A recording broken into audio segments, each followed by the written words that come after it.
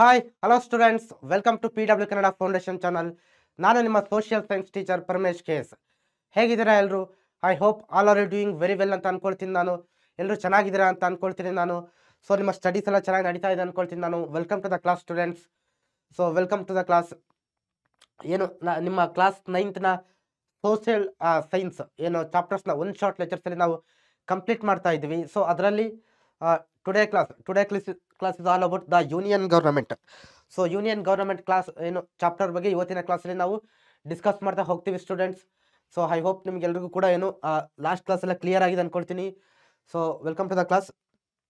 So ಕ್ಲಾಸನ್ನು start ಮಾಡಲಿಕ್ಕಿಂತ ಮುಂಚೆ ನಾವು ಏನಪ್ಪ ಅಂತಂದರೆ ಜಸ್ಟ್ 1 ಸೆಕೆಂಡ್ ಏನು ಮಾಡೋಣಪ್ಪ ಅಂತಂದರೆ we have to revise about the last class. Okay, last ಕ್ಲಾಸಲ್ಲಿ ನಾವು ಯಾವ ಚಾಪ್ಟರ್ ಬಗ್ಗೆ ತಿಳ್ಕೊಂಡಿದ್ವಿ ಅನ್ನೋದ್ರ ಬಗ್ಗೆ ನಾವು ನೋಡ್ತಾ ಬರೋಣ. ಸೊ ಏನಪ್ಪ ಅಂತಂದರೆ ಆಲ್ರೆಡಿ ನಿಮ್ಮ ಏನು ಹಿಸ್ಟ್ರಿ ಪೋರ್ಷನ್ಸ್ ಎಲ್ಲ ಕಂಪ್ಲೀಟ್ ಆಗಿದೆ ಪಾರ್ಟ್ 1 ಇರ್ತಕ್ಕಂಥದ್ದು. ಆ ಚಾಪ್ಟರ್ಸ್ಗಳಿಂದ if anybody not watch it, so please go and watch in PW Kannada foundation channel ಅಂತ ಹೇಳ್ತಾ ಇದ್ದೀನಿ. So then student, first one, the formation of constituent assembly. So ಇಲ್ಲಿ ಏನು ಲಾಸ್ಟ್ ಕ್ಲಾಸಲ್ಲಿ ನಾವು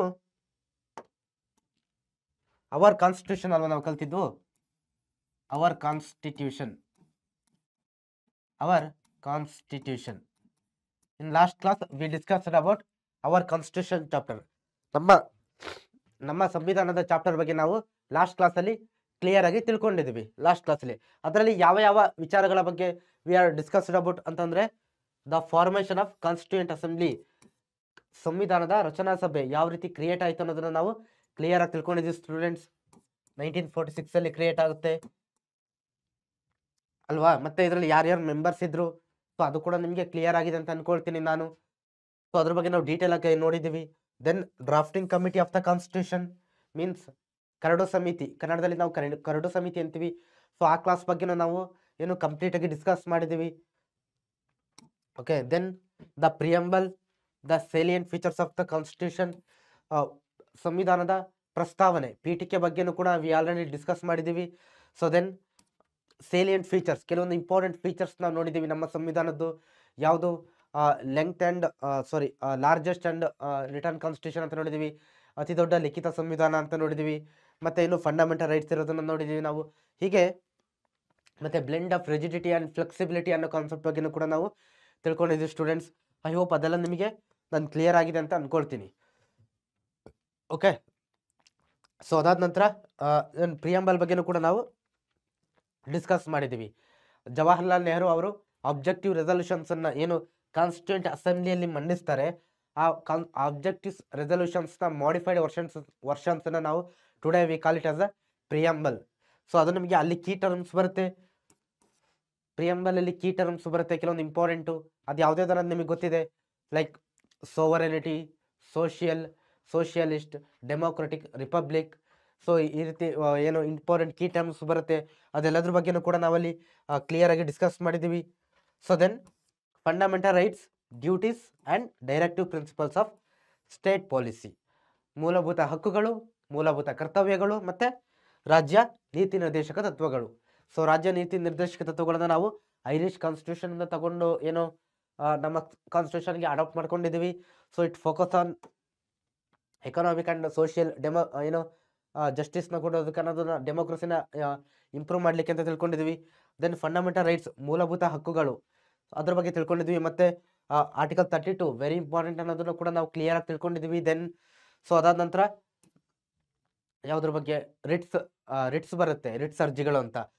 ನಮ್ಮ suppose if any government violates the fundamental rights of the citizens, so the aggrieved person can directly go to the supreme court, where supreme court or high court. Okay, under article 32 where supreme court. So ಇದನ್ನ ನಾವು clear ಆಗಿ ತಿಳ್ಕೊಂಡಿದ್ವಿ. Supreme ಕೋರ್ಟ್ನ ನಾವು ಏನಂತ ಕರಿತೀವಿ, protector of the fundamental rights ಅಂತ ಕರಿತೀವಿ ನಾವು. ಸೊ ಐ ಹೋಪ್ ನಿಮ್ಗೆ ಅದೆಲ್ಲ ಕ್ಲಿಯರ್ ಆಗಿದೆ ಅನ್ಕೊಳ್ತೀನಿ. In the same way we discussed about duties of our constitutions. So ಅದು ಕೂಡ ನಿಮಗೆ ಕ್ಲಿಯರ್ ಆಗಿದೆ ಅಂತ ಅಂದ್ಕೊಳ್ತೀನಿ ಸ್ಟೂಡೆಂಟ್ಸ್ ನಾನು. ಓಕೆ, ಡ್ಯೂಟೀಸ್ನ ಯಾವಾಗ ಆ್ಯಡ್ ಮಾಡಿದ್ದು, 1976 42nd ಕಾನ್ಸ್ಟಿಟ್ಯೂಷನ್ ಅಮೆಂಡ್ಮೆಂಟ್ ಆ್ಯಕ್ಟ್ ಮುಖಾಂತರ ಆ್ಯಡ್ ಮಾಡಿದ್ದು. ಸೊ ಐ ಹೋಪ್ ನಿಮ್ಗೆ ಅದು ಕೂಡ ಕ್ಲಿಯರ್ ಆಗಿದೆ ಅಂತ ಅಂದ್ಕೊಳ್ತಾ ಇದ್ದೀನಿ ನಾನು. This is all about last class students. If anybody not watched it, please go and watch the lectures and complete your portion. Okay, so okay, so what we are going to discuss in today's class, the chapter is union government. The chapter is union government. Government means ಕೇಂದ್ರ ಸರ್ಕಾರ ಅಂತ ಹೇಳ್ತೀವಲ್ವ ನಾವು, ಕೇಂದ್ರ ಸರ್ಕಾರದ ಬಗ್ಗೆ ನಾವು ತಿಳ್ಕೊಳ್ತಾ ಹೋಗ್ತೀವಿ. ಕೇಂದ್ರ ಸರ್ಕಾರ ಅಂದ್ರೆ ಏನು, ಅದರ ರಚನೆ ಯಾವ ರೀತಿ ಆಗುತ್ತೆ, ಸೊ ಅದೆಲ್ಲದ್ರ ಬಗ್ಗೆ ತುಂಬಾ ವೆರಿ ಈಸಿ ಆಗಿರ್ತಕ್ಕಂಥ ಚಾಪ್ಟರ್ ಸ್ಟೂಡೆಂಟ್ಸ್. ನಿಮಗೆ ಇದರಲ್ಲಿ ಕ್ವಶನ್ಸ್ ಅನ್ನ ಕೇಳ್ತಾರೆ, 3 ಮಾರ್ಕ್ಸ್ಗೆ ಕ್ವಶನ್ಸ್ ಮತ್ತೆ 2 ಮಾರ್ಕ್ಸ್ ಕ್ವಶನ್ಸ್ ಬರೋ ಚಾನ್ಸಸ್ ಇರುತ್ತೆ. ಸೊ ವೆರಿ ಈಸಿ ಆಗಿರ್ತಕ್ಕಂಥ ಒಂದು ಪೋರ್ಷನ್. ಸೊ ಏನಪ್ಪ ಅಂತಂದ್ರೆ ನೀವು ಎವ್ರಿಡೇ ನೀವೇನು ನ್ಯೂಸಲ್ಲಿ ಪೇಪರಲ್ಲಿ ಓದಿ ತಿಳ್ಕೊಳ್ತಾ ಇರ್ತೀರಾ ಪಾರ್ಲಿಮೆಂಟ್ ಬಗ್ಗೆ. ಸೊ ಅದನ್ನೇ ಕೂಡ ಇಲ್ಲಿ ನಾವೇನು ಸ್ವಲ್ಪ ಡೀಟೇಲ್ ಆಗಿ ತಿಳ್ಕೊಳ್ತಾ ಹೋಗ್ತೀವಿ ಸ್ಟೂಡೆಂಟ್ಸ್. ತುಂಬ ಸುಲಭ ಇದೆ. So first thing we discuss about Rajya Sabha. ರಾಜ್ಯಸಭೆಯ ಬಗ್ಗೆ ತಿಳ್ಕೊಳ್ತೀವಿ. ಸೊ ಏನು ಮತ್ತೆ Lok Sabha and their structure, membership, qualifications ಮತ್ತೆ ಫಂಕ್ಷನ್ಸ್. ಈ ಲೋಕಸಭೆ ಮತ್ತೆ ರಾಜ್ಯಸಭೆ ಏನಿದೆಯಲ್ವಾ, ಸೊ ಇದರ ಸ್ಟ್ರಕ್ಚರ್ ಯಾವ ರೀತಿ ಇದೆ, ಯಾವ ರೀತಿ ಫಾರ್ಮ್ ಆಗಿದೆ ಅನ್ನೋದ್ರ ಬಗ್ಗೆ ಕ್ಲಿಯರ್ ಆಗಿ ತಿಳ್ಕೊಳ್ತೀವಿ. ದೆನ್ ಮೆಂಬರ್ಶಿಪ್, ಅದರ ಮೆಂಬರ್ಸ್ ಯಾರಾಗಿರ್ತಾರೆ, who are the members of Lok Sabha and Rajya Sabha ಅನ್ನೋದ್ರ ಬಗ್ಗೆ ನಾವಿಲ್ಲಿ ಕ್ಲಿಯರ್ ಆಗಿ ತಿಳ್ಕೊಳ್ತೀವಿ. Then qualifications, what are the qualifications one can have to become a member of Rajya Sabha and Lok Sabha. So we will discuss about that one. Then functions, what are the functions of Lok Sabha and Rajya Sabha, what functions they do, we are all going to discuss about in these concepts very briefly. Okay, briefly means the portions whichever given in your syllabus according to your syllabus. Okay, then the central executive ಬಗ್ಗೆ ತಿಳ್ಕೊಳ್ತೀವಿ. Okay, then election of the president, qualification to become a president. Okay, ಏನು executive ಬಗ್ಗೆ ತಿಳ್ಕೊಳ್ತೀವಿ, ಕಾರ್ಯಾಂಗದ ಬಗ್ಗೆ, ಕೇಂದ್ರ ಕಾರ್ಯಾಂಗದ ಬಗ್ಗೆ, ಅಲ್ಲಿ president ಬರ್ತಾರೆ, ರಾಷ್ಟ್ರಪತಿಗಳು. So we learn about president. Then qualifications ಏನು ಅನ್ನೋದ್ರ ಬಗ್ಗೆ ತಿಳ್ಕೊಳ್ತೀವಿ ನಾವು. ಪ್ರೆಸಿಡೆಂಟ್ ಆಗಲಿಕ್ಕೆ ಮುಖ್ಯವಾಗಿ ಬೇಕಾಗಿರ್ತಕ್ಕಂಥ ಕ್ವಾಲಿಫಿಕೇಶನ್ಸ್ ಏನು, ಯಾರು ಪ್ರೆಸಿಡೆಂಟ್ ಆಗ್ಬೋದು ಅನ್ನೋದ್ರ ಬಗ್ಗೆ ನಾವು ಕ್ಲಿಯರ್ ಆಗಿ ನೋಡ್ತಾ ಹೋಗ್ತೀವಿ students. So then prime minister, ಪ್ರಧಾನಮಂತ್ರಿಗಳು, cabinet, powers and functions. So ಇದ್ರ ಬಗ್ಗೆ ನಾವೇನು ಮಾಡ್ತೀವಿ, ಕಂಪ್ಲೀಟ್ ಆಗಿ ತಿಳ್ಕೊಳ್ತಾ ಹೋಗ್ತೀವಿ students. Okay, so I hope ನಿಮಗೆ ಇದಿಷ್ಟು ಕೂಡ ಕ್ಲಿಯರ್ ಆಗಿದೆ ಅನ್ಕೊಳ್ತೀನಿ. ಸೊ ದೆನ್ ಈಗ ಏನು ಮಾಡೋಣಪ್ಪ ಅಂತಂದರೆ ಒಂದೊಂದನ್ನೇ ಡಿಸ್ಕಸ್ ಮಾಡ್ತಾ ಹೋಗೋಣ. Okay, let's move on to the first one student. So yeah first one, so I here just put ಏನೋ ಒಂದು ಮ್ಯಾಪ್ ಹಾಕಿದ್ದೀನಿ, ಜನರಲ್ ಒಂದು ಮೈಂಡ್ ಮ್ಯಾಪ್ ರೀತಿ ಹಾಕಿದ್ದೀನಿ. ಸೊ ಇದು ನೋಡಿ, ನಿಮಗೆ ಕ್ಲಿಯರ್ ಆಗಿ ನೋಡಿ, ಚಾಪ್ಟರ್ ಫಸ್ಟಲ್ಲೇ ನಿಮಗೆ ಸುಲಭವಾಗಿ ಗೊತ್ತಾಗುತ್ತೆ. ಏನಪ್ಪ ಅಂತಂದರೆ ಇಲ್ಲಿ ಸೆಂಟ್ರಲ್ ಗೌರ್ಮೆಂಟ್ ಅಂತ ಹಾಕಿದ್ದೀನಿ, ಮೀನ್ಸ್ ಕೇಂದ್ರ ಸರ್ಕಾರ ಅಂತ. ಇಲ್ಲಿ ಯಾರ್ಯಾರು ಬರ್ತಾರಂತ ನೋಡಿ, ಲೆಜಿಸ್ಲೇಚರ್, ಎಕ್ಸಿಕ್ಯೂಟಿವ್ ಮತ್ತೆ ಜುಡಿಷಿಯರಿ ಅನ್ನೋ 3 ಅಂಗಗಳು ಬರುತ್ತೆ. ಇದು ಎಲ್ಲಿಗೆ ಅಪ್ಲೈ ಆಗುತ್ತಿದೋ, ಸೊ ಇದೇ ಏನು ನೀವು ನೆಕ್ಸ್ಟ್ ಚಾಪ್ಟರ್ ಅಲ್ಲೂ ಕೂಡ ಸ್ಟೇಟ್ ಗೌರ್ಮೆಂಟ್ ಅಲ್ಲೂ ಕೂಡ ಸೇಮ್ ಕಲಿತಾ ಹೋಗ್ತೀರಾ, ಅದು ನಿಮಗೆ ಕ್ಲಿಯರ್ ಆಗಿರಬೇಕು. ಓಕೆ, ಸೊ ಏನಪ್ಪ ಅಂತಂದ್ರೆ ಲೆಜಿಸ್ಲೇಚರ್ ಮೀನ್ಸ್ ಶಾಸಕಾಂಗ ಅಂತ ಹೇಳ್ತೀವಿ ನಾವು, ಶಾಸಕಾಂಗ. ಎಕ್ಸಿಕ್ಯೂಟಿವ್ ಮೀನ್ಸ್ ಕಾರ್ಯಾಂಗ. ಜುಡಿಷಿಯರಿ ಮೀನ್ಸ್ ನ್ಯಾಯಾಂಗ. ಓಕೆ, ಈ 3 ಅಂಗಗಳು ನಮ್ಮ ಸಂವಿಧಾನದ ಪ್ರಕಾರ ಇರ್ತಕ್ಕಂಥದ್ದು. ಓಕೆ, 3 ಅಂಗಗಳು, ಶಾಸಕಾಂಗ, ಕಾರ್ಯಾಂಗ, ನ್ಯಾಯಾಂಗ. ನಿಮಗೆ ಇದು ಕ್ಲಿಯರ್ ಆಗಿ ಗೊತ್ತಿರಬೇಕು. ಓಕೆ, ಶಾಸಕಾಂಗ ಅಂತಂದ್ರೆ ಅಲ್ಲಿ ಯಾರು ಬರ್ತಾರಪ್ಪ ಅಂತಂದ್ರೆ ನೋಡಿ, ಲೋಕಸಭಾ ಮತ್ತೆ ರಾಜ್ಯಸಭಾ. ಲೋಕಸಭೆ ಮತ್ತೆ ರಾಜ್ಯಸಭೆ ಯಾವುದ್ರಲ್ಲಿ ಬರುತ್ತೆ, ಲೆಜಿಸ್ಲೇಚರ್ ಮೀನ್ಸ್ ಅಂತಂದ್ರೆ ಅವ್ರು ಏನ್ ಮಾಡ್ತಾರೆ, ಲಾ ಮೇಕಿಂಗ್ ಪವರ್. ನೀವು ನೆಕ್ಸ್ಟ್ ನಾನು ತೋರಿಸ್ತಾ ಹೋಗ್ತೀನಿ ಯಾರ್ಯಾರು ಅನ್ನೋದು ಡೀಟೇಲ್ ಆಗಿ ಹೇಳ್ತಾ ಹೋಗ್ತೀನಿ ನಾನು. ಓಕೆ, ನೋಡಿ, ಲೋಕಸಭಾನ ಲೋವರ್ ಹೌಸ್ ಅಂತ ಕರಿತೀವಿ, ಕೆಳಮನೆ. ರಾಜ್ಯಸಭಾನ ಅಪ್ಪರ್ ಹೌಸ್ ಅಂತ ಕರಿತೀವಿ, ಮೇಲ್ಮನೆ ಅಂತ ಹೇಳ್ಬಿಟ್ಟು. ಸೊ ಇಲ್ಲಿ ಯಾರು ಬರ್ತಾರಪ್ಪ ಅಂತಂದ್ರೆ ಲೆಜಿಸ್ಲೇಚರ್ ಅಲ್ಲಿ ಏನು MP ಗಳು ಅಂತ ನಾವು ಕರಿತೀವಲ್ವಾ, MP ಗಳು ಈ 5 ವರ್ಷಕ್ಕೊಂದ್ಸತಿ ಚುನಾವಣೆ ಆಗುತ್ತೆ ನೋಡಿ. MP election means member of parliament. ದೆಹಲಿಯಲ್ಲಿ ಇರ್ತಕ್ಕಂಥ ಪಾರ್ಲಿಮೆಂಟ್ಗೆ ಏನು ಚುನಾವಣೆ ಆಗುತ್ತಲ್ವಾ, ಸೊ ಅವ್ರನ್ನ ನಾವು ಏನಂತೀವಿ, ಆ ಒಂದು ಏನು 543 ಏನು ಮೆಂಬರ್ಸ್ ಸೆಲೆಕ್ಟ್ ಆಗಿ ಹೋಗ್ತಾರಲ್ವಾ, ಆ 543 ಮೆಂಬರ್ಸ್ ನಾವು ಸೇರಿಸಿ ಏನಂತ ಕರಿತೀವಿ, ಅವರು ಯಾವರ ಅಂಡರ್ ಅಲ್ಲಿ ಬರ್ತಾರಪ್ಪ ಅಂತಂದ್ರೆ they come under legislature. Okay, discuss ಮಾಡ್ತೀವಿ ನೆಕ್ಸ್ಟ್ ಡೀಟೇಲ್ ಆಗಿ ನಾವು. ದೆನ್ ಎಕ್ಸಿಕ್ಯೂಟಿವ್ ಅಂತ ಬಂದ್ರೆ, ಕಾರ್ಯಾಂಗ ಅಂತಂದ್ರೆ ಬಂದ್ರೆ ಅಲ್ಲಿ ಇಲ್ಲಿ ಯಾರು ಬರ್ತಾರಪ್ಪ ಅಂತಂದ್ರೆ ನೋಡಿ, ಪ್ರೆಸಿಡೆಂಟ್. ವೆರಿ ಇಂಪಾರ್ಟೆಂಟ್ ಸ್ಟೂಡೆಂಟ್, ಕೇಳ್ತಾರೆ ಹೂ are the part of executive ಅಂತ ಕೇಳ್ತಾರೆ. ಸೊ ನೀವು ಜನರಲ್ ಆಗಿ ಏನು ನೋಡಿ, ಪ್ರೆಸಿಡೆಂಟ್ ಬರ್ತಾರೆ, ರಾಷ್ಟ್ರಪತಿಗಳು, ವೈಸ್ ಪ್ರೆಸಿಡೆಂಟ್ ಉಪರಾಷ್ಟ್ರಪತಿಗಳು ಬರ್ತಾರೆ, ಪ್ರೈಮ್ ಮಿನಿಸ್ಟರ್ ಬರ್ತಾರೆ, ಯೂನಿಯನ್ ಕ್ಯಾಬಿನೆಟ್ ಬರುತ್ತೆ, ದೆನ್ ಅಟಾರ್ನಿ ಜನರಲ್. ಇಷ್ಟು ಜನ ಏನು ಮಾಡ್ತಾರೆ, ಆ ಒಂದು ಎಕ್ಸಿಕ್ಯೂಟಿವ್ ಅಂಡರಲ್ಲಿ ಬರ್ತಾರೆ. ಇದು ನಿಮಗೆ ಕ್ಲಿಯರ್ ಆಗಿ ಗೊತ್ತಿರಲಿ. ಓಕೆ, ಅದು ಎಕ್ಸಿಕ್ಯೂಟಿವ್ ಬಗ್ಗೆ ಸ್ಟಡಿ ಮಾಡಬೇಕಾದ್ರೆ when we are discussing about executive then we are going to discuss about ಡೀಟೇಲಿ. ಓಕೆ, ದೆನ್ ಜುಡಿಷಿಯರಿ ಮೀನ್ಸ್ ಇಲ್ಲಿ ಜಡ್ಜಸ್ ಅನ್ನೋದನ್ನ ನೆನ್ಪಿಟ್ಕೊಳ್ಳಿ. ಜೆಗೆ ಜಡ್ಜಸ್ ಅನ್ನೋದನ್ನ ನೆನ್ಪಿಟ್ಕೊಳ್ಳಿ. ಜಡ್ಜ್ಗಳು ಎಲ್ಲಿ ಬರ್ತಾರೆ? ಕೋರ್ಟಲ್ಲಲ್ವಾ? So means supreme court and high courts ಅನ್ನ ಸೇರಿ ನಾವು ಏನಂತೀವಿ, ಈ ಒಂದು ಕೋರ್ಟ್ ವ್ಯವಸ್ಥೆ ಏನಿದೆ ಇದನ್ನು ನಾವು ಏನಂತೀವಿ? ಜುಡಿಷಿಯರಿ ಅಂತ ಹೇಳ್ಬಿಟ್ಟು ನಾವು ಕರಿತಾ ಹೋಗ್ತೀವಿ. Okay, these are the 3 organs of the government. Student, you should know about it. ಇಲ್ಲಿ ಒಂದೊಂದಾಗೆ ನಾವು ಡಿಸ್ಕಸ್ ಮಾಡ್ತೀವಿ. ಲೋಕಸಭಾ ಅಂದ್ರೇನು, ರಾಜ್ಯಸಭಾ, ಪ್ರೆಸಿಡೆಂಟ್, ವೈಸ್ ಪ್ರೆಸಿಡೆಂಟ್, ಇವ್ರದೆಲ್ಲ ಕೆಲಸ ಕಾರ್ಯಗಳೇನು ಅನ್ನೋದನ್ನ ಡೀಟೇಲ್ ಆಗಿ ಡಿಸ್ಕಸ್ ಮಾಡ್ತಾ ಹೋಗ್ತೀವಿ ನಾವು. ಸಾರಿ, ಇಲ್ಲಿ ದ ಯೂನಿಯನ್ ಗವರ್ನಮೆಂಟ್ ಅಂತ ಕೊಟ್ಟಿದ್ದೀನಿ, ಕೇಂದ್ರ ಸರ್ಕಾರ. ಸೊ ಇಲ್ಲಿ ನಿಮಗೆ ಕಾಣ್ತಾ ಇದೆ, ಇದೇನಪ್ಪ ಅಂತಂದ್ರೆ ನಮ್ಮ ಪಾರ್ಲಿಮೆಂಟ್ ಹೌಸ್. ಸೊ ಇಲ್ಲಿ ಕೂತ್ಕೊಂಡೇನು MP-ಗಳೆಲ್ಲ. ಸೊ ಇದು ಓಲ್ಡ್ ಪಾರ್ಲಿಮೆಂಟ್ ಹೌಸ್. ಇದು ನ್ಯೂ ಒನ್ ನೆಕ್ಸ್ಟ್ ಹಾಕಿದ್ದೀನಿ picture, but old parliament picture ಇದು. ಸೊ ಏನಪ್ಪ ಅಂತಂದ್ರೆ MP-ಗಳಿದಾರಲ್ವಾ, MPs, ಮೆಂಬರ್ ಆಫ್ ಪಾರ್ಲಿಮೆಂಟ್ ಅಂತ ನಾವು ಹೇಳ್ತೀವಲ್ವಾ. ಮೆಂಬರ್ ಆಫ್ ಪಾರ್ಲಿಮೆಂಟ್ ಚುನಾವಣೆಯಲ್ಲಿ ಗೆದ್ಬಿಟ್ಟು ಹೋಗ್ತಾರಲ್ವಾ. ಚುನಾವಣೆಯಲ್ಲಿ ಗೆದ್ದೋದಂತ ಏನು 5 ವರ್ಷಕ್ಕೊಂದ್ಸತಿ ಚುನಾವಣೆ ಆಗುತ್ತೆ, ಜನರಿಂದ ನೇರವಾಗಿ ಚುನಾವಣೆ ಮುಖಾಂತರ ಆಯ್ಕೆ ಆಗ್ತಾರೆ. ಆ ಒಂದು ಮೆಂಬರ್ಸ್ ಆಫ್ ಪಾರ್ಲಿಮೆಂಟ್ ಇಲ್ಲಿ ಈ ಒಂದು ಪಾರ್ಲಿಮೆಂಟ್ ಅಲ್ಲಿ ಕೂತ್ಕೊಂಡು ಏನ್ ಮಾಡ್ತಾರೆ? ಒಂದು ಸರ್ಕಾರವನ್ನ ನಡೆಸ್ತಾರೆ. ಓಕೆ, ಅವ್ರು ಮಾಡ್ತಕ್ಕಂಥ ಎಲ್ಲ ರೂಲ್ಸ್ ರೆಗ್ಯುಲೇಷನ್ಸ್ ಎಲ್ಲಿಂದ ಜಾರಿ ಮಾಡ್ತಾರಪ್ಪ ಅಂತಂದ್ರೆ ಈ ಒಂದು parliament house. This is the old parliament house. Next I will show the new parliament house. So this is about supreme court. This is supreme court. ಅಂದ್ರೆ ನ್ಯಾಯಾಂಗ ಅಂತ ಬಂದಾಗ ನಾವು ಕೋರ್ಟನ್ನ ಕನ್ಸಿಡರ್ ಮಾಡ್ತೀವಲ್ವಾ, ಸುಪ್ರೀಂ ಕೋರ್ಟ್ ಮತ್ತೆ ಹೈಕೋರ್ಟ್ ಅನ್ನ. ಸೊ ಅದಕ್ಕೋಸ್ಕರ ನಾನು ಇಲ್ಲಿ ನಿಮಗೆ ಸುಪ್ರೀಂ ಕೋರ್ಟ್ ಪಿಕ್ಚರ್ ಹಾಕಿದ್ದೀನಿ. ಸೊ ಇಟ್ ರೆಪ್ರೆಸೆಂಟ್ಸ್ ನ್ಯಾಯಾಂಗ, judiciary system. So it represent legislature means ಶಾಸಕಾಂಗ. ಓಕೆ, ಇದು ನಿಮಗೆ ಕ್ಲಿಯರ್ ಆಗಿರಲಿ. ಮತ್ತೆ ಇದೇ ಪಾರ್ಲಿಮೆಂಟ್ ಒಳಗಡೆ ಕೂಡ ಕಾರ್ಯಾಂಗನೂ ಬರುತ್ತೆ. ಅದು ಯಾವ ರೀತಿ ಅನ್ನೋದನ್ನ ನಾವು ನೋಡ್ತಾ ಹೋಗೋಣ ನೆಕ್ಸ್ಟ್. ಇದು ನಿಮಗೆ ಕ್ಲಿಯರ್ ಆಗಿರಲಿ. ಕಾರ್ಯಾಂಗದವರು ಇದರ ಒಳಗಡೆ ಡ್ಯೂಟಿ ಮಾಡ್ತಕ್ಕಂಥದ್ದು ಯಾವ ರೀತಿ ಅನ್ನೋದನ್ನ I will explain later. See, new parliament house ಇದು ಹೊಸದಾಗಿ ಕಟ್ಟಿರ್ತಕ್ಕಂಥ ಪಾರ್ಲಿಮೆಂಟ್ ಹೌಸು. ಇಂಡಿಯನ್ ಸ್ಲೈಡಲ್ಲಿ ನಾನು ನಿಮಗೆ ತೋರಿಸಿದ್ದು ಅದು ಏನು old parliament house. This one is new parliament house. ಹೊಸದಾಗಿ ಏನು ಬಿಲ್ಟ್ ಆಗಿರ್ತಕ್ಕಂಥ ನಮ್ಮ ಪಾರ್ಲಿಮೆಂಟ್ ಹೌಸು. ಈ ಒಂದು ಪಾರ್ಲಿಮೆಂಟ್ ಹೌಸ್ ಒಳಗಡೆನೇ ಲೋಕಸಭಾ ಬರುತ್ತೆ ನೋಡಿ. ಲೋಕಸಭಾ ಪ್ಲಸ್ ರಾಜ್ಯಸಭಾ ಮೆಂಬರ್ಸ್ ಎಲ್ಲ ಏನಿರ್ತಾರಲ್ವಾ. So both these members are working. ಎಲ್ಲಿ ಅವರು ಈ ರೂಲ್ಸ್ ರೆಗ್ಯುಲೇಷನ್ಸ್ಗಳನ್ನ ಫಾಲೋ ಮಾಡ್ತಾರೆ, ಎಲ್ಲಿ ನಮ್ಮ ದೇಶಕ್ಕೆ ಸಂಬಂಧಪಟ್ಟಂಥ ವಿಚಾರಗಳನ್ನೆಲ್ಲ ಚರ್ಚೆ ಮಾಡ್ತಾರೆ. ಸೊ ಅಂತಂದರೆ ಈ ಒಂದು ಪಾರ್ಲಿಮೆಂಟ್ ಒಳಗಡೆ. ಓಕೆ, ನೀವು ಕೂಡ ನೋಡಿರ್ತೀರ ನ್ಯೂಸ್ ಪೇಪರಲ್ಲಿ ಮತ್ತು TVಸ್ಗಳಲ್ಲೆಲ್ಲ ಏನು ಈ ಸೆಷನ್ಸ್ ನಡಿಬೇಕಾದ್ರೆ, ಅಧಿವೇಶನಗಳು ನಡಿಬೇಕಾದ್ರೆ, I hope you all are watching those debates of MPs in parliament. So then ಇಲ್ಲಿ ಕೆಲವೊಂದು ಇಂಪಾರ್ಟೆಂಟ್ ಇನ್ಫಾರ್ಮೇಷನ್ ಇದೆ ಸ್ಟೂಡೆಂಟ್ಸ್. ಸೊ ಏನಪ್ಪ ಅಂತಂದರೆ ಈ ಒಂದು ನ್ಯೂ ಪಾರ್ಲಿಮೆಂಟ್ ಹೌಸ್ ಬಗ್ಗೆ ಇದೆ. So you can read it later. Okay, so ಇದು ಏನಪ್ಪ ಅಂದರೆ ಜಸ್ಟ್ ನಮಗೆ ಇನ್ಫಾರ್ಮೇಷನ್ ಪರ್ಪಸ್ಸಿಗೋಸ್ಕರ ಕೊಟ್ಟಿರ್ತಕ್ಕಂಥ ಒಂದು ಮಾಹಿತಿ ಆಗಿದೆ. So okay, you can read it later. So ಏನು ಹೇಳಿದಾರಪ್ಪ ಅಂತಂದರೆ new parliament house, our parliament house is the symbol of the vitality of India's democratic system.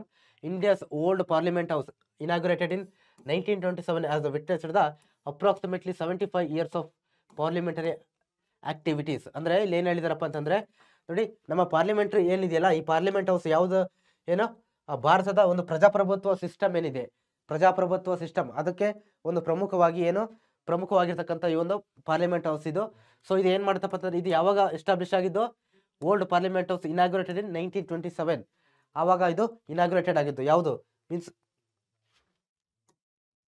This one ಇದು. ಓಕೆ, ಇದು ನಿಮಗೆ ಕ್ಲಿಯರ್ ಆಗಿರಲಿ.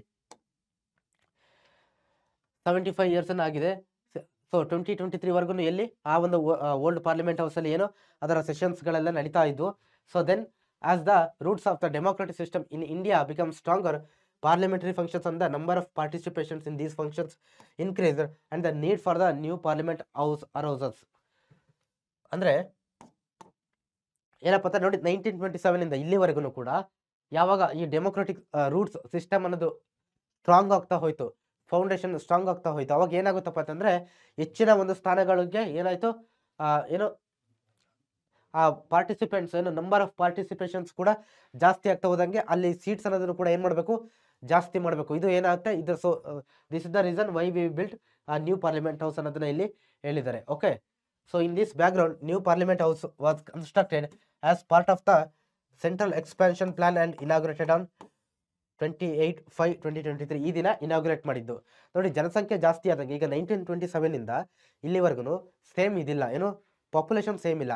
ಜನಸಂಖ್ಯೆ ಜಾಸ್ತಿ ಆದಂಗೂ ಆ ಜನರನ್ನ the representative of people will also increase. ಆ ಜನರನ್ನ ರೆಪ್ರೆಸೆಂಟೇಟ್ ಮಾಡ್ತಕ್ಕಂಥವ್ರು ಕೂಡ ಸಂಖ್ಯೆನೂ ಕೂಡ ಏನಾಗುತ್ತೆ, ಜಾಸ್ತಿ ಆಗುತ್ತೆ. ಸೊ ಓಕೆ, ಆ ಜಾಸ್ತಿ ಆದಂಗೆ ಏನಾಗುತ್ತೆ, ಅಲ್ಲಿ ಹೆಚ್ಚಿನ ಒಂದು ಸೀಟ್ಗಳನ್ನ ಕೊಡಬೇಕಾಗಿದ್ದರಿಂದ ಪ್ರೆಸೆಂಟ್ ಏನು ಮಾಡಿದಾರಪ್ಪ ಅಂದರೆ ನ್ಯೂ ಪಾರ್ಲಿಮೆಂಟ್ ಹೌಸನ್ನು ಬಿಲ್ಟ್ ಮಾಡಿದ್ದಾರೆ. ಸೊ ಏನು ಯಾವಾಗ ಇನಾಗ್ರೇಟ್ ಮಾಡಿದ್ರಪ್ಪ ಅಂತಂದರೆ 28/5/2023. So it has an area of about 65,000 square meter. So ಇಷ್ಟು ಒಂದು ಏರಿಯಾ ಇದೆ ಅಂತ ಹೇಳಿದ್ದಾರೆ. ಎಷ್ಟು ಅದರ ವಿಸ್ತೀರ್ಣ ಎಷ್ಟಿದೆ ಅಂತ. Then see it has 888 seats, 888 seats. Okay, Lok Sabha hall and 384 seats in Rajya Sabha hall. ನೋಡಿ, it has 888 seats in Lok Sabha hall and 384 seats in Rajya Sabha hall. ಇಷ್ಟು ಸೀಟ್ಸ್ಗಳಿದೆ. ನಾನು ಆಲ್ರೆಡಿ ಹೇಳಿದೆ ಅಲ್ವಾ ನಿಮಗೆ, ಲೋಕಸಭಾ ಮತ್ತು ರಾಜ್ಯಸಭಾ ಇದ್ರ ಒಳಗಡೆಯಿಂದಲೇ ಏನು ಕೆಲಸ ಮಾಡ್ತಾವಂತ. ಸೊ ಅಲ್ಲಿ ಲೋಕಸಭಾದಲ್ಲಿ 888 ಸೀಟ್ ಇದ್ರೆ ರಾಜ್ಯಸಭಾದಲ್ಲಿ 384 ಸೀಟ್ಸ್ ಇದೆ. ಓಕೆ, ಸೊ ಅಂದರೆ ಸೀಟ್ ಸಂಖ್ಯೆ ಜಾಸ್ತಿ ಇದೆ. ಓಲ್ಡ್ ಪಾರ್ಲಿಮೆಂಟ್ಗೆ ಹೋಲಿಸ್ಕೊಂಡ್ರೆ ಈ ಒಂದು ಪಾರ್ಲಿಮೆಂಟಲ್ಲಿ ಸೀಟ್ಸ್ಗಳ ಸಂಖ್ಯೆನ ಜಾಸ್ತಿ ಮಾಡಿದ್ದಾರೆ. Environment friendly and disabled friendly building. So environment friendly ಆಗಿ ಇದೆ. ಮತ್ತು it has an auditorium with state of the art facilities. So ಅಲ್ಲಿ ಏನಿದೆ, ಒಂದು ಆಡಿಟೋರಿಯಂ ಕೂಡ ಇದೆ ಅನ್ನೋದನ್ನ ಇಲ್ಲಿ ಕ್ಲಿಯರ್ ಆಗಿ ಹೇಳ್ತಾ ಇದ್ದಾರೆ. Okay, this is all about general important things about new parliament house. Okay, you should know. So ಇದು ನಮ್ಮ ಭಾರತದ ಮ್ಯಾಪ್ ಸ್ಟೂಡೆಂಟ್ಸ್. ಭಾರತದ ಮ್ಯಾಪ್ ನಿಮಗೆಲ್ರಿಗೂ ಗೊತ್ತಾ ಇದೆ. ಸೊ ಈ ಭಾರತಕ್ಕೆ ಕಂಪ್ಲೀಟ್ ಆಗಿ ಏನೋ ಒಂದು ಸರ್ಕಾರ ಇದೆ ಅಲ್ವಾ. ಸೊ ಇಲ್ಲಿ ನೋಡಿ, ಇಲ್ಲಿ ಕರ್ನಾಟಕದ ಒಂದು ಗೌರ್ಮೆಂಟ್ ಇದೆ, ಮಹಾರಾಷ್ಟ್ರದಲ್ಲಿ ಒಂದಿದೆ, ರಾಜಸ್ಥಾನದಲ್ಲಿ ಒಂದಿದೆ, ಗುಜರಾತಲ್ಲಿ ಒಂದಿದೆ, ಈ ಕಡೆ ಒಂದಿದೆ. ಸೊ ಈ ರೀತಿ ಅಲ್ಲ, ಇದು ಏನಪ್ಪ ಅಂದ್ರೆ ಸ್ಟೇಟ್ ಗೌರ್ಮೆಂಟ್ಸ್. ಅದು ನೆಕ್ಸ್ಟ್ ಚಾಪ್ಟರ್ ಕಲಿತೀವಿ. ಬಟ್ ಇವತ್ತು ನಾವು ಏನು ಕಲಿತಾ ಇದೀವಲ್ವಾ, ಯೂನಿಯನ್ ಗೌರ್ಮೆಂಟ್ ಅಂತಂದ್ರೆ ಕೇಂದ್ರ ಸರ್ಕಾರ. ಅಂದ್ರೆ ಈ ಪೂರ್ತಿ ನೋಡಿ, ನಮ್ಮ ಇಡೀ ದೇಶಕ್ಕೆ ಇರ್ತಕ್ಕಂಥ ಒಂದು ಗೌರ್ಮೆಂಟ್ ಏನಿದೆ, ಆ ಒಂದು ಗೌರ್ಮೆಂಟ್ ಕೇಂದ್ರ ಸರ್ಕಾರದ ಬಗ್ಗೆ ಇವತ್ತು ನಾವು ಡಿಸ್ಕಸ್ ಮಾಡ್ತಾ ಇದ್ದೀವಿ. ನಿಮ್ಗೆ ಇದು ಕ್ಲಿಯರ್ ಆಗಿರಲಿ. ನೋಡ್ತಾ ಹೋಗೋಣ. India has adopted the parliamentary system of government and the union legislature is called the parliament. Bharat ಏನ್ ಮಾಡಿದಪ್ಪ ಅಂತಂದ್ರೆ ಪಾರ್ಲಿಮೆಂಟರಿ ಸಿಸ್ಟಮ್ ಆಫ್ ಗವರ್ನಮೆಂಟ್ ಅನ್ನ ಏನ್ ಮಾಡಿದೆ, ಅಡಾಪ್ಟ್ ಮಾಡ್ಕೊಂಡಿದೆ ಅನ್ನೋದ್ರ ಬಗ್ಗೆ ನಾವಿಲ್ಲಿ ತಿಳ್ಕೊಬೇಕಾಗುತ್ತೆ ಸ್ಟೂಡೆಂಟ್ಸ್. ಓಕೆ, ಏನ್ ಮಾಡಿದೆ Bharat, parliamentary system of government ಅನ್ನ ಅಡಾಪ್ಟ್ ಮಾಡ್ಕೊಂಡಿದೆ. So okay, and the union legislature is called the parliament. So ಈಗ ನಾನು ತೋರಿಸೋದಲ್ವಾ, ಆ ಯೂನಿಯನ್ ಲೆಜಿಸ್ಲೇಚರ್ ಇದೆ, ಕೇಂದ್ರ ಶಾಸಕಾಂಗ, ಅದನ್ನ ನಾವೇನಂತ ಕರಿತೀವಿ, ಪಾರ್ಲಿಮೆಂಟ್ ಅಂತ ಕರಿತೀವಿ ಅನ್ನೋದನ್ನ ಕೂಡ ನಾವಿಲ್ಲಿ ತಿಳ್ಕೊಬೇಕಾಗುತ್ತೆ. ಇಲ್ಲಿ ನೋಡಿ, ಪಾರ್ಲಿಮೆಂಟರಿ ಸಿಸ್ಟಮ್ ಅನ್ನ ತಗೊಂಡಿದ್ದಾರೆ. ಸೊ ಇನ್ನೊಂದು ಬರುತ್ತೆ ನಿಮಗೆ ಪ್ರೆಸಿಡೆನ್ಷಿಯಲ್ ಸಿಸ್ಟಮ್ ಅಂತ. So why they choose parliamentary system ಅಂತಂದ್ರೆ, ಈ ಪಾರ್ಲಿಮೆಂಟರಿ ಸಿಸ್ಟಮ್ ಅಲ್ಲಿ ಏನಾಗುತ್ತಪ್ಪ ಅಂತಂದ್ರೆ, ಇಲ್ಲಿ ರೂಲ್ ಅನ್ನ ಮಾಡ್ತಕ್ಕಂಥ ಏನು MP ಗಳಿದಾರಲ್ವಾ, ಸೊ ಅವರು they are accountable to people of India. ಅಂದ್ರೆ ಜನಗಳಿಗೆ ಏನು ರೆಸ್ಪಾನ್ಸಿಬಲ್ ಆಗಿರ್ತಾರೆ ಅನ್ನೋದನ್ನ ನಾವಿಲ್ಲಿ ತಿಳ್ಕೊಬೇಕು. ಸೊ ಅದರಿಂದ ಒಂದು ರೆಸ್ಪಾನ್ಸಿಬಲ್ ಗವರ್ನಮೆಂಟ್ ಅನ್ನ ಕ್ರಿಯೇಟ್ ಮಾಡ್ಲಿಕ್ಕೋಸ್ಕರ ಏನು ಈ ಒಂದು ಪಾರ್ಲಿಮೆಂಟರಿ ಸಿಸ್ಟಮ್ ಅನ್ನ ಏನೋ ಜಾರಿಗೆ ತಂದಿದ್ದಾರೆ. ಓಕೆ, ಇದು ನಮಗೆ ಕ್ಲಿಯರ್ ಆಗಿರ್ಲಿ. ಯೂನಿಯನ್ ಲೆಜಿಸ್ಲೇಚರ್ ಅನ್ನ ಏನಂತ ಕರಿತೀವಿ ನಾವು, ಇಸ್ ಕಾಲ್ಡ್ ಪಾರ್ಲಿಮೆಂಟ್ ಅಂತ ಹೇಳ್ಬಿಟ್ಟು ನಾವು ಕರಿತೀವಿ. ಯಾವ ರೀತಿ ಆಯ್ಕೆ ಆಗ್ತಾರೆ ಹೇಳಿ, ಯಾವ ರೀತಿ ಆಯ್ಕೆ ಆಗ್ತಾರ ನಿಮಗೆ ಗೊತ್ತಿದೆಯಲ್ವಾ. 5 years ಒಂದ್ಸತಿ ಏನಾಗುತ್ತೆ, ಎಲೆಕ್ಷನ್ ಆಗುತ್ತೆ, MP ಎಲೆಕ್ಷನ್. ಆ ಎಲೆಕ್ಷನ್ ಪ್ರೊಸೆಸ್ ಅಲ್ಲಿ ಏನಾಗುತ್ತೆ, ಅವರು MP ಗಳು ಆಯ್ಕೆ ಆಗ್ತಾರೆ. ನಿಮಗಿದು ಕ್ಲಿಯರ್ ಇರಲಿ. Article 79 provides for the creation of parliament. So ಯಾವ ಒಂದು ಆರ್ಟಿಕಲ್ ಪಾರ್ಲಿಮೆಂಟ್ ಸ್ಥಾಪನೆಗೆ ಏನು ಪಾರ್ಲಿಮೆಂಟ್ ಸ್ಥಾಪನೆ ಬಗ್ಗೆ ತಿಳಿಸ್ಕೊಡ್ತಪ್ಪ ಅಂತಂದ್ರೆ ಆರ್ಟಿಕಲ್ 79. ಇದು ನಿಮಗೆ ಕ್ಲಿಯರ್ ಆಗಿರಲಿ ಸ್ಟೂಡೆಂಟ್ಸ್. Okay, very important. 1 ಮಾರ್ಕಿಗೆ ಕೇಳ್ತಾರೆ ವಿಚ್ ಆರ್ಟಿಕಲ್ ಅಂತ. ಆರ್ಟಿಕಲ್ 79. ಓಕೆ, ಆರ್ಟಿಕಲ್ ಅಂತಂದ್ರೆ ಏನಾಗಾದ್ರೆ, what is article means? Article means ಏನಪ್ಪಾ ಅಂತಂದ್ರೆ, ಸಿಂಪಲ್ ಆಗಿ ಹೇಳ್ಬೇಕು ಅಂತಂದ್ರೆ, ಏನು ಅಟ್ ಪ್ರೆಸೆಂಟು ನಮ್ಮ ಕಾನ್ಸ್ಟಿಟ್ಯೂಷನ್ ಅಲ್ಲಿ 400+ ಏನೋ ಆರ್ಟಿಕಲ್ಸ್ ಇದೆ. ಓಕೆ, ಯಾವಾಗ 1950 January 26 ಏನು ಸಂವಿಧಾನ ಜಾರಿಗೆ ಬಂತಲ್ವಾ, ಈ ದಿನ 395 ಆರ್ಟಿಕಲ್ಸ್ ಇದ್ವು. ಓಕೆ, 395 ಆರ್ಟಿಕಲ್ಸ್ ಇದ್ವು. ಬಟ್ ಪ್ರೆಸೆಂಟ್ ಅದ್ರ ಸಂಖ್ಯೆ ಏನಾಗಿದೆ, ಇನ್ಕ್ರೀಸ್ ಆಗಿದೆ, 400+ ಇದೆ. ಸೊ ಸಿಂಪಲ್ ಆಗಿ ಸರ್ ಆರ್ಟಿಕಲ್ ಅಂತಂದ್ರೆ ಏನಪ್ಪಾ ಅಂತಂದ್ರೆ ಕನ್ನಡದಲ್ಲಿ ನಾವು ವಿಧಿ ಅಂತ ಹೇಳ್ಬಿಟ್ಟು ಕರಿತೀವಿ, ವಿಧಿ ಅಂತ. ನಾನು ಲಾಸ್ಟ್ ಕ್ಲಾಸಲ್ಲಿ ನಿಮಗೆ ಹೇಳಿದ್ದೀನಿ, ಕಾನ್ಸ್ಟಿಟ್ಯೂಷನ್ ಅಲ್ಲಿ ಆರ್ಟಿಕಲ್ಸ್ ಅಂತ ಬರುತ್ತೆ, ಅಂದ್ರೆ ವಿಧಿಗಳು, ಮತ್ತೆ ಪಾರ್ಟ್ಸ್ ಭಾಗಗಳು ಅಂತ ಬರುತ್ತೆ, ಮತ್ತೆ ಶೆಡ್ಯೂಲ್ಸ್ ಅನುಸೂಚಿಗಳು ಅಂತ ಬರುತ್ತೆ ಅನ್ನೋದನ್ನ ನಾನು ನಿಮಗೆ ಕ್ಲಿಯರ್ ಆಗಿ ತಿಳಿಸಿದ್ದೀನಿ. ಈ ಆರ್ಟಿಕಲ್ ಏನಪ್ಪಾ ಅಂತಂದ್ರೆ ಸಿಂಪ್ಲಿ ಹೇಳ್ಬೇಕಂದ್ರೆ ಒಂದು ರೂಲ್ ಅಂತ ಹೇಳ್ಬೋದು ಅಷ್ಟೇ. ಒಂದೊಂದು ಆರ್ಟಿಕಲ್ ಬಗ್ಗೆ ಒಂದೊಂದು ಆರ್ಟಿಕಲ್ ಏನ್ ಮಾಡುತ್ತಪ್ಪ ಅಂತಂದ್ರೆ ಒಂದೊಂದು ರೂಲ್ ಬಗ್ಗೆ ತಿಳಿಸ್ತಾ ಹೋಗುತ್ತೆ. ಓಕೆ, ಆರ್ಟಿಕಲ್ 1 ಒಂದ್ರ ಬಗ್ಗೆ ತಿಳಿಸಿದ್ರೆ ಏನು ಆರ್ಟಿಕಲ್ 2 ಇನ್ನೊಂದ್ರ ಬಗ್ಗೆ ತಿಳಿಸುತ್ತೆ. ಅದೇ ರೀತಿ ಈ ಆರ್ಟಿಕಲ್ 79 79ನೇ ವಿಧಿ ಯಾವ್ದ್ರ ಬಗ್ಗೆ ತಿಳಿಸುತ್ತಪ್ಪ ಅಂತಂದ್ರೆ ಕ್ರಿಯೇಷನ್ ಆಫ್ ಪಾರ್ಲಿಮೆಂಟ್, ಪಾರ್ಲಿಮೆಂಟ್ ಸ್ಥಾಪನೆಯ ಬಗ್ಗೆ ತಿಳಿಸ್ಕೊಡುತ್ತೆ. ಇದು ನಿಮಗೆ ಕ್ಲಿಯರ್ ಆಗಿರಲಿ. Okay, the parliament consist of 2 houses. ಈ ಪಾರ್ಲಿಮೆಂಟ್ ಅಲ್ಲಿ 2 ಹೌಸಸ್ ಇರುತ್ತೆ ಅಂತ ಹೇಳಿದ್ದೀನಿ. ಆಲ್ರೆಡಿ ಪಾರ್ಲಿಮೆಂಟ್ ಪಿಕ್ಚರ್ ನಾನು ನಿಮಗೆ ತೋರಿಸಿದ್ದೀನಿ. Upper house is called Rajya Sabha and the lower house is called the Lok Sabha. Okay ನೋಡಿ, ಅಪ್ಪರ್ ಹೌಸ್ ಅಂದ್ರೆ ಮೇಲ್ಮನೆ ಅಂತ ಹೇಳ್ಬಿಟ್ಟು ನಾವು ಕರಿತೀವಿ. ಅಪ್ಪರ್ ಹೌಸ್ ಮೇಲ್ಮನೆ ಅಂತ ಹೇಳ್ಬಿಟ್ಟು ನಾವು ಯಾವ್ದನ್ನ ಕರಿತೀವಿ, ರಾಜ್ಯಸಭಾವನ್ನ ಕರಿತೀವಿ. ಓಕೆ, ರಾಜ್ಯಸಭಾವನ್ನ ಕರಿತೀವಿ. ದೆನ್ ಲೋವರ್ ಹೌಸ್ ಅಂತಂದ್ರೆ ಲೋಕಸಭಾ. ನೋಡಿ ಎಲ್ಲಿಂದ ನೆನ್ಪಿಟ್ಕೋಬೇಡಿ. ಓಕೆ, ಟ್ರಿಕ್ ನಿಮಗೆ ಏನಪ್ಪಾ ಅಂತಂದ್ರೆ ಈ ಎಲ್ಲ ಅಕ್ಷರದಿಂದ ಈ ಎಲ್ಲನ್ನು ನೆನ್ಪಿಟ್ಕೊಳ್ಳಿ. ಲೋವರ್ ಹೌಸ್ ಅಂತ ತಕ್ಷಣ ನಿಮಗೆ ಕ್ಲಿಯರ್ ಆಗಿ ನೆನಪಿಗೆ ಬರಬೇಕು, ಲೋಕಸಭಾ ಎಲ್ಲಿಂದಲೇ ಬರುತ್ತೆ. ಓಕೆ, ಸೊ ನಿಮಗೆ ಅದು ಕ್ಲಿಯರ್ ಆಗಿರಲಿ ಸ್ಟೂಡೆಂಟ್ಸ್. ಲೋಕಸಭಾ ಮತ್ತೆ ರಾಜ್ಯಸಭಾ 2 ಹೌಸ್ ಇದೆ. ಓಕೆ, ಇದನ್ನ ಮೇಲ್ಮನೆ, ಇದನ್ನ ಲೋವರ್ ಹೌಸ್ ಮೀನ್ಸ್ ಕೆಳಮನೆ ಅಂತ ಹೇಳ್ಬಿಟ್ಟು ನಾವು ಕರಿತೀವಿ. ಏನಂತ ಕರಿತೀವಿ, ಕೆಳಮನೆ ಅಂತ ಹೇಳ್ಬಿಟ್ಟು ನಾವು ಕರಿತೀವಿ. ಸೊ ದೆನ್ ಈಗ ನಾವು ಪರ್ಟಿಕ್ಯುಲರ್ ಆಗಿ ಒಂದ್ರ ಬಗ್ಗೆ ಮಾತ್ರ ಒಂದೊಂದ್ರ ಬಗ್ಗೆ ನೋಡ್ತಾ ಹೋಗೋಣ. ಫಸ್ಟ್ ರಾಜ್ಯಸಭಾ ಬಗ್ಗೆ ನೋಡ್ತಾ ಹೋಗೋಣ. Okay, Rajya Sabha means upper house ಅಂತ ಕರಿತೀವಲ್ವ ನಾವು, ಅಪ್ಪರ್ ಹೌಸ್ ಅಂತ. ಆ ಅಪ್ಪರ್ ಹೌಸ್ ಬಗ್ಗೆ ನಾವು ತಿಳ್ಕೊಳ್ತಾ ಹೋಗೋಣ, ಅಥವಾ ಮೇಲ್ಮನೆ ಅಂತ ನಾವು ಕರಿತೀವಿ. ಸೊ ಇಲ್ಲಿ ಪಿಕ್ಚರ್ ಕಾಣ್ತಾ ಇದೆ, ನಾನು ಜಸ್ಟ್ ಒಂದು ಪಿಕ್ಚರ್ ಹಾಕಿದ್ದೀನಿ. I think you already seen these pictures in news and papers also. So ಏನು ನೋಡಿ, ಇಲ್ಲಿ ಸ್ಪೀಕರ್ ಇದ್ದಾರೆ. Rajya Sabha when it comes to Rajya Sabha it is not speaker, chairman. Okay, so ಇಲ್ಲಿ ಇದ್ದಾರೆ. ಸೊ ಇಲ್ಲಿ ಮತ್ತೆ ಏನು ಎಂಪಿಸ್ಗಳೆಲ್ಲ ಇದ್ದಾರೆ. ಓಕೆ, ಎಂಪಿಸ್ಗಳೆಲ್ಲ ಇಲ್ಲಿ ಇದ್ದಾರೆ. ಸೊ ಇಲ್ಲಿ ಏನೋ ವಿಚಾರಗಳನ್ನೆಲ್ಲ ಡಿಸ್ಕಷನ್ ಮಾಡ್ತಾರೆ. ಈ ಜಸ್ಟ್ ಒಂದು ಪಿಕ್ಚರ್ಸ್ ಅನ್ನು ನಾನು ಇಲ್ಲಿ ನಿಮಗೆ ಹಾಕಿರೋದು. ಓಕೆ, ಈ ರೀತಿ ಇರುತ್ತೆ ಅನ್ನೋದಕ್ಕೆ. ರಾಜ್ಯಸಭಾ ಅಂದ ತಕ್ಷಣ ಈ ಪಿಕ್ಚರ್ ನಿಮಗೆ ನೆನಪು ಬರಲಿ. The number of seats in the Rajya Sabha is 250. Very important. ಎಷ್ಟು ಸೀಟ್ಸ್ ಇದೆ, how many seats are there in Rajya Sabha ಅಂತ ಕೇಳ್ತಾರೆ. ಎಷ್ಟಿದೆ, 250 ಸೀಟ್ಸ್ ಇದೆ. ಓಕೆ, ಕ್ಲಿಯರ್ ಆಗಿರಲಿ. Of which 238 members are elected by the members of state assemblies and union territories. So ಅಂದ್ರೆ ನೋಡಿ, ಈ 230 ಇದಾರಲ್ವಾ, ಈ 250 ಇದಾರಲ್ವಾ, ಈ 250ಲಿ 238 ಏನ್ ಮಾಡ್ತಾರೆ, ಎಲೆಕ್ಟ್. ಯಾರಿಂದ ಸ್ಟೇಟ್ಸ್. ಓಕೆ, ಪ್ಲಸ್ ಯುಟಿಸ್ ನ ಲೆಜಿಸ್ಲೇಟಿವ್ ಅಸೆಂಬ್ಲಿ ಇದೆಯಲ್ವಾ, ನೋಡಿ state legislative assemblies, state assembly ಅಲ್ಲಿಂದ ಏನ್ ಮಾಡ್ತಾರೆ, ಆ ಒಂದು ಅಸೆಂಬ್ಲಿ. ಸೊ ಇವ್ರು ಏನ್ ಮಾಡ್ತಾರೆ, ಆಯ್ಕೆ ಮಾಡಿ ಕಳಿಸ್ತಾರೆ. ಯಾವ ರೀತಿ ಅಂತಂದ್ರೆ ಸ್ಟೇಟ್ ಅಸೆಂಬ್ಲಿಲಿ ಯಾರು ಇರ್ತಾರೆ ಹೇಳಿ, MLAಗಳು, ಮೆಂಬರ್ ಆಫ್ ಲೆಜಿಸ್ಲೇಟಿವ್ ಅಸೆಂಬ್ಲಿ ಅಂತ ಕರಿತೀವಿ ನಾವು. ಸೊ ನಾವು ಆಯ್ಕೆ ಮಾಡಿ ಕಳಿಸುತ್ತೆ ನಮ್ಮ ರಾಜ್ಯ ಸರ್ಕಾರಗಳಿಗೆ ನಾವು ಆಯ್ಕೆ ಮಾಡಿ ಕಳಿಸ್ತಂತ ಯಾರು, MLAಗಳು. ಈ MLAಗಳು ಏನ್ ಮಾಡ್ತಾರಪ್ಪ ಅಂತಂದ್ರೆ ಈ ಒಂದು MP ಗಳನ್ನ ಎಲ್ಲಿ ರಾಜ್ಯಸಭೆಯಲ್ಲಿ, ಕ್ಲಿಯರ್ ಇರಲಿ, ಲೋಕಸಭೆಯಲ್ಲ, ರಾಜ್ಯಸಭೆಯಲ್ಲಿ ಬರ್ತಕ್ಕಂಥ MP ಗಳನ್ನ ಯಾರು ಸೆಲೆಕ್ಟ್ ಮಾಡ್ತಾರಪ್ಪ ಅಂತಂದ್ರೆ ನೋಡಿ, members of the state assemblies and union territories, ರಾಜ್ಯ ಮತ್ತೆ ಕೇಂದ್ರಾಡಳಿತ ಪ್ರದೇಶಗಳ ಯಾರು MLAಗಳು ಏನಿರ್ತಾರಲ್ವಾ, ಆ MLAಗಳು ಏನ್ ಮಾಡ್ತಾರೆ, ಈ ಒಂದು ರಾಜ್ಯಸಭಾ ಮೆಂಬರ್ಸ್ ಅನ್ನ ಆಯ್ಕೆ ಮಾಡ್ತಾರೆ. ಎಷ್ಟು ಜನ ಆಯ್ಕೆ ಮಾಡ್ತಾರೆ, 238 ಮೆಂಬರ್ಸ್ ಅನ್ನ. Okay, so then the remaining 12 members who are experts from various fields like literature, art, science and social work are nominated by the president. Okay, this house is also known as the house of elders, ಹಿರಿಯರ ಸದನ ಅಂತ ಹೇಳ್ಬಿಟ್ಟು ಕೂಡ ನಾವು ಇಲ್ಲಿ ಕರಿತೀವಿ. So ಇನ್ನು ನೋಡಿ 238 ಮೆಂಬರ್ಸ್ ಅನ್ನ, ಸೊ ಎಲ್ಲಿಂದ 238 members are selected by legislative assemblies of state and UTs ಅಂತ ಆದ್ರೆ, so the remaining 12 members are elected by the remaining 12 members experts are nominated by, not elected, very important, this one term nominated.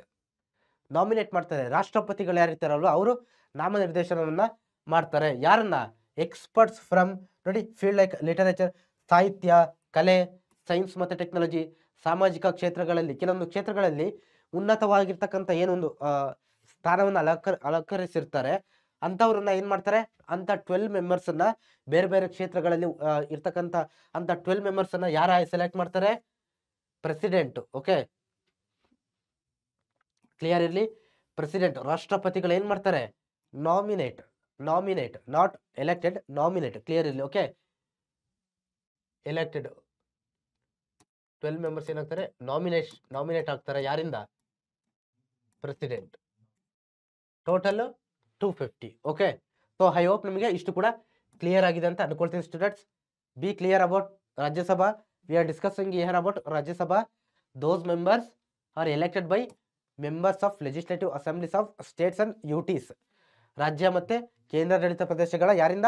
Members ಇಂದ. Okay, so then term of office means ಅಧಿಕಾರಾವಧಿ. Okay, ಇವರ ಅಧಿಕಾರ ಆಗೋದು ಎಷ್ಟಪ್ಪ? What is the term? ಎಷ್ಟು ವರ್ಷ ಇವರು ಅಧಿಕಾರ ಮಾಡ್ಬೋದಪ್ಪ ಅಂತಂದ್ರೆ, Rajya Sabha is a permanent body and is not dissolve like the Lok Sabha. ಏನಪ್ಪ ಅಂತಂದ್ರೆ ರಾಜ್ಯಸಭಾ ಅನ್ನೋದು ಪರ್ಮನೆಂಟ್ ಬಾಡಿ, ಅದನ್ನ ಡಿಸಾಲ್ವ್ ಮಾಡ್ಲಿಕ್ಕೆ ಆಗಲ್ಲ. ಡಿಸಾಲ್ವ್ ಮೀನ್ಸ್ ಅಂತಂದ್ರೆ ನೋಡಿ, ಈ ಸರ್ಕಾರವನ್ನ ಕೆಲವೊಮ್ಮೆ ಈ ಲೋಕಸಭೆಯನ್ನ ಕೆಲವೊಮ್ಮೆ ಏನ್ ಮಾಡ್ತಾರಪ್ಪ ಅಂತಂದ್ರೆ ಅಲ್ಲಿ ಸರ್ಕಾರಗಳಿಗೆ ಮೆಜಾರಿಟಿ ಇಲ್ಲ ಅನ್ನುವಂಥ ಒಂದು ಸಂದರ್ಭದಲ್ಲಿ, ಅಥವಾ ಏನ್ ಮಾಡ್ತಾರಪ್ಪ ಅಂತಂದ್ರೆ ಆ ಸರ್ಕಾರವನ್ನ ಪ್ರೆಸಿಡೆಂಟ್ ಅವ್ರು ಏನ್ ಮಾಡ್ತಾರಪ್ಪ ಅಂತಂದ್ರೆ ಅವಧಿಗಿಂತ ಮುಂಚೆನೆ ಏನ್ ಮಾಡ್ತಾರೆ, ಆ ಸರ್ಕಾರವನ್ನ ಹಿಂಪಡೆದ್ಬಿಟ್ಟು ಚುನಾವಣೆಗೆ ಹೋಗ್ತಾರೆ. ಬಟ್ ಇಲ್ಲಿ ರಾಜ್ಯಸಭಾ ವಿಚಾರದಲ್ಲಿ ಆ ಥರ ಆಗಲ್ಲ ನೋಡಿ. ಪರ್ಮನೆಂಟ್ ಬಾಡಿ ಅಂತಿದೆ. ಪರ್ಮನೆಂಟ್ ಬಾಡಿ ಅಂತಂದ್ರೆ ಏನಪ್ಪಾ ಅಂತಂದ್ರೆ ಅದು ಯಾವಾಗಲೂ ಕೂಡ ಪ್ರೆಸೆಂಟ್ ಇರುತ್ತೆ, ಅದನ್ನ ಡಿಸಾಲ್ವ್ ಮಾಡ್ಲಿಕ್ಕೆ ಆಗಲ್ಲ. ಓಕೆ, ಅಂದ್ರೆ ಇದು ಸರ್ಕಾರವನ್ನು ವಿಸರ್ಜನೆಗೊಳಿಸೋದು ಅಂತ ಹೇಳ್ತಿರಲ್ವಾ, ಆ ರೀತಿ ವಿಸರ್ಜನೆಗೊಳಿಸ್ಲಿಕ್ಕೆ ಬರಲ್ಲ. ಓಕೆ, ಇದು ನಿಮಗೆ ಕ್ಲಿಯರ್ ಆಗಿರಲಿ. ಅವರ ಟರ್ಮ್ ಎಷ್ಟಿರುತ್ತಪ್ಪ ಅಂತಂದ್ರೆ 6 years. The term of members of the Rajya Sabha is 6 years. 1/3 of it's members retire on completion of 6 years term every second year.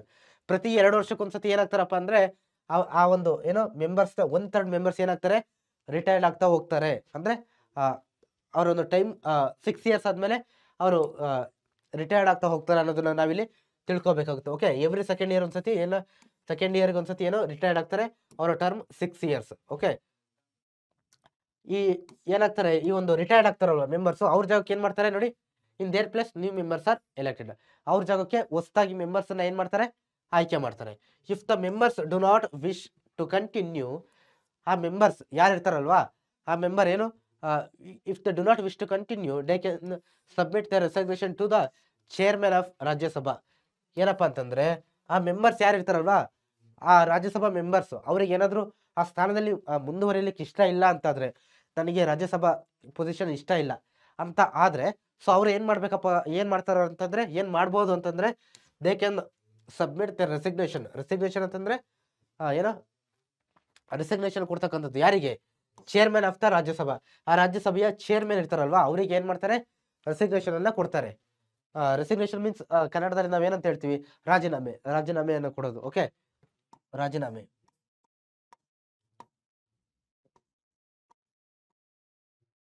Sorry, just a second students. ಏನ್ ಮಾಡ್ಬೋದು ಅಂತ ಹೇಳಿದೀನಿ ನಾನು, ರಾಜೀನಾಮೆಯನ್ನ ಕೊಡ್ಬೋದು ಅಂತ ನಾನು ಇಲ್ಲಿ ನಿಮಗೆ ಹೇಳಿದ್ದೀನಿ. ಯಾರಿಗೆ? Chairman of Rajya Sabha. ಯಾಕಂದ್ರೆ ರಾಜ್ಯಸಭಾದ ಮುಖ್ಯ ಯಾರಾಗಿರ್ತಾರಪ್ಪ ಅಂತಂದ್ರೆ ಚೇರ್ಮನ್ ಆಗಿರ್ತಾರೆ. ಸೊ ಅವರಿಗೆ ಇವ್ರು ಏನ್ ಮಾಡ್ಬೋದು, ಆ ಒಂದು ರೆಸಿಗ್ನೇಷನ್ ಅನ್ನ ಕೊಡ್ಬೋದು. ಓಕೆ, ಸೊ ದೆನ್ ಓಕೆ ನೋಡಿದ್ವಿ. ಸೊ ದೆನ್ ಏನ್ ನೋಡೋದಪ್ಪ ಅಂತಂದ್ರೆ ಕ್ವಾಲಿಫಿಕೇಶನ್ಸ್ ಬಗ್ಗೆ ನಾವು ನೋಡ್ತಾ ಹೋಗೋಣ.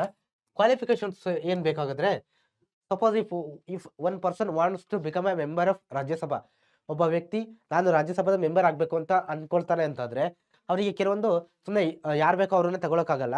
ಅದಕ್ಕೆ ಕೆಲವೊಂದು ಸರ್ಟನ್ ಕ್ವಾಲಿಫಿಕೇಶನ್ಸ್ ಅಂತ ಇದೆ. ಆ ಕ್ವಾಲಿಫಿಕೇಶನ್ಸ್ ಏನಪ್ಪಾ ಅಂತಂದ್ರೆ ನೋಡಿ, should be a citizen of India, ಭಾರತದ ಪ್ರಜೆ ಆಗಿರ್ಬೇಕು ಮೊದಲನೇದು. ಫಸ್ಟ್ ಥಿಂಗ್, MLA MP ಗಳಾಗ್ತಕ್ಕಂಥವ್ರು ಫಸ್ಟ್ ಅವ್ರು ಭಾರತದ ಮೆಂಬರ್ಸೇ ಆಗ್ಬೇಕು, ನಮ್ಮ ದೇಶದವರೇ ಆಗ್ಬೇಕು. ಬೇರೆ ದೇಶದವ್ರನ್ನ ಕರ್ಕೊಬಂದು ನಾವು MLA MP ಗಳು ಮಾಡ್ಲಿಕ್ಕೆ ಆಗಲ್ಲ. ಓಕೆ, ಆಮೇಲೆ ಕ್ಲಿಯರ್ ಇರಲಿ, ನಾನು ಇಲ್ಲೇ ಹೇಳ್ತಾ ಇದ್ದೀನಿ, ಆಲ್ಮೋಸ್ಟ್ ಇಲ್ಲೇನಿದೆಯಲ್ವ ಈ 7 ಪಾಯಿಂಟ್ಸು, ಇದು ರಾಜ್ಯಸಭಾ ಮೆಂಬರ್ಸು ಮತ್ತೆ Lok Sabha members, president, prime minister ಎಲ್ಲರಿಗೂ ಕೂಡ ಇದೇ ಒಂದು ರೂಲ್ಸ್ ಕ್ವಾಲಿಫಿಕೇಶನ್ಸ್ ಅಪ್ಲೈ ಆಗ್ತಾ ಹೋಗುತ್ತೆ. ಓಕೆ, ಆಲ್ಮೋಸ್ಟ್ ಸಿಮಿಲರೇ ಬರುತ್ತೆ. ಹಾಗಾಗಿ ಇದು ನಿಮಗೇನು ಕ್ಲಿಯರ್ ಆಗಿರಬೇಕು. ಕಾಮನ್ ಸೆನ್ಸ್ ಪರ್ಸ್ಪೆಕ್ಟಿವ್ನ ನೀವು ನೆನ್ಪಿಟ್ಕೊಳ್ಳಿ. ಓಕೆ, ನೋಡಿ, ಸಿಟಿಸನ್ ಆಫ್ ಇಂಡಿಯಾ, ಭಾರತದ ಪ್ರಜೆ ಆಗಿರಬೇಕು. ನಾವು ಬೇರೆ ಅಮೆರಿಕದವ್ರು ಯಾರನ್ನು ಅಥವಾ ಇಂಗ್ಲೆಂಡನ್ನು ಕರ್ಕೊಬಂದು ನಾವು ಅವ್ರನ್ನ MLA MP ಮಾಡೋಕ್ಕಾಗುತ್ತಾ? ಆಲ್ರೆಡಿ ಬ್ರಿಟಿಷ್ ಅವ್ರ ಜೊತೆ ನಾವು ಏನೋ ಸುಮಾರು ವರ್ಷ ಹೋರಾಟ ಮಾಡಿ ಸ್ವಾತಂತ್ರ್ಯ ಪಡ್ಕೊಂಡಿದ್ವಿ.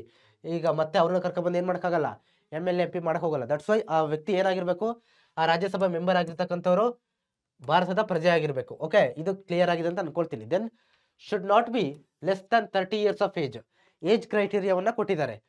30 years ಆಗಿರಬೇಕು ಮಿನಿಮಮ್ ಅಂತ. ಎಷ್ಟು? 30. ಓಕೆ, 30. ಸೊ ಇದನ್ನ 30 ಅನ್ನೋದ್ರಲ್ಲಿ 6 ಬರುತ್ತೆ. ಸೊ ಇಲ್ಲಿ ರಾಜ್ಯಸಭೆಗೆ ಈ 6ರಿಂದ ಈ 6ಅನ್ನ ಒಂದು ನೆನ್ಪಿಟ್ಕೋಬೇಡಿ. ಓಕೆ, ಇದು ನಿಮಗೆ ಕ್ಲಿಯರ್ ಆಗಿರಲಿ. Should not hold any office of profit under the government. ಈ ಒಂದು ಸರ್ಕಾರದ ಅಂಡರ್ ಅಲ್ಲಿ ಕೆಲವೊಂದನ್ನ ಏನೋ ಆಫೀಸ್ ಆಫ್ ಪ್ರಾಫಿಟ್ ಅಂತ ಬರುತ್ತೆ, ಆ ರೀತಿಯಂತ ಪೋಸ್ಟ್ ಅನ್ನು ಅವರು ಹೊಂದಿರಬಾರ್ದು ಅನ್ನೋದನ್ನ ಇಲ್ಲಿ ಕೂಡ ಅವರು ತಿಳಿಸಿದ್ದಾರೆ. Okay, then should not have been punished under law. ಏನು ಕಾನೂನಿನಿಂದ ಶಿಕ್ಷೆಗೆ ಒಳಪಟ್ಟಿರಬಾರದು. ಕೆಲವೊಂದು ಏನೋ ಸೀರಿಯಸ್ ಆದಂಥ ವಿಚಾರಗಳಲ್ಲಿ ಏನು ಶಿಕ್ಷೆಗೆ ಒಳಪಟ್ಟಿರಬಾರ್ದು ಅನ್ನೋದನ್ನ ಕೂಡ ಇಲ್ಲಿ ಅವರು ತಿಳಿಸಿದ್ದಾರೆ. Should not be a bankrupt. ಅವರು ಅಪರಾಧಿಗಳಾಗಿರಬಾರ್ದು. ಮತ್ತೆ ಏನು ಏನು ಈ ಭ್ರಷ್ಟಾಚಾರ ಮತ್ತೆ ಈ ರೀತಿಯಾದಂಥ ಕೆಲಸಗಳಲ್ಲಿ ಭಾಗಿಯಾಗಿರಬಾರ್ದು ಅನ್ನೋದನ್ನ ಕೂಡ ಇಲ್ಲಿ ತಿಳಿಸ್ತಾ ಇದ್ದಾರೆ. Okay, should not have been declare to be a person of unsound mind by a court of law.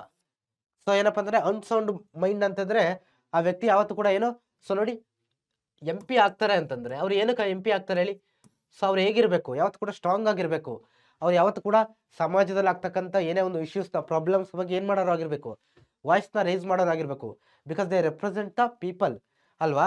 So that's why ಅವ್ರು ಏನಾದ್ರು ಅನ್ಸೌಂಡ್ ಮೈಂಡ್ ಅಂತಂದ್ರೆ ಸುಮ್ಮನೆ ಕೂರೋರು ಇಫ್ ದೇ ಆರ್ ನಾಟ್ ಏನೋ ಯಾವುದ್ರ ಬಗ್ಗೆನೂ ಚರ್ಚೆ ಮಾಡಲ್ಲ, ಆ ಥರ ಏನಾದ್ರು ಕೋರ್ಟ್ ಆಫ್ ಲಾ ಇಂದ ಡಿಸೈಡ್ ಆಗಿದ್ರೆ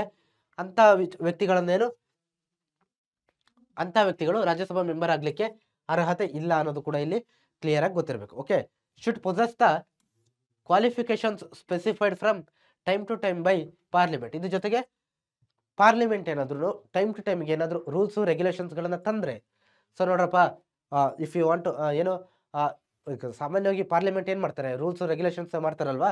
ಸೊ ಅದೇ ರೀತಿ ಪಾರ್ಲಿಮೆಂಟ್ ಏನಾದ್ರು ರಾಜ್ಯಸಭಾ ಮೆಂಬರ್ ಆಗೋಕ್ಕೆ ಈ ಕ್ವಾಲಿಫಿಕೇಶನ್ಸ್ ಬೇಕಂದ್ರೆ ಬೇರೆ ಬೇರೆ ವಿಚಾರಗಳಂತಂದ್ರೆ ಆ ವಿಚಾರಗಳನ್ನು ಅವ್ರು ಏನು ಮಾಡಬೇಕು, ಮಸ್ಟ್ ಆ್ಯಂಡ್ ಶುಡ್ ಪೊಸೆಸ್ ಮಾಡಬೇಕು ಅನ್ನೋದನ್ನ ಕೂಡ ನಾವಿಲ್ಲಿ ತಿಳ್ಕೊಬೋದು. ಓಕೆ, ಐ ಹೋಪ್ ನಿಮ್ಗೆ ಇಷ್ಟು ಕೂಡ ಇನ್ನು ತುಂಬ ಸುಲಭವಾಗಿದೆ, ಕ್ಲಿಯರ್ ಆಗಿದೆ ಅಂತ ನಾನು ಅನ್ಕೊಳ್ತೀನಿ.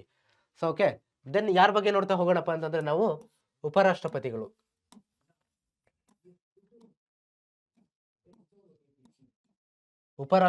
ಬಗ್ಗೆ ನಾವು ಡಿಸ್ಕಸ್ ಮಾಡ್ತಾ ಹೋಗೋಣ. ಓಕೆ, ಸೊ ಪ್ರೆಸೆಂಟ್ಲಿ ನಮ್ಮ ಉಪರಾಷ್ಟ್ರಪತಿಗಳು ಯಾರಿದಾರಪ್ಪ ಅಂತಂದ್ರೆ ಫೋಟೋ ಹಾಕಿದ್ದೀನಿ. CP ರಾಧಾಕೃಷ್ಣನ್ ಸರ್ ಇದ್ದಾರೆ. ಸೊ ಅವರ ಫೋಟೋಸನ್ನು ನಾನು ಹಾಕಿದ್ದೀನಿ. ಇತ್ತೀಚೆಗೆ ಎಲೆಕ್ಟ್ ಆಗಿರ್ತಕ್ಕಂಥವ್ರು ವೈಸ್ ಪ್ರೆಸಿಡೆಂಟ್ ಆಗಿ, ಉಪರಾಷ್ಟ್ರಪತಿಗಳಾಗಿ. ಓಕೆ, ಸೊ ಇವ್ರ ಬಗ್ಗೆ ನೋಡ್ತಾ ಹೋಗೋಣ. ಸೊ ನೋಡಿ, the vice president is the X officio chairman of the Rajya Sabha. Clear ಇರಲಿ, ರಾಜ್ಯಸಭಾದ ಮುಖ್ಯಸ್ಥರು ಯಾರಾಗಿರ್ತಾರಪ್ಪ ಅಂತಂದ್ರೆ ಎಕ್ಸ್ ಅಫಿಷಿಯೋ ಚೇರ್ಮನ್ ಅಂತಂದ್ರೆ ಮುಖ್ಯಸ್ಥರು ಯಾರಾಗಿರ್ತಾರಪ್ಪ ಅಂತಂದ್ರೆ ವೈಸ್ ಪ್ರೆಸಿಡೆಂಟ್. ಉಪರಾಷ್ಟ್ರಪತಿಗಳು ಯಾರು ಇರ್ತಾರಲ್ವಾ ಏನಾಗಿರ್ತಾರೆ, ರಾಜ್ಯಸಭಾದ ಮುಖ್ಯಸ್ಥರಾಗಿರ್ತಾರೆ. ಸೊ ನಿಮ್ಗೆ ಕ್ಲಿಯರ್ ಆಗಿ ಇಲ್ಲಿ ಗೊತ್ತಿರಲಿ. ಸೊ ನೋಡಿ, ಈ ಪಿಕ್ಚರಲ್ಲಿ ನೋಡಿ, ಈ ಪಿಕ್ಚರಲ್ಲಿ ನೀವು, ಸೊ ಇಲ್ಲಿ ಒಬ್ರು ಇದಾರಲ್ವಾ, ಸೊ ಇಲ್ಲಿ ಏನ್ ಮಾಡ್ತಾರೆ, ಈ ಚೇರ್ಮನ್ ಅವರು ಕೂತ್ಕೊಂಡು ಈ ಒಂದು ಡಿಬೇಟ್ ಆಲಿಸೋದು, ಇವರಿಗೆ ಸಮಸ್ಯೆಗಳಿಗೆ ಪರಿಹಾರ ಕೊಡೋದು, ಇವನ್ನೆಲ್ಲ ಚರ್ಚೆ ಮಾಡೋದು ಯಾರಪ್ಪ ಅಂತಂದ್ರೆ ನೋಡಿ ಚೇರ್ಮನ್ ಅವರು. ಇಲ್ಲಿ ಕೂತ್ಕೊಂಡು ಏನ್ ಮಾಡ್ತಾರೆ, ಆ ಒಂದು ಸದನವನ್ನ ನಡೆಸ್ತಾರೆ. ಅವರೇ ಕೂಡ ಏನು ರಾಜ್ಯಸಭಾದಕ್ಕೆ ಏನಾಗಿರ್ತಾರೆ, ಮುಖ್ಯಸ್ಥರಾಗಿರ್ತಾರೆ. ಕ್ಲಿಯರ್ ಆಗಿ ಗೊತ್ತಿರಲಿ, vice president. Then deputy chairman is chosen from among the members. So ಏನಪ್ಪಾ ಅಂತಂದ್ರೆ ಚೇರ್ಮನ್ ಆಯ್ತು, ಚೇರ್ಮನ್ ಆದ್ಮೇಲೆ ಡೆಪ್ಯೂಟಿ ಚೇರ್ಮನ್ ಬೇಕಲ್ಲ. Suppose if chairman is not available for any session of the Rajya Sabha ಅಂತಂದ್ರೆ, ಯಾವುದೋ ಒಂದು ಕಾರಣಗಳಿಂದ ಏನು ಚೇರ್ಮನ್ ಅವರು ಅವೈಲೇಬಲ್ ಇಲ್ಲಪ್ಪ ಸೆಷನ್ಸ್ಗೆ ನಡೆಸ್ಲಿಕ್ಕೆ, ಯಾಕಂದ್ರೆ ಅವರೆಲ್ಲ ನಡೆಸೋದು ಇಲ್ಲ ಅಂತಂದ್ರೆ ಅವಾಗ ಈ ಡೆಪ್ಯೂಟಿ ಚೇರ್ಮನ್ ಅವರು ಆ ಒಂದು ಸದನವನ್ನ ನಡೆಸ್ತಾರೆ. ಸೊ ಆ ಡೆಪ್ಯೂಟಿ ಚೇರ್ಮನ್ ಅನ್ನ ಏನ್ ಮಾಡ್ತಾರಪ್ಪ ಅಂತಂದ್ರೆ, ಆ ಮೆಂಬರ್ಸ್ ಇರ್ತಾರಲ್ವಾ 250 ಮೆಂಬರ್ಸು, ಆ 250 ಮೆಂಬರ್ಸ್ ಒಳಗಡೆ ಒಬ್ಬರನ್ನ ಸೆಲೆಕ್ಟ್ ಮಾಡ್ತಾರೆ. ಓಕೆ, ಅದಕ್ಕೂ ಕೂಡ ಏನೋ ಒಂದು ರೀತಿ ಒಂದು ವೋಟಿಂಗ್ ಅನ್ನ ಕೊಟ್ಟು ಯಾರನ್ನ ಅಂತ ಹೇಳ್ಬಿಟ್ಟು ಅವರು ಆ ಮೆಂಬರ್ಸ್ ಆ 250 ಮೆಂಬರ್ಸ್ ಒಳಗಡೆ ಒಬ್ಬರನ್ನ ಏನ್ ಮಾಡ್ತಾರೆ, ಡೆಪ್ಯೂಟಿ ಚೇರ್ಮನ್ ಅಂತ ಏನು ನೇಮಕ ಮಾಡ್ತಾರೆ. ಬಟ್ ರಿಮೆಂಬರ್, ಯಾವಾಗ ಚೇರ್ಮನ್ ಅವರು ಪ್ರೆಸೆಂಟ್ ಇರ್ತಾರೋ ಅವಾಗ ಇವರು ಏನು ಮಾಡ್ತಾರೆ, ಈ ಡೆಪ್ಯೂಟಿ ಚೇರ್ಮನ್ ನಾರ್ಮಲ್ ಆಗಿ ಎಲ್ಲರಾಗೆ ಎಂ ಪಿಗಳಾಗೆ ಇರ್ತಾರೆ. ಓಕೆ, ಸೊ ಯಾವಾಗ ಅವ್ರು ಇರಲ್ವೋ, ಅಬ್ಸೆಂಟ್ ಇರುತ್ತೆ ಚೇರ್ಮನ್ಗಳದ್ದು, ಆವಾಗ ಮಾತ್ರ ಇವರು ಏನು ಈ ಡೆಪ್ಯೂಟಿ ಚೇರ್ಮನ್ ಅವರು ಹೋಗಿ ಅಲ್ಲಿ ಕೂತ್ಕೊಂಡು ಆ ಒಂದು ಸದನವನ್ನು ನಡೆಸ್ತಾರೆ. Okay, at least 1/10 of the members, A minimum of 25 members should be present during the session of the Rajya Sabha. This is called quorum. So ನೋಡಿ, ಇಲ್ಲಿ ಏನು ಹೇಳಿದಾರಪ್ಪ ಅಂತಂದ್ರೆ, ಒಂದು ರಾಜ್ಯಸಭಾದ ಸದನ ನಡಿಬೇಕಂತಂದ್ರೆ, ಓಕೆ, ಒಂದು ರಾಜ್ಯಸಭಾದ ಸದನ ನಡಿಬೇಕು ಅಂತಂದ್ರೆ ಮಿನಿಮಮ್ ಎಷ್ಟು ಜನ ಇರ್ಬೇಕಂತ ಹೇಳಿದ್ದಾರೆ, 25 members ಇರಲೇಬೇಕು. 250ಯಲ್ಲಿ ಮಿನಿಮಮ್ 25 members ಇರಲೇಬೇಕು. 25ಗಿಂತ ಕಡಿಮೆ ಇದ್ರೆ ಆ ಸೆಷನ್ಸ್ ಅನ್ನು ನಡೆಸಲ್ಲ ಅವರು. ಓಕೆ, ಈಗ ನಿಮ್ಮ ಶಾಲೆಗಳಲ್ಲೂ ಕೂಡ ನೀವು ನೋಡಿದ್ದೀರಾ, ಸ್ಟೂಡೆಂಟ್ಸ್ ಏನಾದರೂ ಕೆಲವೊಂದು ದಿನ ತುಂಬ, ಸಪೋಸ್ ನೀವು 10 ಜನ ಇದ್ದೀರಾ ಸ್ಟೂಡೆಂಟ್ಸ್ ಅಂತ ಅನ್ಕೊಂಡ್ರೆ, ನೀವೇನಾದರೂ ಕೆಲವೊಂದು ದಿನ ಸ್ಟೂಡೆಂಟ್ಸ್ ಕೇವಲ ಒಬ್ಬರು ಮತ್ತೆ 2 ಜನ ಮಾತ್ರ ಇದ್ರೆ ನಿಮಗೆ ಸಮ್ಟೈಮ್ಸ್ ಏನು ಮಾಡ್ತಾರಪ್ಪ ಅಂತಂದ್ರೆ ಅವತ್ತೇನು ಕ್ಲಾಸ್ ತಗೊಳ್ಳಲ್ಲ ನಿಮಗೆ, ಯಾಕಂತಂದ್ರೆ ಜಾಸ್ತಿ ಜನ ಸ್ಟೂಡೆಂಟ್ಸ್ ಇರಲ್ಲ ಅಂತ. ಸೊ ಅದೇ ರೀತಿ ಈ ರಾಜ್ಯಸಭಾದಲ್ಲೂ ಏನು ಮಾಡ್ತಾರಪ್ಪ ಅಂತಂದ್ರೆ ಮಿನಿಮಮ್ 25 members ಇರಲೇಬೇಕು. ಅದನ್ನು ವಿಪ್ ಕೋರಮ್ ಅಂತ ಕರಿತೀವಿ, ಸಾರಿ ಕೋರಮ್ ಅಂತ. Okay, the minimum members, okay, A minimum of 25 members should present during the session of the Rajya Sabha. This is called quorum. Okay, what is quorum ಅಂತ ಕೇಳ್ತಾರೆ. ಅಷ್ಟು ಜನ ಇದ್ರೆ ಮಾತ್ರ ಸದನವನ್ನು ನಡೆಸ್ತಾರೆ, ಇಲ್ಲಾಂದ್ರೆ ಸದನ ನಡ್ಸಕ್ ಹೋಗಲ್ಲ. ಇದು ನಮಗೆ ಕ್ಲಿಯರ್ ಆಗಿರಲಿ. 1/10 ಅಂತಂದ್ರೆ 25 members ಬರ್ತಾರೆ. The house should be meet at least twice the year. The members May request for a special session. So ಎಷ್ಟು ಸಾರಿ ಭೇಟಿ ಆಗ್ತಾರೆ ವರ್ಷಕ್ಕೆ? 2 ಬಾರಿ. Twice means 2. ಓಕೆ, ಯಾವಾಗ ನಿಮಗೆ ಜನರಲ್ ಆಗಿ ಈ ಬಜೆಟ್ ಸೆಷನ್ ಅಂತ ಒಂದಾಗುತ್ತೆ. Okay, budget session. Okay, at least ಅಂತ ಇಲ್ಲಿ ಹೇಳಿದ್ರಪ್ಪ ಅಂತಂದ್ರೆ ಮಿನಿಮಮ್ 2 ಸತಿ ಭೇಟಿ ಆಗ್ಲೇಬೇಕು. ಬಜೆಟ್ ಸೆಷನ್ ಬರುತ್ತೆ, ದೆನ್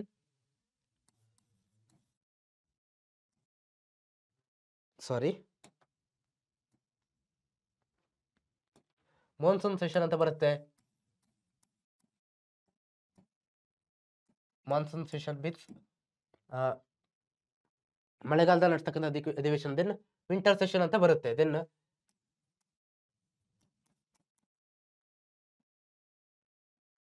ವಿಂಟರ್ ಸೆಷನ್ ಅಂತ ಬರುತ್ತೆ.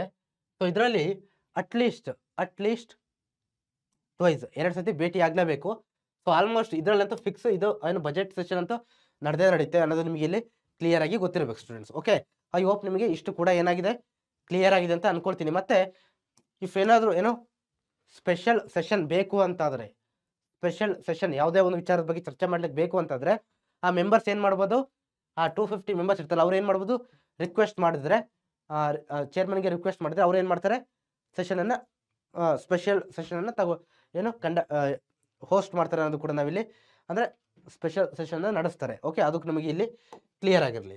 ಸೊ ದೆನ್ ಲೋಕಸಭಾ ಬಗ್ಗೆ ಹೋಗೋಣ. ಓಕೆ, ಲೋಕಸಭಾ ಬಗ್ಗೆ ಹೋಗೋಣ. ಅದಿಷ್ಟು ಕೂಡ ಯಾವುದ್ರ ಬಗ್ಗೆ ಆಗಿತ್ತು, ರಾಜ್ಯಸಭಾ ಬಗ್ಗೆ. ಸೊ ದೆನ್ ಲೋಕಸಭೆಯ ಬಗ್ಗೆ ತಿಳ್ಕೊಳ್ತಾ ಹೋಗೋಣ. ಕೆಳಮನೆ ಅಂತ ಹೇಳ್ತೀವಿ ನಾವು, ಕೆಳಮನೆ. ಓಕೆ, ಇಲ್ಲಿ ಕೂಡ ನಾನು ಪಿಕ್ಚರ್ ದೊಡ್ಡದಾಗಿ ಹಾಕಿದ್ದೀನಿ ನೋಡಿ. ಇಲ್ಲಿ ತುಂಬಾ ಜಾಸ್ತಿ ಜನ ಮೆಂಬರ್ ಇರ್ತಾರೆ, 543 ಮೆಂಬರ್ಸ್ ಇರ್ತಾರೆ ಟೋಟಲ್.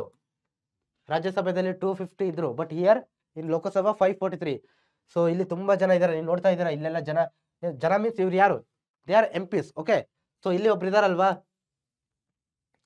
ಸೊ ಇವ್ರು ಯಾರಪ್ಪ ಅಂತಂದ್ರೆ ಸ್ಪೀಕರ್. ಅವ್ರ ಬಗ್ಗೆ ನೆಕ್ಸ್ಟ್ ನಾವು ನೋಡ್ತಾ ಹೋಗ್ತೀವಿ. ಸೊ ಇಲ್ಲಿ ಸ್ಪೀಕರ್ ಬರ್ತಾರೆ, ಅಲ್ಲಿ ಚೇರ್ಮನ್ ಬರ್ತಾರೆ. ನಿಮಗೆ ಅದು ಕ್ಲಿಯರ್ ಅಲ್ಲಿ ನಾನು ಎಕ್ಸ್ಪ್ಲೇನ್ ಮಾಡ್ತಾ ಹೋಗ್ತೀನಿ. This is just a picture. ನೀವು ಆಲ್ಮೋಸ್ಟ್ ನೋಡಿರ್ತೀರಾ, ಎಲ್ಲಿ ನ್ಯೂಸ್ ಪೇಪರ್ ಅಲ್ಲಿ ಕೂಡ ಏನು ಟಿವಿಗಳಲ್ಲಿ ನೀವು ನೋಡಿರ್ತೀರಾ. Okay, the members of Lok Sabha are elected directly by the people. So it is known as the house of the people. House of the people ಅಂತ ಹೇಳ್ಬಿಟ್ಟು ನಾವು ಕರಿತೀವಿ. ಓಕೆ, ಸೊ ಅದೇ ರೀತಿ ಒಂದು ಸ್ಮಾಲ್ ಏನಪ್ಪ ಅಂತಂದ್ರೆ ಹೌಸ್ ಆಫ್ ಸ್ಟೇಟ್ಸ್ ಅಂತ ಹೇಳ್ಬಿಟ್ಟು ನಾವು ಇದನ್ನ ಕರಿತೀವಿ. ಯಾಕಂತಂದ್ರೆ ಇಲ್ಲಿ ಸ್ಟೇಟ್ಸ್ಗಳನ್ನ, ಇಲ್ಲಿನ MPಗಳು ಯಾರನ್ನ ರೆಪ್ರೆಸೆಂಟ್ ಮಾಡ್ತಾರೆ ರಾಜ್ಯಸಭೆದಲ್ಲಿ ಅಂತಂದ್ರೆ ಸ್ಟೇಟ್ಸ್ ಅನ್ನ ರೆಪ್ರೆಸೆಂಟ್ ಮಾಡ್ತಾರೆ. ಸೊ ಹಿಯರ್ ನೋಡಿ, here they represent what, people ಯಾಕೆ ಹೇಳಿ ರೆಪ್ರೆಸೆಂಟ್ ಮಾಡ್ತಾರೆ ಡೈರೆಕ್ಟ್ ಆಗಿ ಅಂತಂದ್ರೆ, ಯಾಕಂದ್ರೆ ಅವರು ಜನಗಳಿಂದಲೇ ಆಯ್ಕೆಯಾಗಿ ಬರ್ತಾರೆ. ಓಕೆ, ವೋಟ್ ಹಾಕ್ತೀವಲ್ವಾ, ಆ ವೋಟ್ ಮುಖಾಂತರ 5 ವರ್ಷಕ್ಕೊಂದ್ಸತಿ ಏನು MP ಎಲೆಕ್ಷನ್ ನಡೆಯುತ್ತೆ, ಅಲ್ಲಿ ಜನ ಹೋಗಿ ಏನು ಮಾಡ್ತಾರೆ, ಡೈರೆಕ್ಟ್ ಆಗಿ ವೋಟ್ ಹಾಕ್ತಾರೆ. ವೋಟ್ ಹಾಕಿದ್ರಿಂದ ಈ ಒಂದು ಏನು ಮೆಂಬರ್ಸ್ 543 ಮೆಂಬರ್ಸ್ ಆಯ್ಕೆಯಾಗಿ ಎಲ್ಲಿಗೆ ಹೋಗ್ತಾರೆ, ಪಾರ್ಲಿಮೆಂಟ್ಗೆ ಹೋಗಿ ಅಲ್ಲಿ ಅವ್ರು ಏನು ಮಾಡ್ತಾರೆ, ಅಧಿಕಾರವನ್ನು ನಡೆಸ್ತಾರೆ, ಸರ್ಕಾರವನ್ನು ನಡೆಸ್ತಾರೆ. ಓಕೆ, ಎಲೆಕ್ಟೆಡ್ ಡೈರೆಕ್ಟ್ಲಿ ಅಂತ ಹೇಳಿದ್ದಾರೆ, ಕ್ಲಿಯರ್ ಇರಲಿ, directly by the people. So that's why it is known as the house of people. Okay, house of people ಅಂತ ಹೇಳ್ಬಿಟ್ಟು ನಾವು ಕರಿತೀವಿ. ಸೊ ಅಲ್ಲಿ ಯಾಕೆ ನಾವು ಹೌಸ್ ಆಫ್ ಸ್ಟೇಟ್ಸ್ ಅಂತ ಕರೆದ್ವಿ ರಾಜ್ಯಸಭಾವನ್ನು ಅಂತಂದ್ರೆ, ರಾಜ್ಯಗಳ ವಿಧಾನಸಭೆ ಮತ್ತೆ ಕೇಂದ್ರಾಡಳಿತ ಪ್ರದೇಶಗಳ MLAಗಳು ಆಯ್ಕೆ ಮಾಡೋದ್ರಿಂದ ಹೌಸ್ ಆಫ್ ಸ್ಟೇಟ್ಸ್ ಅಂತ ಕರಿತೀವಿ. ಸೊ ಇಲ್ಲಿ ಜನನೇ ಡೈರೆಕ್ಟ್ ಆಗಿ ಸೆಲೆಕ್ಟ್ ಮಾಡೋದ್ರಿಂದ ಹೌಸ್ ಆಫ್ ಪೀಪಲ್ ಅಂತ ಹೇಳ್ಬಿಟ್ಟು ಕರಿತೀವಿ. Okay, the maximum number of seats ಎಷ್ಟಪ್ಪ ಅಂತಂದ್ರೆ ಪ್ರೆಸೆಂಟ್ 543 ಇದೆ. ಕ್ಲಿಯರ್ ಇರಲಿ ಇದು. The people are directly elected through universal adult franchise system, ಸಾರ್ವತ್ರಿಕ ವಯಸ್ಕ ಮತದಾನ ಪದ್ಧತಿ ಅಂತ ನಾವು ಹೇಳ್ತೀವಿ ಅಲ್ವಾ. ಪ್ರತಿ 18 ವರ್ಷ ಮೇಲ್ಪಟ್ಟವರಿಗೆ ವೋಟಿಂಗ್ ಪವರ್ ಇದೆಯಲ್ವಾ, ಇರ್ರೆಸ್ಪೆಕ್ಟಿವ್ ಆಫ್ ಕಾಸ್ಟ್ ಜೆಂಡರ್ ಎಲ್ಲ ಬಿಟ್ಟು ಆ ಒಂದು ವಯಸ್ಕ ಮತದಾನ ಪದ್ಧತಿ ಇದೆ, ಅದ್ರ ಮುಖಾಂತರ ಏನಾಗ್ತಾರೆ, ಡೈರೆಕ್ಟ್ ಆಗಿ ಎಲೆಕ್ಟ್ ಆಗ್ತಾರೆ ಅನ್ನೋದನ್ನ ಕೂಡ ನಾವಿಲ್ಲಿ ಕ್ಲಿಯರ್ ಆಗಿ ತಿಳ್ಕೊಬೇಕು.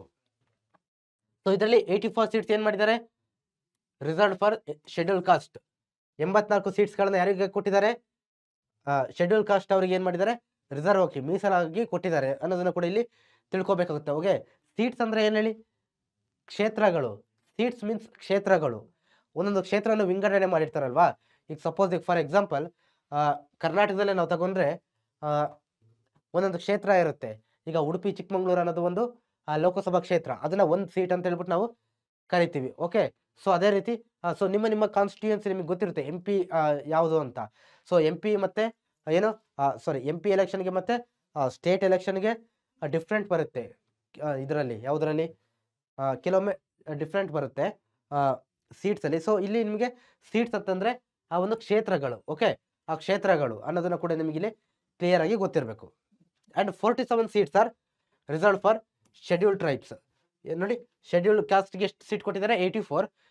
47 ಸೀಟ್ಸ್ನ ಎಲ್ಲಿ ಕೊಟ್ಟಿದ್ದಾರೆ, scheduled tribes. Very important. Okay, ಅಂದ್ರೆ ಈ ಕ್ಷೇತ್ರಗಳಲ್ಲಿ 84 ಕ್ಷೇತ್ರಗಳಲ್ಲಿ ಏನಿದೆಯಲ್ವಾ, ಇಲ್ಲಿ ಸ್ಪರ್ಧೆ ಎಲೆಕ್ಷನ್ಗೆ ಸ್ಪರ್ಧೆ ಯಾರು ಮಾಡ್ಬೇಕಪ್ಪ ಅಂತಂದ್ರೆ ಕೇವಲ ಶೆಡ್ಯೂಲ್ ಕಾಸ್ಟ್ಗೆ ಸೇರಿದಂತ ವ್ಯಕ್ತಿ ಮಾತ್ರ, ಪರ್ಸನ್ ಮಾತ್ರ ಎಲೆಕ್ಷನ್ಗೆ ಕಂಟೆಸ್ಟ್ ಮಾಡಬೇಕು ಅನ್ನೋದು ಕೂಡ ನಾವಿಲ್ಲಿ ತಿಳ್ಕೊಬೇಕು. ಇನ್ನು ಸೇಮ್ ಈ 47 ಸೀಟ್ಸ್ ಅಲ್ಲೂ ಕೂಡ ಶೆಡ್ಯೂಲ್ ಟ್ರೈಬ್ಗೆ ಸೇರಿದಂತ ಪರ್ಸನ್ ಮಾತ್ರ ಏನ್ ಮಾಡಬೇಕು, ಎಲೆಕ್ಷನ್ಗೆ ಕಂಟೆಸ್ಟ್ ಮಾಡಬೇಕು.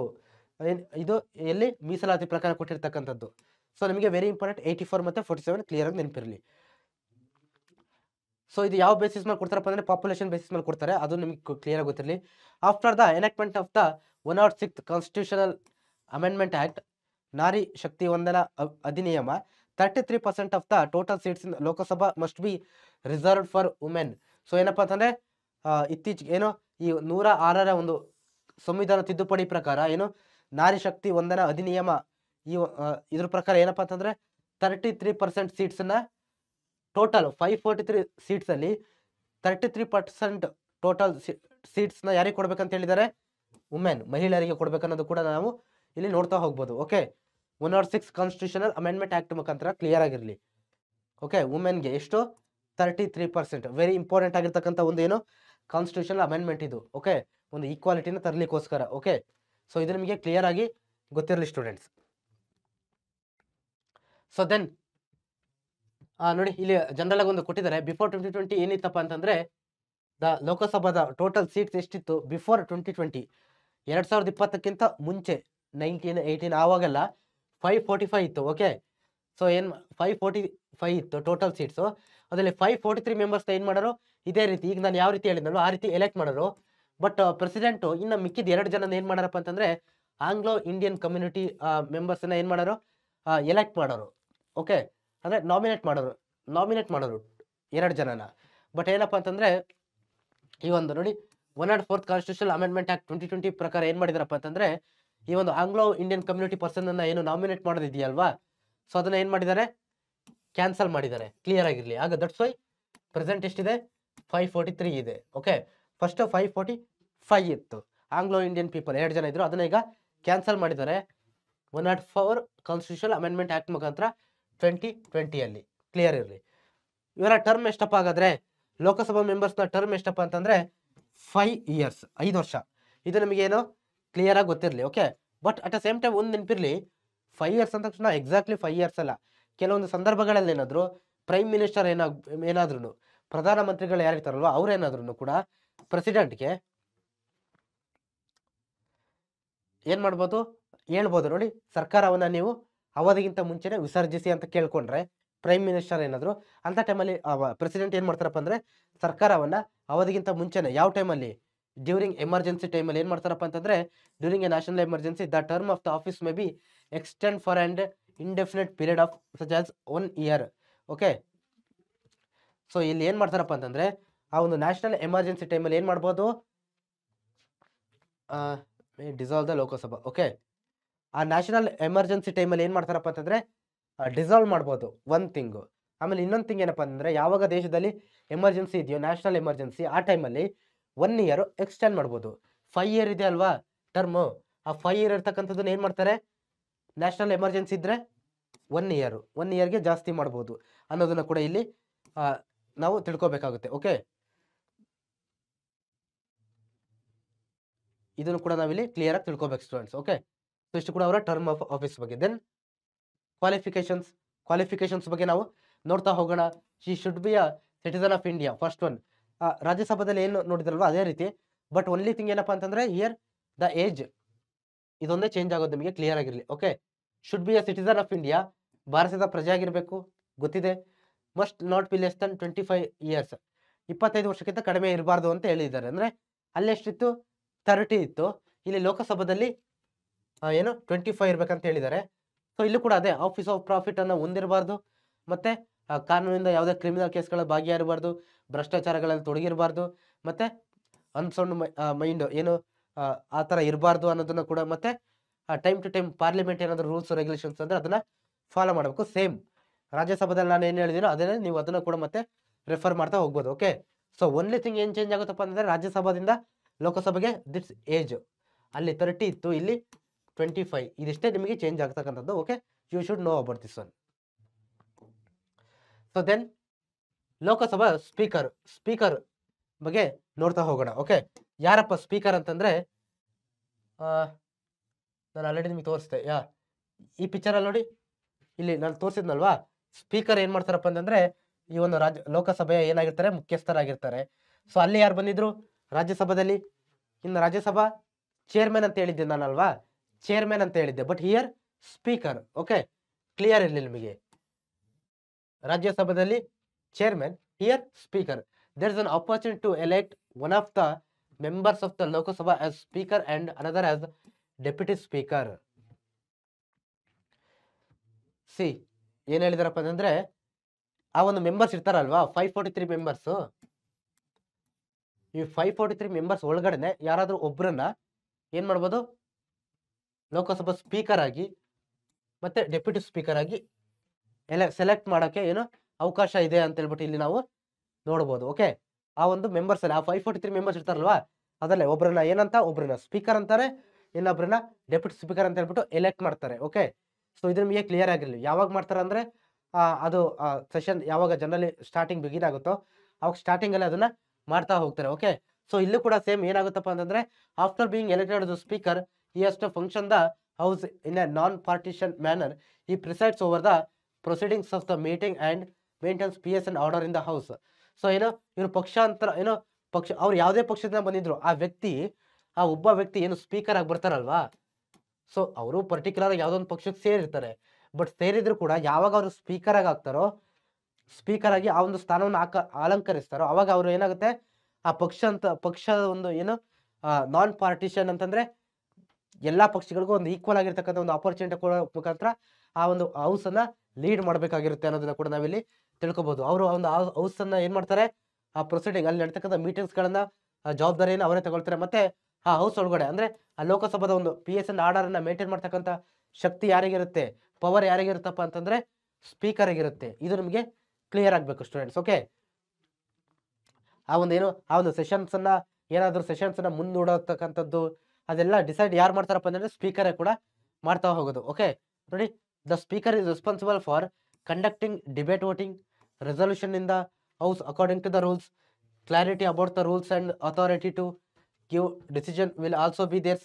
It's etiquette for every one in the house including the prime minister to respect the speaker. So ಏನು ಮಾಡ್ತಾರೆ, ಡಿಬೇಟ್ ಇನ್ ವೋಟಿಂಗ್, ಯಾವುದೋ ಒಂದು ಬಿಲ್ಲನ್ನು ಪಾಸ್ ಮಾಡಬೇಕಾದ್ರೆ, ಯಾವ್ದಾರ ಒಂದು ಹೊಸದಾಗಿ ಏನೋ ಒಂದು ಬಿಲ್ ಪಾಸ್ ಮಾಡಬೇಕಾದ್ರೂ ಅಥವಾ ಏನೋ ಒಂದು ಮಾಡಬೇಕಾದ್ರೂ ಕೂಡ ವೋಟಿಂಗ್ ಅನ್ನೋದನ್ನು ತಗೊಳ್ತಾರೆ ಅಲ್ಲಿ ಲೋಕಸಭೆ ಒಳಗಡೆ. ಎಷ್ಟು ಜನ ಈ ಓಟಿಗೆ ಸಪೋರ್ಟ್ ಮಾಡ್ತಾ ಇದ್ದೀರಾ ಈ ಒಂದು ಪಾಲಿಸಿಗೆ ಅದನ್ನೆಲ್ಲ ತಗೊಳ್ತಕ್ಕಂಥದ್ದು ಯಾರು ಈ ಒಂದು ಸ್ಪೀಕರ್ ಮಾಡ್ತಾ ಹೋಗ್ತಾರೆ. Okay, resolution in the house according to the rules. ಯಾವುದೋ ಒಂದು ಹೊಸ ಒಂದು ನಿಯಮವನ್ನು ಪಾಲನೆ ಏನು ರೆಸಲ್ಯೂಷನ್ ಪಾಸ್ ಮಾಡ್ಬೇಕಂತಂದ್ರು ಅದನ್ನ ಸ್ಪೀಕರ್ ಮೇನ್ ಇದಾಗಿರ್ತಾರೆ, ಏನು ಅದನ್ನ ಒಂದು ಪಾಸ್ ಮಾಡ್ತಾರೆ ಅನ್ನೋದು ಕೂಡ ನಿಮಗೆ ಇಲ್ಲಿ ಕ್ಲಿಯರ್ ಆಗಿ ಗೊತ್ತಿರಬೇಕು. Okay,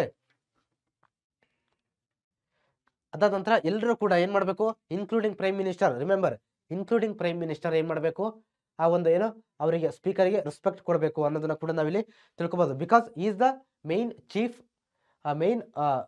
chief person of the Lok Sabha. In the event of an equal member of votes, a bill in the casting votes on a bill, the casting votes in the event of an equal member of votes on a bill, the casting of votes in the cast, in the absence of the speaker, the deputy speaker presides over the proceeding. Okay.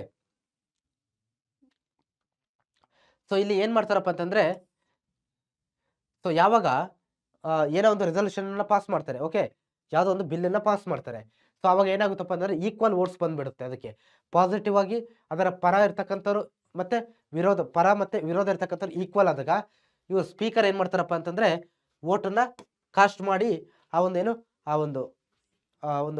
ಅದನ್ನ solve ಮಾಡ್ಲಿಕ್ಕೆ try ಮಾಡ್ತಾರೆ ಅನ್ನೋದು ಕೂಡ ಇಲ್ಲಿ clear ಆಗಿ ಗೊತ್ತಿರಬೇಕು. ಮತ್ತೆ ಯಾವಾಗ ಸ್ಪೀಕರ್ ಅಬ್ಸೆಂಟ್ ಇರ್ತಾರೋ ಅವಾಗ ಆ ಡೆಪ್ಯೂಟಿ ಸ್ಪೀಕರ್ ಏನ್ ಮಾಡ್ತಾರೆ, ಡೆಪ್ಯೂಟಿ ಸ್ಪೀಕರ್ ಅದನ್ನ ಲೀಡ್ ಮಾಡ್ತಾರೆ. ಓಕೆ, ಆ ಒಂದು ಹೌಸ್ ಅನ್ನ ಲೀಡ್ ಮಾಡ್ತಾರೆ. ಅಲ್ಲೂ ಕೂಡ ನಾವೇನ್ ನೋಡಿದ್ವಿ, ಚೇರ್ಮನ್ ಮತ್ತೆ ಡೆಪ್ಯೂಟಿ ಚೇರ್ಮನ್ ಅಂತ ನೋಡಿದ್ವಲ್ವಾ, ಇಲ್ಲಿ ಸ್ಪೀಕರ್ ಮತ್ತೆ deputy speaker. Okay, speaker absent ಇದ್ದಾಗ ಡೆಪ್ಯೂಟಿ ಚೇರ್ಮನ್ ನಾರ್ಮಲ್ ಆಗಿ ಇರ್ತಾರೆ, ಎಲ್ಲರಾಗೇನೆ ಎಲ್ಲ MP ಕೂತ್ಕೊಂಡು ಡಿಬೇಟ್ ಅಲ್ಲಿ ಭಾಗವಹಿಸ್ತಾರೆ. ಯಾವಾಗ ಸ್ಪೀಕರ್ ಅಬ್ಸೆಂಟ್ ಇರ್ತಾರೋ ಅವಾಗ ಏನ್ ಮಾಡ್ತಾರೆ, ಡೆಪ್ಯೂಟಿ ಚೇರ್ಮನ್ ಲೀಡ್ ಮಾಡ್ತಾರೆ. ಸೊ ನೋಡಿ, ದೆನ್ ಅಪೋಸಿಷನ್ ಪಾರ್ಟಿ ಬಗ್ಗೆ ನಾವು ನೋಡ್ತಾ ಹೋಗೋಣ. 10% of the total number of the members of the concern house, Rajya Sabha or Lok Sabha, that political party gets the seats is called the opposition party. So ನೋಡಿ, ಯಾವ ಒಂದು party 10% seats ಅನ್ನ ತಗೊಳುತ್ತೋ ಅದನ್ನ ಏನಂತ ಕರಿತೀವಿ ನಾವು, ಅಪೋಸಿಷನ್ ಪಾರ್ಟಿ ಅಂತ ಕರಿತೀವಿ. ಓಕೆ, ಸೊ ಜನರಲ್ ಆಗಿ ಹೈಯೆಸ್ಟ್ ಸೀಟ್ಸ್ ತಗೊಳ್ತಕ್ಕಂಥ ಏನ್ ಮಾಡ್ತಾರೆ, ಹೈಯೆಸ್ಟ್ ಮೀನ್ಸ್ ಮೆಜಾರಿಟಿ. ಸೊ ಯಾವ ಪಕ್ಷ ಮೆಜಾರಿಟಿ ಸೀಟ್ಸ್ ಅನ್ನ ತಗೊಳ್ತಾರೋ, ಓಕೆ, ಯಾವ ಪಕ್ಷ ಮೆಜಾರಿಟಿ ಸೀಟ್ಸ್ ಅನ್ನ ಪಡ್ಕೊಳ್ತಾರೋ, ಸೊ ಅವ್ರು ಏನ್ ಮಾಡ್ತಾರೆ, ದೇ ಕ್ರಿಯೇಟ್ ಗವರ್ನಮೆಂಟ್. ಓಕೆ, ಏನ್ ಮಾಡ್ತಾರೆ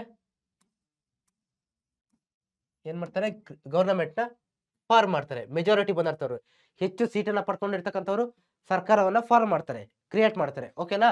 ಸೊ ದೆನ್ ಅದಾದ್ಮೇಲೆ ಯಾರು 10% ನೆಕ್ಸ್ಟ್ ಪಾರ್ಟಿ ಯಾರು ಇರ್ತಾರಲ್ವಾ, 10% ಏನು 10% ಸೀಟ್ಸ್ ಅನ್ನ ಯಾರು ತಗೊಂಡಿರ್ತಾರೋ ಅವ್ರನ್ನ ಏನ್ ಮಾಡ್ತೀವಿ, ಅಪೋಸಿಷನ್ ಪಾರ್ಟಿ, ವಿರೋಧ ಪಕ್ಷ ಅಂತ ಹೇಳ್ಬಿಟ್ಟು ಇಲ್ಲಿ ನಾವು ಕರಿತಾ ಹೋಗ್ತೀವಿ ಅನ್ನೋದನ್ನ ಕೂಡ ನಾವಿಲ್ಲಿ ತಿಳ್ಕೊಳ್ತಾ ಹೋಗ್ಬೋದು. ಓಕೆ, ಈ ವಿರೋಧ ಪಕ್ಷದವರ ಏನು ರೋಲ್ ಏನಪ್ಪಾ ಅಂತಂದ್ರೆ, highlight the wrong doings of the ruling government. ಯಾರು ಸರ್ಕಾರನ ನಡೆಸ್ತಾ ಇರ್ತಾರೋ ಅವ್ರು ಮಾಡ್ತಕ್ಕಂಥ ತಪ್ಪುಗಳನ್ನ, ಮಿಸ್ಟೇಕ್ಗಳನ್ನ ಫೈಂಡ್ ಔಟ್ ಮಾಡ್ತಕ್ಕಂಥದ್ದು ಯಾರ ಕೆಲಸ, ಈ ಒಂದು ಅಪೋಸಿಷನ್ ಪಾರ್ಟಿ ಅವರ ಕೆಲಸ ಅನ್ನೋದು ಕೂಡ ನಿಮ್ಗೆ ಇಲ್ಲಿ ಗೊತ್ತಿರಬೇಕು. ನೋಡ್ತೀರಾ ನೀವು ಅಲ್ವಾ, ಏನು ನೀವು ನೋಡಿದ್ರೆ ಗೊತ್ತಾಗುತ್ತೆ, ಏನು ವಾದ ಮಾಡ್ತಾ ಇರ್ತಾರೆ ಸರ್ಕಾರಕ್ಕೆ, ನೀವು ತಂದಿರ್ತಕ್ಕಂಥ ಈ ರೂಲ್ಸ್ ಸರಿ ಇಲ್ಲ ಅಂತ ಏನೆಲ್ಲ ಇದು ಮಾಡ್ತಾ ಇರ್ತಾರಲ್ವಾ, ವಿರೋಧ ಮಾಡ್ತಾ ಇರ್ತಾರಲ್ವಾ. So they are called the opposition party. ಅದಾದ ನಂತರ examine thoroughly the policies of the government. ಆ ಗವರ್ನಮೆಂಟ್ ತರ್ತಕ್ಕಂಥ ಪಾಲಿಸೀಸ್ನ ಏನ್ ಮಾಡ್ತಾರೆ, ಡೀಟೇಲ್ ಆಗಿ ಎಕ್ಸಾಮೈನ್ ಮಾಡ್ತಾರೆ. ಯಾಕಂದ್ರೆ ಅವ್ರ ಕೆಲಸನೇ ಅದು. ಅಪೋಸಿಷನ್ ಆ ಹೆಸರಲ್ಲೇ ಇದೆ, ಇನ್ the name it shows opposition. ಸರ್ಕಾರ ಏನೇ ತಂದ್ರು ಅದನ್ನ ಡೀಟೇಲ್ ಆಗಿ ಏನು ವಿಚಾರ ಮಾಡಿ ಅದನ್ನ ಅಪೋಸ್ ಮಾಡ್ತಕ್ಕಂಥ ಕೆಲಸವನ್ನ ಮಾಡ್ತಾರೆ. Okay, keep the government council of ministers and officials alert. So alert ಅಂತಂದ್ರೆ ಅವ್ರು ಈ ಒಂದು ಸರ್ಕಾರ ಮತ್ತೆ ಮಿನಿಸ್ಟರ್ಸ್ ಏನಿರ್ತಾರಲ್ವಾ, ಮತ್ತೆ ಅಧಿಕಾರಿಗಳು ಅಫಿಷಿಯಲ್ಸ್, ಅವ್ರನ್ನ ಒಂದು ಅಲರ್ಟ್ ಆಗಿರ್ತಾರೆ. ಪದೇ ಅವ್ರು ಮಾಡ್ತಕ್ಕಂಥ ತಪ್ಪುಗಳನ್ನ ಅವರಿಗೆ ತಿಳಿಸೋ ಮುಖಾಂತರ. Okay, so opposition party leader as the respectable positions. ಈ ಒಂದು ವಿರೋಧ ಪಕ್ಷದ ನಾಯಕರಿಗೂ ಕೂಡ ಏನಿರುತ್ತೆ, ಒಂದು ರೆಸ್ಪೆಕ್ಟೇಬಲ್ ಆಗಿರ್ತಕ್ಕಂಥ ಏನಿರುತ್ತೆ, ಒಂದು ಪೊಸಿಷನ್ಸ್ ಇರುತ್ತೆ ಅನ್ನೋದನ್ನು ಕೂಡ ನಾವಿಲ್ಲಿ ತಿಳ್ಕೋಬೇಕು. ಗೌರವಾನ್ವಿತ ಒಂದು ಪೊಸಿಷನ್ಸ್ ಅಲ್ಲಿ ಕೊಟ್ಟಿರ್ತಾರೆ ಅನ್ನೋದು. ಓಕೆ, ಸೊ ಅಪೋಸಿಷನ್ ಪಾರ್ಟಿಗೆ ಇಲ್ಲಿ ನಾನು ಕೆಲವೊಂದು ಪಿಕ್ಚರ್ಸ್ ಅನ್ನ ಕೊಟ್ಟಿದ್ದೀನಿ. ಸೊ ಪ್ರೆಸೆಂಟ್ ಗೌರ್ಮೆಂಟ್ ಏನಿದೆ ಅದನ್ನ ಆಧರಿಸಿ ನಿಮಗೆ ಕೊಟ್ಟಿದ್ದೀನಿ. ನಿಮಗೆ ಇಲ್ಲಿ ಕ್ಲಿಯರ್ ಆಗಿದೆ ಅಂತ ನಾನು ಅನ್ಕೊಳ್ತಾ ಹೋಗ್ತೀನಿ. Okay, so then powers and functions of the parliament. Rajya Sabha ನೋಡಿದ್ವಿ, ಲೋಕಸಭಾ ಬಗ್ಗೆ ನೋಡಿದ್ವಿ. ಈಗ ಪವರ್ಸ್ ಮತ್ತೆ ಫಂಕ್ಷನ್ಸ್ ಏನು, ಅವರ ಅಧಿಕಾರ ಮತ್ತೆ ಕಾರ್ಯಗಳೇನು, ಯಾವ್ಯಾವ ರೀತಿ ಕಾರ್ಯಗಳನ್ನ ಮಾಡ್ತಾರೆ ಅನ್ನೋದನ್ನ ನಾವು ನೋಡ್ತಾ ಹೋಗೋಣ. Okay, first legislative powers and functions. Legislative ಆಗಿ ಏನೇನು ಪವರ್ ಇದೆ ಅವರಿಗೆ, ಏನೇನು ಪವರ್ ಇದೆಯಪ್ಪ ಅಂತಂದ್ರೆ ಶಾಸಕಾಂಗದಲ್ಲಿ ಏನೇನು ಶಾಸಕಾಂಗ ಮೀನ್ಸ್ ಲಾವ್ ಮೇಕಿಂಗ್ ಬಾಡಿ ಅಂತ ಹೇಳ್ತೀವಿ. ಆ ರೂಲ್ಸ್ಗಳನ್ನ ಮಾಡೋ ವಿಚಾರದಲ್ಲಿ ಏನೇನು ಅವರಿಗೆ ಪವರ್ಸ್ ಅಂಡ್ ಫಂಕ್ಷನ್ಸ್ ಇದೆ ಅಂತ ನಾವು ನೋಡ್ಲಿಕ್ಕೆ ಹೋದ್ರೆ ಯಾರ ಬಗ್ಗೆ, ಪಾರ್ಲಿಮೆಂಟ್ ಬಗ್ಗೆ ಮೀನ್ಸ್ ಲೋಕಸಭಾ ಮತ್ತೆ ರಾಜ್ಯಸಭಾ ಬಗ್ಗೆ ನೋಡ್ತಾ ಹೋಗ್ತಿದ್ವಿ ಲೆಜಿಸ್ಲೇಟಿವ್ ಆಗಿ. ಇಲ್ಲ ಇದೆ ನೋಡಿ, first one the main function is to making the laws, ರೂಲ್ಸ್ಗಳನ್ನ ಮಾಡ್ತಕ್ಕಂಥದ್ದು. ಏನು ನಮ್ಮ ದೇಶಕ್ಕೆ ಒಳ್ಳೆ ಆಡಳಿತ ಕೊಡ್ಲಿಕ್ಕೆ ಬೇಕಾದಂಥ ರೂಲ್ಸ್ ರೆಗ್ಯುಲೇಷನ್ಸ್ ಅನ್ನ ಯಾರು ಮಾಡ್ತಾರೆ, ಈ ಒಂದು ಪಾರ್ಲಿಮೆಂಟ್ ಮಾಡ್ತಾ ಹೋಗುತ್ತೆ. ಓಕೆ, ಅದು that is the first thing. Then it can frame laws on subjects mentioned in the centre list. ಇದು ನಿಮಗೆ ಕ್ಲಿಯರ್ ಆಗಿರಲಿ. ಸೆಂಟರ್ ಲಿಸ್ಟ್ ನಾನು ನಿಮಗೆ ಲಾಸ್ಟ್ ಕ್ಲಾಸಲ್ಲಿ ಹೇಳಿದ್ದೆ ಅಂತ ಅನ್ಕೊಳ್ತೀನಿ. ಸೆಂಟರ್ ಲಿಸ್ಟ್, ಸ್ಟೇಟ್ ಲಿಸ್ಟ್ ಮತ್ತೆ ಕಾನ್ಕರೆಂಟ್ ಲಿಸ್ಟ್ ಅಂತ ಬರುತ್ತೆ. ಸೆಂಟರ್ ಲಿಸ್ಟ್ ಅಂದ್ರೆ ಸೆಂಟ್ರಲ್ ಗೌರ್ಮೆಂಟ್ ಮಾತ್ರ ಏನ್ ಮಾಡೋದು, ಆ ಒಂದು ವಿಷಯಗಳ ಮೇಲೆ ರೂಲ್ಸ್ ಅನ್ನ ಮಾಡ್ತಕ್ಕಂಥದ್ದು. ಓಕೆ, ದೆನ್ ಸ್ಟೇಟ್ ಲಿಸ್ಟ್ ಅಂತ ಬರುತ್ತೆ. ಸ್ಟೇಟ್ ಲಿಸ್ಟ್ ಅಂತಂದ್ರೆ ಆ ಒಂದು ರೂಲ್ಸ್, ಆ ಒಂದು ವಿಷಯಗಳ ಮೇಲೆ, ಅಲ್ಲಿ ಯಾವ್ಯಾವ ವಿಷಯಗಳು ಬರುತ್ತಲ್ವಾ ಆ ಸ್ಟೇಟ್ ಲಿಸ್ಟ್ ಅಲ್ಲಿ, ಅವುಗಳ ಮೇಲೆ ಯಾರಿಗೆ ರೈಟ್ಸ್ ಇರುತ್ತೆ ಅಂತ ಹೇಳಿದ್ದಾರೆ, ಕೇವಲ ಸ್ಟೇಟ್ ಗವರ್ನಮೆಂಟ್ಗೆ ಮಾತ್ರ ರೈಟ್ಸ್ ಇರುತ್ತೆ ಅಂತ ಇಲ್ಲಿ ಕೂಡ ಹೇಳಿದ್ದಾರೆ, ರಾಜ್ಯ ಸರ್ಕಾರ ಮಾತ್ರ ಮಾಡ್ಬೋದು. ದೆನ್ ಕಾನ್ಕರೆಂಟ್ ಲಿಸ್ಟ್ ಅಂತ ಬರುತ್ತೆ. ಸೊ ಅಲ್ಲಿ ಏನಾಗುತ್ತಪ್ಪ ಅಂತಂದ್ರೆ ಇಬ್ರು ಕೂಡ ಅಧಿಕಾರವನ್ನ ಮಾಡ್ಬೋದು. ಬಟ್ ಇಲ್ಲಿ ಈ ಒಂದು ಪಾರ್ಲಿಮೆಂಟ್ ಯಾವ್ದ್ರ ಮೇಲೆ ಲಾ ಮೇಕಿಂಗ್ ಮಾಡ್ತಪ್ಪ ಅಂತಂದ್ರೆ ಸೆಂಟ್ರಲ್ ಲಿಸ್ಟ್ ಅಲ್ಲಿ ಇರ್ತಕ್ಕಂಥ ವಿಚಾರಗಳ ಮೇಲೆ ಅಂತ ಕ್ಲಿಯರ್ ಇಲ್ಲ ನಿಮಗೆ. ಈ ಸೆಂಟ್ರಲ್ ಲಿಸ್ಟ್ ಅಲ್ಲಿ ಬರ್ತಕ್ಕಂಥ ವಿಚಾರಗಳು ಯಾವ್ದಪ್ಪ ಅಂತಂದ್ರೆ ನ್ಯಾಷನಲ್ ಇಂಪಾರ್ಟೆನ್ಸ್, ದೇಶಕ್ಕೆ ಏನು ದೇಶಕ್ಕೆ ಸಂಬಂಧಪಟ್ಟಂತ ವಿಚಾರಗಳೇನಿದೆಯಲ್ವಾ ಮೇನ್ ನೋಡಿ, ಫೈನಾನ್ಸ್ ಹಣಕಾಸಿನ ವಿಚಾರಗಳು, ಡಿಫೆನ್ಸ್ ರಕ್ಷಣೆ, ಸ್ಪೇಸ್ ಅಂಡ್ ಟೆಕ್ನಾಲಜಿ ಬಾಹ್ಯಾಕಾಶ, ಟೆಲಿಕಮ್ಯುನಿಕೇಶನ್ಸ್, ರೈಲ್ವೇಸ್ ಮತ್ತೆ ಅಟಾಮಿಕ್ ಎನರ್ಜಿ, ಇವೆಲ್ಲ ಕೆಲವೊಂದು ಎಕ್ಸಾಂಪಲ್ಗಳು. ಇವುಗಳ ಮೇಲೆ ಯಾರಿಗೆ ರೈಟ್ಸ್ ಇರುತ್ತೆ, ಕೇವಲ central government has the power to make laws on these subjects. That's why these are called as the subjects are mentioned in where central list. Okay, the other bills can be presented in either house.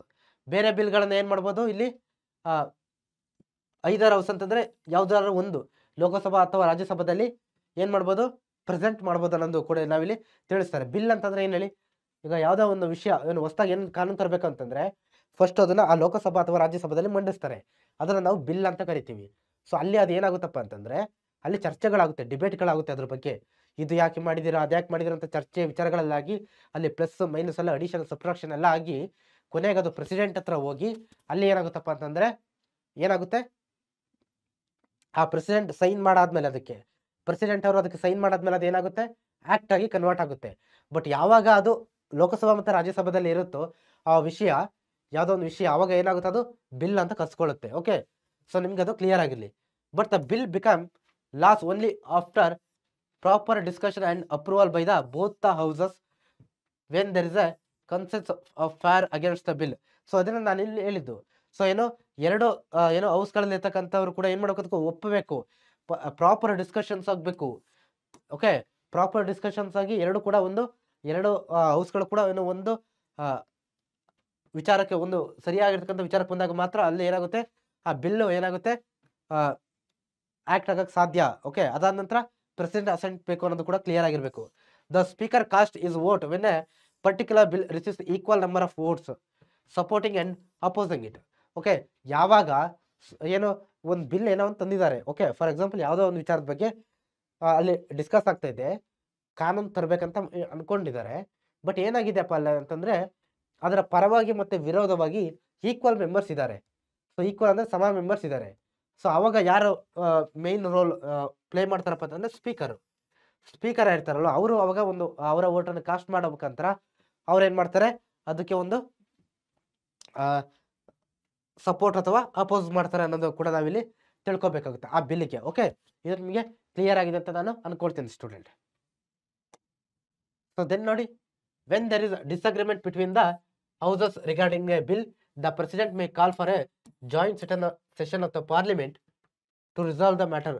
So ನಿಮಗೆ ಇಲ್ಲಿ ಬುಕ್ಕಲ್ಲಿ ಕೊಟ್ಟಿಲ್ಲ, but generally I just explain you like there are 3 kinds of bills, ordinary bills, financial bills.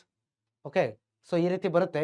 Okay, ಅದರಲ್ಲಿ ordinary bills ಅಂತ ಬಂದಾಗ ಏನಾಗುತ್ತಪ್ಪ ಅಂತಂದ್ರೆ ಏನೋ ಒಂದು ಡಿಸ್ಅಗ್ರಿಮೆಂಟ್ ಬಂತಪ್ಪ, ಎರಡು ಲೋಕಸಭಾ ಮತ್ತೆ ರಾಜ್ಯಸಭಾ ಈ ಎರಡರ ಮಧ್ಯೆ ಯಾವುದೋ ಒಂದು ಬಿಲ್ ವಿಚಾರವಾಗಿ ಏನೋ ಒಂದು ಡಿಸ್ಅಗ್ರಿಮೆಂಟ್ ಬಂತು. ಸೊ ಅವಾಗ ಏನ್ ಮಾಡ್ತಾರಪ್ಪ ಅಂತಂದ್ರೆ ಪ್ರೆಸಿಡೆಂಟ್ ಏನ್ ಮಾಡ್ತಾರಪ್ಪ ಅಂತಂದ್ರೆ ರಾಷ್ಟ್ರಪತಿಗಳು ಏನ್ ಮಾಡ್ತಾರೆ, ಜಾಯಿಂಟ್ ಸೆಷನ್ ಎರಡು ಜಾಯಿಂಟ್ ಸೆಷನ್ಗೆ ಒಂದು ಸೆಷನ್ ಅನ್ನ ಕಂಡಕ್ಟ್ ಮಾಡ್ತಾರೆ ಅನ್ನೋದನ್ನ ಕೂಡ ನಾವಿಲ್ಲಿ ಅದಕ್ಕೆ ಕರೆಯನ್ನ ಕೊಡ್ತಾರೆ. ಯಾಕಂತಂದ್ರೆ ಆ ವಿಚಾರವಾಗಿ ಏನ್ ಮಾಡ್ಬೇಕು, ಇಬ್ರು ಕೂಡ ಒಟ್ಟಿಗೆ ಕೂತ್ಕೊಂಡು ಅದ್ರ ಬಗ್ಗೆ ಚರ್ಚೆ ಮಾಡಿ ಅದನ್ನ ರಿಸಾಲ್ವ್ ಮಾಡ್ಲಿಕ್ಕೆ ಏನ್ ಮಾಡ್ತಾರೆ, ಜಾಯಿಂಟ್ ಸೆಷನ್ ಅನ್ನ ಕರೀತಾರೆ. ನೆನಪಿರ್ಲಿ ಯಾರು ಕರೀತಾರಪ್ಪ ಅಂತಂದ್ರೆ president. Okay, after both the houses pass the bill it is forward to the president for his approval after which it becomes a law. ಇದನ್ನ ನಾನು ನಿಮಗೆ ಅವಾಗ ಲಾಸ್ಟ್ ಎಕ್ಸ್ಪ್ಲೇನ್ ಮಾಡಿದ್ದು.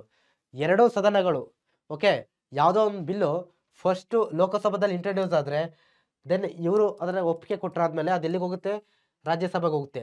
ಸಪೋಸ್ ಫಸ್ಟ್ ರಾಜ್ಯಸಭಾದಲ್ಲಿ ಇಂಟ್ರೊಡ್ಯೂಸ್ ಆದ್ರೆ ಇವರು ಒಪ್ಪಿಗೆ ಕೊಟ್ಟಾದ್ಮೇಲೆ ಅದು ಎಲ್ಲಿಗೆ ಹೋಗುತ್ತೆ, ಲೋಕಸಭೆಗೆ ಹೋಗುತ್ತೆ. ಯಾವಾಗ ಇವರಿಬ್ರು ಒಪ್ಪಿ ಆ ಬಿಲ್ಲನ್ನ ಯಾರ ಹತ್ರ ಕಳಿಸ್ತಾರೆ, ಪ್ರೆಸಿಡೆಂಟ್ ಹತ್ರ ಕಳಿಸ್ತಾರೋ, ರಾಷ್ಟ್ರಪತಿಗಳ ಹತ್ರ ಕಳಿಸ್ತಾರೋ, ಆವಾಗ ರಾಷ್ಟ್ರಪತಿಗಳು ಏನ್ ಮಾಡ್ತಾರೆ ನೋಡಿ, ಇಸ್ ಅಪ್ರೂವಲ್ ಅಂತಂದ್ರೆ ಅವರ ಸಹಿ ಹಾಕ್ಲಿಕ್ಕೆ ಕಳಿಸ್ತಾರೋ. ಯಾವಾಗ ರಾಷ್ಟ್ರಪತಿಗಳು ಅದಕ್ಕೆ ಸಹಿ ಹಾಕ್ತಾರೋ ಆವಾಗ ಮಾತ್ರ ಆ ಬಿಲ್ ಏನಾಗಿ ಕನ್ವರ್ಟ್ ಆಗುತ್ತೆ, ಲಾ ಆಗಿ ಕನ್ವರ್ಟ್ ಆಗುತ್ತೆ. ಓಕೆ, ಅದನ್ನ ನಾವು ಆಕ್ಟ್ಸ್ ಮುಖಾಂತರ ನೋಡ್ತಾ ಹೋಗೋದು. ಓಕೆ, ಆ ಆಕ್ಟ್ ತಂದ್ರು ಈ ಆಕ್ಟ್ ತಂದ್ರು ಅಂತೀವಲ್ಲ, ಅದೆಲ್ಲ ಇದೇ ರೀತಿ ಒಂದು ಪ್ರೊಸೀಜರ್ ಯಾವ ರೀತಿ ನಡೆಯುತ್ತೆ ಅನ್ನೋದು. ಓಕೆ, ಸೊ ಐ ಹೋಪ್ ನಿಮಗೆ ಇಷ್ಟು ಕೂಡ ಕ್ಲಿಯರ್ ಆಗಿದೆ ಅಂತ ಅನ್ಕೊಳ್ತೀನಿ. ಇದಿಷ್ಟು ಕೂಡ ಯಾವುದು legislative powers, law making. Then administrative powers ಏನೇನಿದೆಯಪ್ಪ ಅಂತಂದ್ರೆ ಅಡ್ಮಿನಿಸ್ಟ್ರೇಟಿವ್ ಪವರ್ಸ್ ಬಗ್ಗೆ ನಾವು ಡಿಸ್ಕಸ್ ಮಾಡ್ತಾ ಹೋಗೋಣ ಸ್ಟೂಡೆಂಟ್. ಓಕೆ, ಅಡ್ಮಿನಿಸ್ಟ್ರೇಟಿವ್ ಪವರ್ಸ್ ಬಗ್ಗೆ ನಾವು ನೋಡ್ತಾ ಹೋದ್ರೆ ಏನಪ್ಪಾ ಅಂತಂದ್ರೆ ಫಸ್ಟ್ ಒನ್ ನೋಡ್ತಾ ಹೋಗಿ. ಅಡ್ಮಿನಿಸ್ಟ್ರೇಟಿವ್ ಪವರ್ಸ್ ಏನಿದೆಯಪ್ಪ ಅಂತಂದ್ರೆ, ಸೊ ಇಲ್ಲಿ ನಿಮಗೆ ಕಾಣ್ತಾ ಇದೆ ಕ್ಲಿಯರ್ ಆಗಿ, ನಿಮ್ಗೆ ಇಲ್ಲಿ ಕ್ಲಿಯರ್ ಆಗಿದೆಯಲ್ವಾ, powers and functions of the parliament. Okay, powers ಮತ್ತೆ ಫಂಕ್ಷನ್ಸ್ ಬಗ್ಗೆ ನಾವು ನೋಡ್ತಾ ಇದ್ದೀವಿ. ಸೊ ಅದರಲ್ಲಿ ಏನಪ್ಪಾ ಅಂತಂದ್ರೆ ಅಡ್ಮಿನಿಸ್ಟ್ರೇಟಿವ್ ಫಂಕ್ಷನ್ಸ್ ನಾವು ಆಲ್ರೆಡಿ ಯಾವ್ದು ನೋಡಿದೀವಿ, ಲೆಜಿಸ್ಲೇಟಿವ್ ಫಂಕ್ಷನ್ಸ್ ಬಗ್ಗೆ ಆಲ್ರೆಡಿ ಡಿಸ್ಕಸ್ ಮಾಡಿದ್ದೀವಿ. ಅಡ್ಮಿನಿಸ್ಟ್ರೇಟಿವ್ ಫಂಕ್ಷನ್ಸ್ ಬಗ್ಗೆ ನೋಡ್ತಾ ಹೋದ್ರೆ ಆಡಳಿತಾತ್ಮಕವಾಗಿ ಅವರಿಗೆ ಏನೇನು ಒಂದು ಪವರ್ ಇದೆ ಅಂತ ನಾವು ನೋಡ್ಲಿಕ್ಕೆ ಹೋದ್ರೆ, ಸೊ ಫಸ್ಟ್ ಒನ್ ನೋಡಿ, the prime minister and is council of ministers form the executive. ಕಾರ್ಯಾಂಗದ ಪಾರ್ಟ್ ಯಾರು ಇರ್ತಾರೆ ಅನ್ನೋದು ನಾನು ಫಸ್ಟ್ ಸ್ಲೈಡ್ ನಿಮಗೆ ಹೇಳಿದ್ದೀನಿ. ಸೊ ಇಲ್ಲೂ ಕೂಡ ನಿಮಗೆ ಕ್ಲಿಯರ್ ಆಗಿರಲಿ. ಏನಪ್ಪಾ ಅಂತಂದ್ರೆ ನೋಡಿ, ಪ್ರೈಮ್ ಮಿನಿಸ್ಟರ್ PM ಪ್ರಧಾನಮಂತ್ರಿ ಮತ್ತೆ ಅವ್ರ ಜೊತೆ ಒಂದು ಮಂತ್ರಿ ಮಂಡಲ ಅನ್ನೋದು ಇರುತ್ತೆ. ಬೇರೆ ಬೇರೆ ಮಿನಿಸ್ಟರ್ಸ್ ಇರ್ತಾರೆ, like finance minister, transport minister, defence minister, foreign affairs minister ಇರ್ತಾರಲ್ವಾ, ಅವರೆಲ್ಲ ಸೇರಿಸಿ ಏನಾಗುತ್ತೆ ಈ ಒಂದು ಎಕ್ಸಿಕ್ಯೂಟಿವ್ ನ ಮೆಂಬರ್ ಆಗಿರ್ತಾರೆ ಅನ್ನೋದು ನಿಮಗೆ ಗೊತ್ತಿರಬೇಕು. ಓಕೆ, ಸೊ ಏನೇನಪ್ಪ ಅಂತಂದ್ರೆ ನೋಡಿ, the union cabinet is accountable to the parliament. ಈ ಯೂನಿಯನ್ ಕ್ಯಾಬಿನೆಟ್ ಏನಿದೆ, ಈ ಮಂತ್ರಿ ಮಂಡಲ, ಕೇಂದ್ರ ಮಂತ್ರಿ ಮಂಡಲ, ಇದು ಯಾರಿಗೆ, ಆ ಪಾರ್ಲಿಮೆಂಟ್ಗೆ ಏನಾಗುತ್ತೆ, ಅಕೌಂಟೇಬಲ್ ಆಗಿರುತ್ತೆ, ಜವಾಬ್ದಾರಿ ಆಗಿರುತ್ತೆ. Okay, the members of the parliament as questions which must be answered by the ministers. ಏನು, ದ ಮೆಂಬರ್ಸ್ ಆಫ್ ಪಾರ್ಲಿಮೆಂಟ್, ಆ ಪಾರ್ಲಿಮೆಂಟ್ ಇರ್ತಕ್ಕಂಥ ಮೆಂಬರ್ಸ್ಗಳು ಏನ್ ಮಾಡ್ತಾರೆ, ಆ ಸರ್ಕಾರಕ್ಕೆ ಏನೋ ಆ ಯಾರು ಮೆಂಬರ್ಸ್ ಇರ್ತಾರಲ್ಲ ಅವರಿಗೆ ಕ್ವಶನ್ಸ್ ಅನ್ನ ಕೇಳ್ತಾ ಹೋಗ್ತಾರೆ. ನೀವ್ ಯಾಕೆ ಈ ಪಾಲಿಸಿ ತಂದಿದ್ದೀರಾ, ಆ ಪಾಲಿಸಿ ಯಾಕೆ ತಂದಿದ್ದೀರಾ, ಈ ರೀತಿ ಏನ್ ಮಾಡ್ತಾರೆ, ಕ್ವಶನ್ಸ್ ಮಾಡ್ತಾ ಹೋಗ್ತಾರೆ.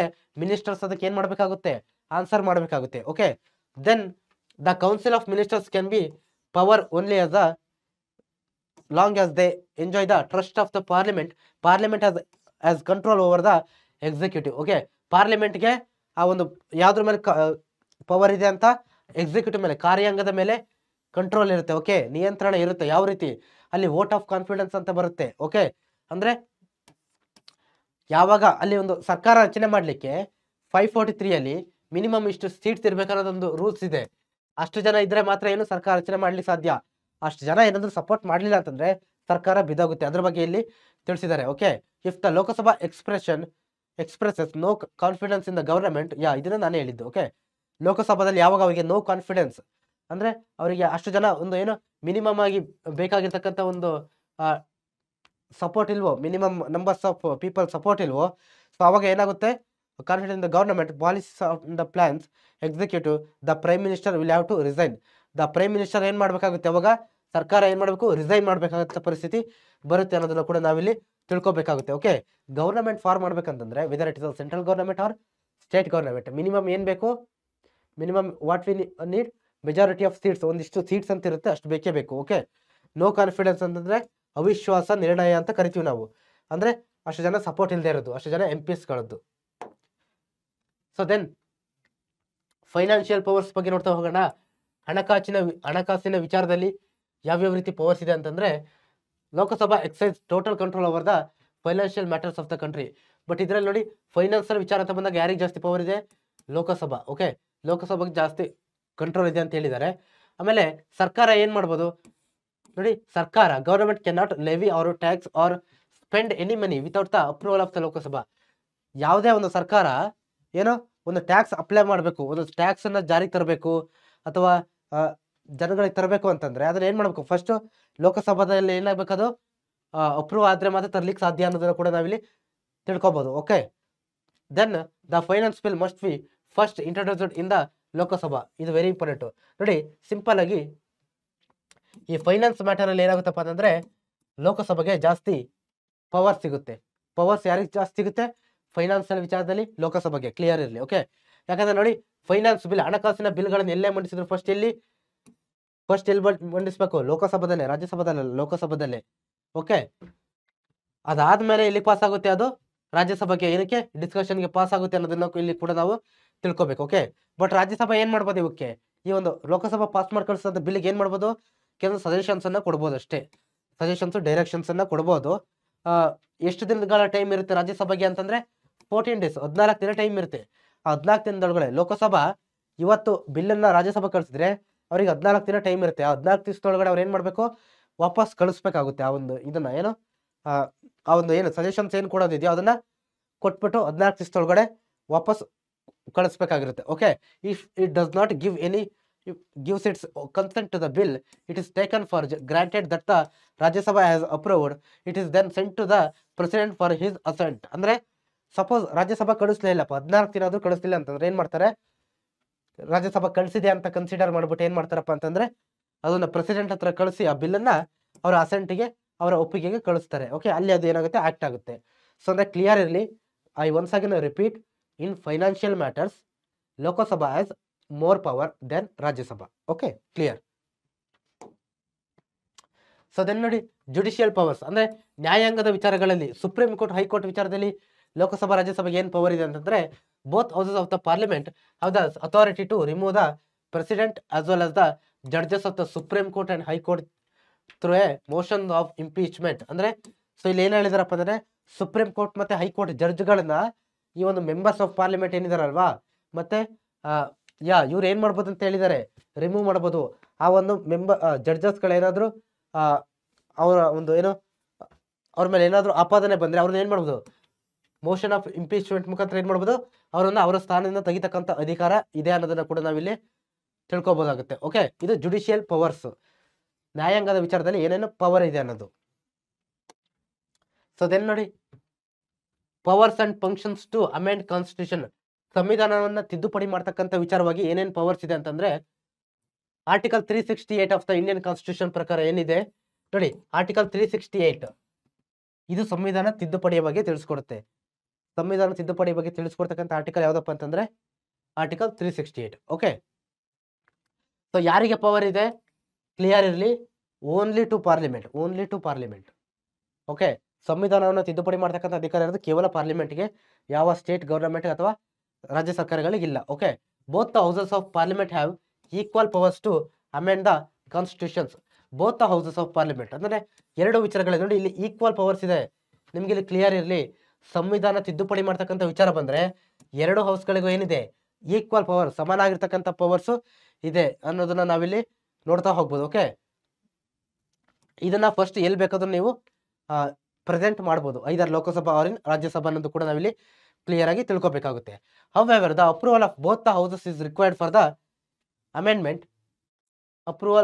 However, the approval of both the houses is required for the amendment. If only one house approves for the amendment and other does not, then the amendment cannot be carried out. Okay, in some cases, the approval of the state assemblies is also essential. ಅಂದ್ರೆ ನೋಡಿ, equal powers ಅಂತ ನಾವು ಹೇಳಿದ್ವಲ್ವಾ, equal powers ಇಲ್ಲಿ very important. ಇದು ಸಂವಿಧಾನವನ್ನು ತಿದ್ದುಪಡಿ ಮಾಡಬೇಕು ಅಂತಂದ್ರೆ ಎರಡಕ್ಕೂ ಕೂಡ ಈಕ್ವಲ್ ಪವರ್ ಇದೆ, ಲೋಕಸಭಾ ಮತ್ತು ರಾಜ್ಯಸಭೆಗೆ. ಇಲ್ಲಿ ಯಾವ್ದಾರು ಲೋಕಸಭಾ ಅಗ್ರಿ ಮಾಡಿ ತಿದ್ದುಪಡಿ ಮಾಡ್ಲಿಕ್ಕೆ ಅಗ್ರಿ ಮಾಡಿ, ರಾಜ್ಯಸಭಾ ಒಪ್ಪಲಿಲ್ಲ ಅಂದ್ರೆ ಅದು ಕ್ಯಾನ್ಸಲ್ ಆಗುತ್ತೆ, ಅಥವಾ ರಾಜ್ಯಸಭಾ ಒಪ್ಪಿ ಲೋಕಸಭಾ ಒಪ್ಪಲಿಲ್ಲ ಅಂತಂದ್ರೆ ಅದು ಕ್ಯಾನ್ಸಲ್ ಆಗುತ್ತೆ. ಓಕೆ, ತಿದ್ದುಪಡಿ ಆಗೋದಿಲ್ಲ. ಅದೇ ರೀತಿ ಕೆಲವೊಂದು ವಿಚಾರಗಳಲ್ಲಿ ಕಾನ್ಸ್ಟಿಟ್ಯೂಷನ್ನ ತಿದ್ದುಪಡಿ ಮಾಡಬೇಕು ಅಂತಂದ್ರೆ ರಾಜ್ಯಗಳ ಒಪ್ಪಿಗೆ ಬೇಕು, ರಾಜ್ಯ ಸರ್ಕಾರಗಳ ಒಪ್ಪಿಗೆ ಬೇಕು ಅನ್ನೋದನ್ನ ಕೂಡ ನಾವಿಲ್ಲಿ ಹೇಳ್ತಾ ಇದ್ದಾರೆ. ಯಾವುದಪ್ಪ ಅಂತಂದ್ರೆ ಇಲ್ಲಿ ಬರಿತೀನಿ ನೋಡಿ ನಾನು, ಐ ಹೋಪ್ ನಿಮಗೆ ವಿಸಿಬಲ್ ಇದೆ ಅಂತ ಅನ್ಕೊಳ್ತೀನಿ ನಾನು. ಫೆಡರಲ್ ಫೀಚರ್ಸ್ ಅಂತ ಬರುತ್ತೆ, ಒಕ್ಕೂಟ ವ್ಯವಸ್ಥೆಯಲ್ಲಿ ಇರ್ತಕ್ಕಂಥ ಕೆಲವೊಂದು ವಿಚಾರಗಳು ಅಂತ. ಈ ಫೆಡರಲ್ ಫೀಚರ್ಸ್ ನ ವಿಚಾರಗಳನ್ನ ಏನು ಅಮೆಂಡ್ಮೆಂಟ್ ಮಾಡಬೇಕು ಅಂತಂದ್ರೆ ಅವಾಗ ಸ್ಟೇಟ್ ಅಸೆಂಬ್ಲೀಸ್ಗಳ ಒಪ್ಪಿಗೆ ಅನ್ನೋದು ಬೇಕೇ ಬೇಕಾಗುತ್ತೆ ಸ್ಟೂಡೆಂಟ್ಸ್. ಓಕೆ, ಇದು ನಿಮಗೆ ಕ್ಲಿಯರ್ ಆಗಿರಲಿ. ಸೊ ದೆನ್ ಅದರ್ ಬೇರೆ ಬೇರೆದು ಏನೇನಿದೆಯಪ್ಪ ಅಂತಂದ್ರೆ ಇದಲ್ಲದೆ ಬೇರೆ ಬೇರೆ ಏನೇನಿದೆಯಪ್ಪ ಅಂತಂದ್ರೆ to frame laws relating to the powers and jurisdiction of the supreme court and high court. High court ಮತ್ತೆ ಸುಪ್ರೀಂ ಕೋರ್ಟ್ ಏನ್ ಮಾಡೋದು, ಅವುಗಳ ಜುರಿಡಿಕ್ಷನ್ಸ್, ಅವುಗಳ ಕಾರ್ಯವ್ಯಾಪ್ತಿಯನ್ನು ವಿಸ್ತರಿಸೋದ್ರ ಬಗ್ಗೆ ಏನೋ ಅಧಿಕಾರ ಇದೆ. ಸುಪ್ರೀಂ ಕೋರ್ಟ್ ಮತ್ತೆ ಹೈಕೋರ್ಟ್ ಏನು ಜಾಸ್ತಿ ಮಾಡ್ಬೋದು ಅಂತ ಹೇಳಿದ್ದಾರೆ. ಮತ್ತೆ to establish one high court for 2 or more states, ಏನು ಎರಡು ಅಥವಾ ಒಂದಕ್ಕಿಂತ ಹೆಚ್ಚು ರಾಜ್ಯಗಳಿಗೆ, 2-3 ರಾಜ್ಯಗಳಿಗೆ ಒಂದೇ ಹೈಕೋರ್ಟ್ ಅನ್ನು ಸ್ಥಾಪನೆ ಮಾಡ್ಬೇಕಪ್ಪ ಅಂತಂದ್ರೆ ಯಾರು, ಪಾರ್ಲಿಮೆಂಟ್ಗೆ ರೈಟ್ಸ್ ಇದೆ ಅಂತ. ಹೊಸ ರಾಜ್ಯವನ್ನು ಕ್ರಿಯೇಟ್ ಮಾಡ್ಲಿಕ್ಕೆ ಮತ್ತೆ ಯಾವುದೇ ಒಂದು ರಾಜ್ಯದ ಏನು ಹೆಸರು ಮತ್ತೆ ಬೌಂಡ್ರೀಸ್ಗಳನ್ನ ಚೇಂಜ್ ಮಾಡ್ಲಿಕ್ಕೆ ಏನು ಇದೆ, ರೈಟ್ಸ್ ಇದೆ ಅಂತ ಹೇಳಿದ್ದಾರೆ. ಸೊ ಇದಿಷ್ಟು ಕೂಡ ಮತ್ತೆ to discuss the reports of committees like public service commission, finance commission, election commission, national backward class commission, ETC. Okay, to approve the declaration of emergencies like the national emergency, state emergency and financial emergency. ನೋಡಿ ಇಷ್ಟೆಲ್ಲ ಏನು commissions ಇದೆ ಅಲ್ವಾ, union public service commissions, state public service commissions, ಇವೆಲ್ಲ ಏನೊಂದು ಅವರ report ಅನ್ನು ಕೊಡ್ತಾರೆ. ಅದನ್ನ ಏನ್ ಮಾಡ್ತಾರೆ, ಪಾರ್ಲಿಮೆಂಟ್ ಅಲ್ಲಿ ಡಿಸ್ಕಸ್ ಮಾಡ್ತಾರೆ, ಅದ್ರ ಮೇಲೆ ಡಿಸ್ಕಸ್ ಮಾಡ್ತಾರೆ. ಓಕೆ, ದೆನ್ ಎಮರ್ಜೆನ್ಸಿ ಏನಾದ್ರು ಜಾರಿ ತರಬೇಕು ಅಂತಂದ್ರೆ ಅದನ್ನ ಕೂಡ ಡಿಕ್ಲೇರ್ ಮಾಡ್ತಕ್ಕಂಥ ಅಧಿಕಾರನೂ ಕೂಡ ಪಾರ್ಲಿಮೆಂಟ್ಗೆ ಇದೆ. ಓಕೆ, ಪಾರ್ಲಿಮೆಂಟ್ಗೆ ಇದೆ ಅನ್ನೋದು ಕೂಡ ನಿಮ್ಗೆ ಇಲ್ಲಿ ಕ್ಲಿಯರ್ ಆಗಿ ಗೊತ್ತಿರ್ಬೇಕು ಸ್ಟೂಡೆಂಟ್ಸ್. ಓಕೆ, ಸೊ ದೆನ್ ಯಾವ್ದ್ರ ಬಗ್ಗೆ ನೋಡ್ತಾ ಹೋಗೋಣಪ್ಪ ಅಂತಂದ್ರೆ ಯೂನಿಯನ್ ಎಕ್ಸಿಕ್ಯೂಟಿವ್, ಕೇಂದ್ರ ಕಾರ್ಯಾಂಗದ ಬಗ್ಗೆ. ಸೊ ಕೇಂದ್ರ ಕಾರ್ಯಾಂಗದ ಬಗ್ಗೆ ಫಸ್ಟ್ ಅಲ್ಲೇ ನಾನು ತಿಳಿಸಿದ್ದೀನಿ ಯಾರ್ಯಾರು ಬರ್ತಾರೆ ಅಂತ. ಸೊ ಇಲ್ಲಿ ನೋಡಿ PM, ಸಾರಿ ಜಸ್ಟ್ ಒಂದು ಪಿಕ್ಚರ್ ಹಾಕಿದ್ದೀನಿ ನಾನು ನಿಮಗೆ. ಸೊ ಈ ರೀತಿ ಇರುತ್ತೆ ಅಂತಂದ್ರೆ ನಿಮಗೆ ಡೌಟ್ ಬರ್ಬೋದು ಲೆಜಿಸ್ಲೇಚರ್ ಮತ್ತೆ ಕಾರ್ಯಾಂಗಕ್ಕೆ, ಲೆಜಿಸ್ಲೇಚರ್ ಮತ್ತೆ ಎಕ್ಸಿಕ್ಯೂಟಿವ್ಗೆ. ಸರ್ ಎಕ್ಸಿಕ್ಯೂಟಿವ್ ಅನ್ನೋದು, ಸೊ ನೋಡಿ executive is part of legislature. Okay, ಇದು ನಿಮಗೆ ಕ್ಲಿಯರ್ ಆಗಿರಲಿ. ಫಸ್ಟ್ ಲೆಜಿಸ್ಲೇಚರ್, ಕಾರ್ಯಾಂಗವು ಶಾಸಕಾಂಗದ ಒಂದು ಭಾಗ ಆಗಿರುತ್ತೆ. ಬಟ್ ಇಲ್ಲಿ ಯಾರು ಇರ್ತಾರಪ್ಪ ಅಂತಂದ್ರೆ ಈ ಒಂದು ಎಕ್ಸಿಕ್ಯೂಟಿವ್ ಅಲ್ಲಿ PM ಇರ್ತಾರೆ, ಪ್ರೈಮ್ ಮಿನಿಸ್ಟರ್ ಇರ್ತಾರೆ. Okay, plus council of ministers, ಪ್ರಧಾನಮಂತ್ರಿ ಆದ್ಮೇಲೆ ಅವ್ರದೊಂದು ಮಿನಿಸ್ಟರ್ ಇರ್ತಾರಲ್ಲ, ಇಷ್ಟು ಜನ ಮಿನಿಸ್ಟರ್ಸ್ ಅಂತ ಇರ್ತಾರೆ. Like finance minister, transport minister, ಮತ್ತೆ ಫಾರಿನ್ ಅಫೇರ್ಸ್ ಮಿನಿಸ್ಟರ್, ಈ ರೀತಿ ಒಂದು ಮಿನಿಸ್ಟರ್ಸ್ ಎಲ್ಲ ಇರ್ತಾರಲ್ವಾ. ಸೊ ಅವರು ಇಲ್ಲಿ ಬರ್ತಾರೆ, ಮತ್ತೆ ಪ್ರೆಸಿಡೆಂಟ್ ಕೂಡ ಬರ್ತಾರೆ. ಓಕೆ, ಮತ್ತೆ ಇಲ್ಲಿ ಯಾರು ಬರ್ತಾರೆ, ಪ್ರೆಸಿಡೆಂಟ್ ಕೂಡ ಬರ್ತಾರೆ. ಓಕೆ, ಇವ್ರು ಇಷ್ಟು ಜನನ ಸೇರಿಸಿ ಏನಾಗುತ್ತೆ, ಮತ್ತೆ ಅಟಾರ್ನಿ ಜನರಲ್ ಬರ್ತಾರೆ, ಇವರನ್ನ ಸೇರಿಸಿ ಏನು ಎಕ್ಸಿಕ್ಯೂಟಿವ್ ಅಂತ ಹೇಳ್ಬಿಟ್ಟು ಕರಿತೀವಿ. ಓಕೆ, 545 ಮೆಂಬರ್ಸ್ ಇಲ್ಲಿ ಎಕ್ಸಿಕ್ಯೂಟಿವ್ ಅಲ್ಲಿ ಬರೋಲ್ಲ. ಎಕ್ಸಿಕ್ಯೂಟಿವ್ ಅಲ್ಲಿ ಕೆಲವೊಂದಿಷ್ಟೇ ವೆರಿ ಇಂಪಾರ್ಟೆಂಟ್ ಪರ್ಸನ್ಸ್ ಬರ್ತಾರೆ. ಸೊ ಇಲ್ಲಿ ನೀವು ನೋಡ್ತಾ ಇದ್ದೀರಾ ನೋಡಿ, ಇಲ್ಲಿ ಪ್ರೈಮ್ ಮಿನಿಸ್ಟರ್ಸ್ ಇದ್ದಾರೆ, ಮತ್ತೆ ಇಲ್ಲಿ ಬೇರೆ ಬೇರೆ ಮಿನಿಸ್ಟರ್ಸ್ ಎಲ್ಲ ಡಿಸ್ಕಸ್ ಮಾಡ್ತಾ ಇದ್ದಾರೆ. ಓಕೆ, ಸೊ ಇವರನ್ನ ಏನೋ ಎಕ್ಸಿಕ್ಯೂಟಿವ್ನ ಏನು ನೀವು ಸರ್ಕಾರ ಅಂತೆಲ್ಲ ಕನ್ಸಿಡರ್ ಮಾಡ್ಬಿಟ್ಟು ಸರ್ಕಾರವನ್ನು ನಡೆಸ್ತಕ್ಕಂಥವ್ರು. ಓಕೆ, ಇವರು ಇಂಪ್ಲಿಮೆಂಟ್ ಅನ್ನ ಮಾಡ್ತಾರೆ ಆ ಲಾಸ್ಗಳನ್ನ. The executive implements the laws framed by the union legislature. ಆ ಒಂದು ಶಾಸಕಾಂಗ ತಂದಿರ್ತಕ್ಕಂಥ ಕಾನೂನುಗಳು ನಾನು ಏನು ಆಲ್ರೆಡಿ ಹೇಳಿದ್ನಲ್ವಾ, ಲೋಕಸಭಾ ರಾಜ್ಯಸಭಾ ಬಿಲ್ ಪಾಸ್ ಮಾಡಿ ಒಂದು ಆಕ್ಟ್ ತರ್ತಾರಂತ, ಆಕ್ಟ್ ಅನ್ನ ಏನ್ ಮಾಡ್ತಾರೆ ಇವರು, ಇಂಪ್ಲಿಮೆಂಟ್ ಜಾರಿಗೊಳಿಸ್ತಾರೆ. ಯಾರು, ಎಕ್ಸಿಕ್ಯೂಟಿವ್, ಕಾರ್ಯಾಂಗದವರು. Okay, then it also implements the programmes and policies of the union government. ಕೇಂದ್ರ ಸರ್ಕಾರಕ್ಕೆ ಸಂಬಂಧಪಟ್ಟಂತ ವಿಚಾರಗಳನ್ನು ಕೂಡ ಇವರು ಏನ್ ಮಾಡ್ತಾರೆ, ಇಂಪ್ಲಿಮೆಂಟ್ ಮಾಡ್ತಾರೆ, ಪಾಲಿಸೀಸ್ ಮತ್ತೆ ಪ್ರೋಗ್ರಾಮ್ಸ್ ಅನ್ನ. ಓಕೆ, ಸೊ ನೋಡಿ ಯಾರ್ಯಾರು ಕನ್ಸಿಸ್ಟ್ ಇರ್ತಾರಪ್ಪ ಅಂತಂದ್ರೆ president, vice president, prime minister and is council of ministers. Okay, so ಇದು ಕೂಡ ನಿಮಗೆ ಕ್ಲಿಯರ್ ಆಗಿ ಗೊತ್ತಿರಬೇಕು. 4 ಜನ ಬರ್ತಾರೆ, president plus vice president. Okay, so ಇವರಿಷ್ಟು ಕೂಡ ನಿಮ್ಗೆ ಏನಾಗಿರ್ಬೇಕು, ಕ್ಲಿಯರ್ ಆಗಿ ಗೊತ್ತಿರ್ಬೇಕು ಸ್ಟೂಡೆಂಟ್. ಓಕೆ, ಕ್ಲಿಯರ್ ಆಗಿ ಗೊತ್ತಿರಲಿ ಯಾರ್ಯಾರು ಬರ್ತಾರೆ ಅಂತ ಕೇಳ್ತಾರೆ. So the president is the head of the state, ರಾಷ್ಟ್ರಪತಿಗಳು ಹೆಡ್ ಆಫ್ ದ ಸ್ಟೇಟ್ ಆಗಿರ್ತಾರೆ. ದೆನ್ ಅವರ ಏನು ರಾಷ್ಟ್ರಪತಿಗಳು ಹೆಡ್ ಆಗಿರ್ತಾರೆ. ನಂತರ attorney general of India, then prime minister is cabinet form the actual executive. Okay, ಇಷ್ಟು ಜನ ಇರ್ತಾರೆ. ಓಕೆ, ಪ್ರೆಸಿಡೆಂಟ್ ಹೆಡ್ ಆಗಿರ್ತಾರೆ, ಅದಕ್ಕೆ ಕ್ಲಿಯರ್ ಆಗಿರಲಿ. ಸೊ ದೆನ್ ಆರ್ಟಿಕಲ್ 52 ಪ್ರೆಸಿಡೆಂಟ್, ರಾಷ್ಟ್ರಪತಿಗಳ ಬಗ್ಗೆ ನೋಡ್ತಾ ಹೋಗೋಣ ನಾವು. ರಾಷ್ಟ್ರಪತಿಗಳ ಬಗ್ಗೆ ಡಿಸ್ಕಸ್ ಮಾಡ್ತಾ ಹೋಗೋಣ. ಸೊ ಸಾರಿ, ನಾನು ಇಲ್ಲಿ ಪಿಕ್ಚರ್ ಹಾಕಿಲ್ಲ. ಸೊ ಇಲ್ಲಿ ಯಾವ್ದ್ರ ಬಗ್ಗೆ ತಿಳಿಸ್ತಾರಪ್ಪ ಅಂತಂದ್ರೆ ಆರ್ಟಿಕಲ್ 52 ಅಂಡರ್ ಅಲ್ಲಿ article 52 of constitution has created the post of the president. ಈ ರಾಷ್ಟ್ರಪತಿಗಳ ಪೋಸ್ಟ್ ಅನ್ನ ಯಾರು ಕ್ರಿಯೇಟ್ ಮಾಡ್ತಾರಪ್ಪ ಅಂತಂದ್ರೆ ಆರ್ಟಿಕಲ್ 52 ಅಂಡರ್ ಅಲ್ಲಿ ಸಂವಿಧಾನ ತಿಳಿಸ್ಕೊಟ್ಟಿದೆ. ಓಕೆ, ಆರ್ಟಿಕಲ್ 52 ಅಂಡರ್ ಅಲ್ಲಿ. Then the Indian president is the constitutional head of the country. ಈ ಪ್ರೆಸಿಡೆಂಟ್ ಯಾರು ಇರ್ತಾರಲ್ವಾ, ರಾಷ್ಟ್ರಪತಿಗಳು, ಇವರು ಭಾರತದ ಏನಾಗಿರ್ತಾರೆ, ಕಾನ್ಸ್ಟಿಟ್ಯೂಷನಲ್ ಹೆಡ್ ಆಗಿರ್ತಾರೆ. ಓಕೆ, ಕಾನ್ಸ್ಟಿಟ್ಯೂಷನಲ್ ಹೆಡ್ ಆಗಿರ್ತಾರೆ ಅನ್ನೋದು ಕೂಡ ಇಲ್ಲಿ ನಿಮಗೆ ಕ್ಲಿಯರ್ ಆಗಿ ಗೊತ್ತಿರಲಿ. ಅಂದ್ರೆ ಸಂವಿಧಾನಾತ್ಮಕ ಮುಖ್ಯಸ್ಥರಾಗಿರ್ತಾರೆ, ಸಂವಿಧಾನಾತ್ಮಕ ಮುಖ್ಯಸ್ಥರಾಗಿರ್ತಾರೆ. Okay, is the first citizen, ಭಾರತದ ಪ್ರಥಮ ಪ್ರಜೆ ಅಂತ ನಾವು ಇವ್ರನ್ನ ಕರಿತೀವಿ. ಹೆಡ್ ಆಫ್ ದ ಎಕ್ಸಿಕ್ಯೂಟಿವ್, ಕಾರ್ಯಾಂಗದ ಹೆಡ್ ಆಗಿರ್ತಾರೆ, ಮುಖ್ಯಸ್ಥರಾಗಿರ್ತಾರೆ. ಮತ್ತೆ and also the chief commander in all the 3 armed forces, army, navy ಮತ್ತೆ ಏರ್ ಫೋರ್ಸ್ ಅಂತ ಏನಿದೆಯಲ್ವಾ, ಈ ಮೂರರ ಏನಾಗಿರ್ತಾರೆ, ಚೀಫ್ ಕಮಾಂಡರ್ ಆಗಿರ್ತಾರೆ, ಮುಖ್ಯಸ್ಥರಾಗಿರ್ತಾರೆ. Okay, he enjoys the highest position in the country as is the custodian of all the executive powers of the nations. No court of law can questions his conduct or prosecute him. Okay, so ಏನಪ್ಪ ಅಂತಂದ್ರೆ highest positions ಅನ್ನ ಇವರು enjoy ಮಾಡ್ತಾರೆ ಕಂಟ್ರಿಯಲ್ಲಿ ಅನ್ನೋದನ್ನ ಕೂಡ ನಾವು, ಯಾಕಂತಂದ್ರೆ first citizen ಅಂತ ಹೇಳಿದ್ವಲ್ವ, ಆ ವಿಚಾರವಾಗಿ ಕ್ಲಿಯರ್ ಅಲ್ಲಿ. ಓಕೆ, ಆಮೇಲೆ ಇವರ ಒಂದು ಅಧಿಕಾರವನ್ನ ಯಾವ ಕೋರ್ಟ್ಗಳು ಕೂಡ ಪ್ರಶ್ನೆ ಮಾಡೋಂಗಿಲ್ಲ ಅನ್ನೋದು ಕೂಡ ನಾವಿಲ್ಲಿ ನೋಡ್ಬೋದು. ರಾಷ್ಟ್ರಪತಿಗಳಿಗೆ ಅಷ್ಟು ಏನಿರುತ್ತೆ, ಪವರ್ಸ್ ಇರುತ್ತೆ, ಅಷ್ಟು ಪವರ್ಸ್ ಇರುತ್ತೆ ಅನ್ನೋದು ಕೂಡ ನಾವಿಲ್ಲಿ ತಿಳ್ಕೊಬೇಕಾಗುತ್ತೆ. So election of the president, ಹಾಗಾದ್ರೆ ಪ್ರೆಸಿಡೆಂಟ್ ಯಾವ ರೀತಿ ಎಲೆಕ್ಟ್ ಆಗ್ತಾರಪ್ಪ ಅಂತಂದ್ರೆ ನೋಡಿ, ಫಸ್ಟ್ ಯಾವ ಆರ್ಟಿಕಲ್ ಅದ್ರ ಬಗ್ಗೆ ತಿಳಿಸುತ್ತಪ್ಪ ಅಂತಂದ್ರೆ 54 ಮತ್ತೆ 55 ಆರ್ಟಿಕಲ್ ಅದ್ರ ಬಗ್ಗೆ ತಿಳಿಸುತ್ತೆ. ಪ್ರೆಸಿಡೆಂಟ್ ಅವರ ಎಲೆಕ್ಷನ್ ಬಗ್ಗೆ ಯಾವ್ದು ಏನಂತ ತಿಳಿಸುತ್ತೆ, president should be elected, president ಅವ್ರು ಏನಾಗಿರ್ಬೇಕಂತ ತಿಳಿಸುತ್ತೆ, ಎಲೆಕ್ಟ್ ಆಗಿರ್ಬೇಕಂತಾನೆ ತಿಳಿಸುತ್ತೆ. ಓಕೆ, ಪ್ರೆಸಿಡೆಂಟ್ ಅಂದ್ರೆ ದೇಶದ ಹೆಡ್ ಅಲ್ವಾ, ಬೇರೆ ದೇಶಗಳೆಲ್ಲ ಏನ್ ಬರುತ್ತಪ್ಪ ಅಂತಂದ್ರೆ ದೇಶದ ಹೆಡ್ ಆಗಿರ್ತಕ್ಕಂಥವ್ರು ಮೋನೋಆರ್ಕಿಯಲ್ ಅಂದ್ರೆ ವಂಶ ಪರಂಪರೆಯಾಗಿ ಕಿಂಗ್ ಕ್ವೀನ್ ಅಂತ ಬರ್ತಾರೆ. ಬಟ್ ನಮ್ಮ ದೇಶದಲ್ಲಿ ಆ ರೀತಿ ಇಲ್ಲ. Okay, so our government in our constitution we did not have a provisions like hereditary head, we have president like constitutional head ಅಂತ ನಾವು ಕರಿತೀವಿ. ಓಕೆ, ಅವ್ರನ್ನ ಎಲೆಕ್ಟ್ ಮಾಡ್ತಾರೆ. ಯಾರು ಎಲೆಕ್ಟ್ ಮಾಡ್ತಾರಪ್ಪ ಹಾಗಾದ್ರೆ ನೋಡಿ, electoral college of elected members of the both house of parliament, ಪಾರ್ಲಿಮೆಂಟ್ನ ಲೋಕಸಭಾ ಮತ್ತೆ Rajya Sabha. Okay, Lok Sabha plus Rajya Sabha members ಇರ್ತಾರೆ ಎಲೆಕ್ಟ್ ಮಾಡ್ಲಿಕ್ಕೆ ಪ್ರೆಸಿಡೆಂಟ್ನ. ದೆನ್ ಯಾರು ಇರ್ತಾರೆ, all elected members of the legislative assemblies of all states, New Delhi and Pondicherry. Okay, so ಅಂದ್ರೆ ಎಲ್ಲಾ ರಾಜ್ಯಗಳಲ್ಲಿ ಎಲೆಕ್ಟ್ ಜನರಿಂದ ಆಯ್ಕೆ ಆಗಿರ್ತಾರಲ್ವಾ, ಆ ಒಂದೇನು MLAಗಳು, MLS, ಯಾವ MLS ಎಲೆಕ್ಟೆಡ್ ಆಗಿರ್ತಕ್ಕಂಥ MLS ಇರ್ತಾರೆ ಅನ್ನೋದನ್ನ ಕೂಡ ನಾವಿಲ್ಲಿ ತಿಳ್ಕೊಬಹುದು. ಓಕೆ, ಸೊ ಇದು ನಿಮಗೆ ಕ್ಲಿಯರ್ ಆಗಿ ಗೊತ್ತಿರಲಿ ಸ್ಟೂಡೆಂಟ್ಸ್. ಓಕೆ, ಮತ್ತೆ ನ್ಯೂ ಡೆಲ್ಲಿ ಮತ್ತೆ ಪುಡುಚೇರಿ ಮೆಂಬರ್ಸ್ ಕೂಡ ಎಲೆಕ್ಟೆಡ್ ಮೆಂಬರ್ಸ್ ಕೂಡ ಇರ್ತಾರೆ, ಅದು UTs, ಅದು ಕೂಡ ನಿಮಗೆ ಕ್ಲಿಯರ್ ಆಗಿ ಗೊತ್ತಿರಲಿ.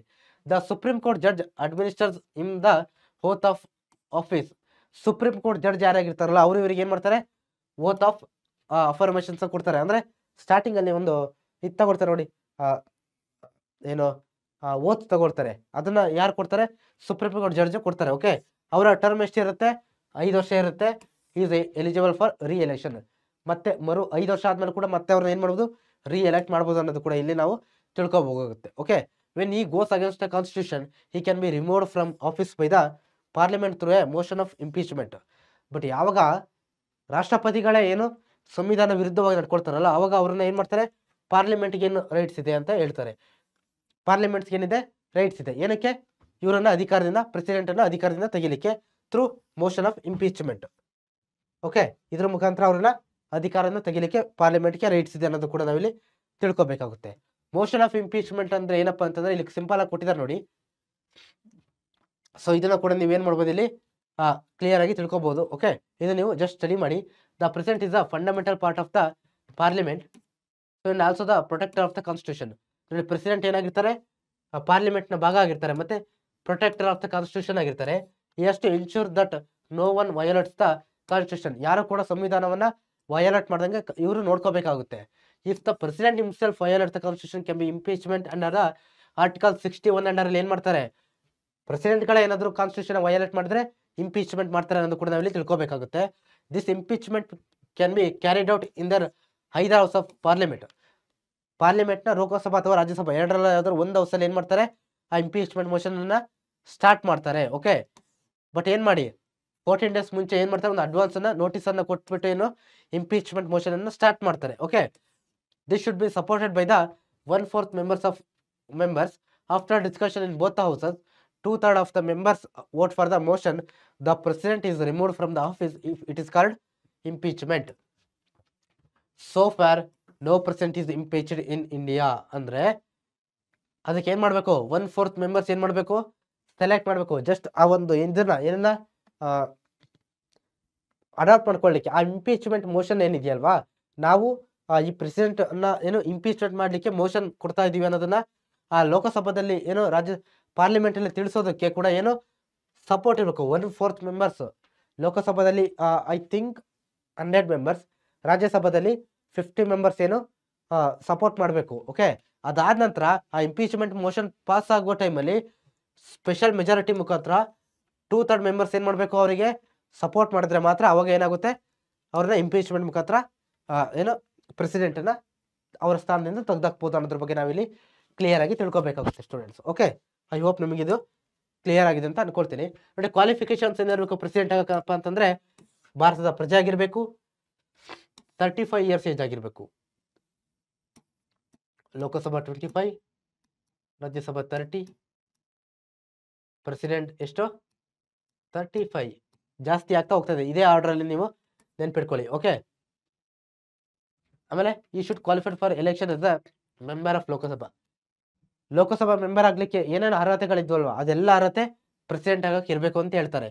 ಈ should not hold office of profit under the government. ಸರ್ಕಾರದ ಅಂಡರಲ್ಲಿ ಏನಿರಬಾರ್ದು, ಆಫೀಸ್ ಆಫ್ ಪ್ರಾಫಿಟ್ ಅನ್ನ ಹೊಂದಿರಬಾರ್ದು ಅಂತ ಅನ್ನೋದು ಕೂಡ ನಾವಿಲ್ಲಿ ತಿಳ್ಕೊಬೇಕಾಗುತ್ತೆ. ಸೊ ಇವಾಗ ಇವರ ಪವರ್ ಏನಪ್ಪಾ ಅಂತಂದ್ರೆ ನೋಡಿ, ಎಕ್ಸಿಕ್ಯೂಟಿವ್ ಪವರ್ಸ್, ಕಾರ್ಯಾಂಗವಾಗಿ ಇವ್ರಿಗೆ ಏನೇನು ಪವರ್ಸ್ ಇದೆ ಅಂತಂದ್ರೆ, the administration is carried out in the name of president.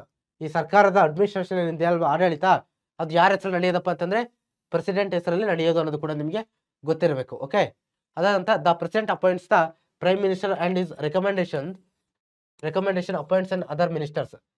ಪ್ರಧಾನಮಂತ್ರಿಗಳನ್ನ ನೇಮಕ ಮಾಡೋದು ಇವರೇನೆ. ಯಾರು? ಪ್ರೆಸಿಡೆಂಟ್ ನೇಮಕ ಮಾಡ್ತಾರೆ ಪ್ರೈಮ್ ಮಿನಿಸ್ಟರ್ ಅನ್ನ.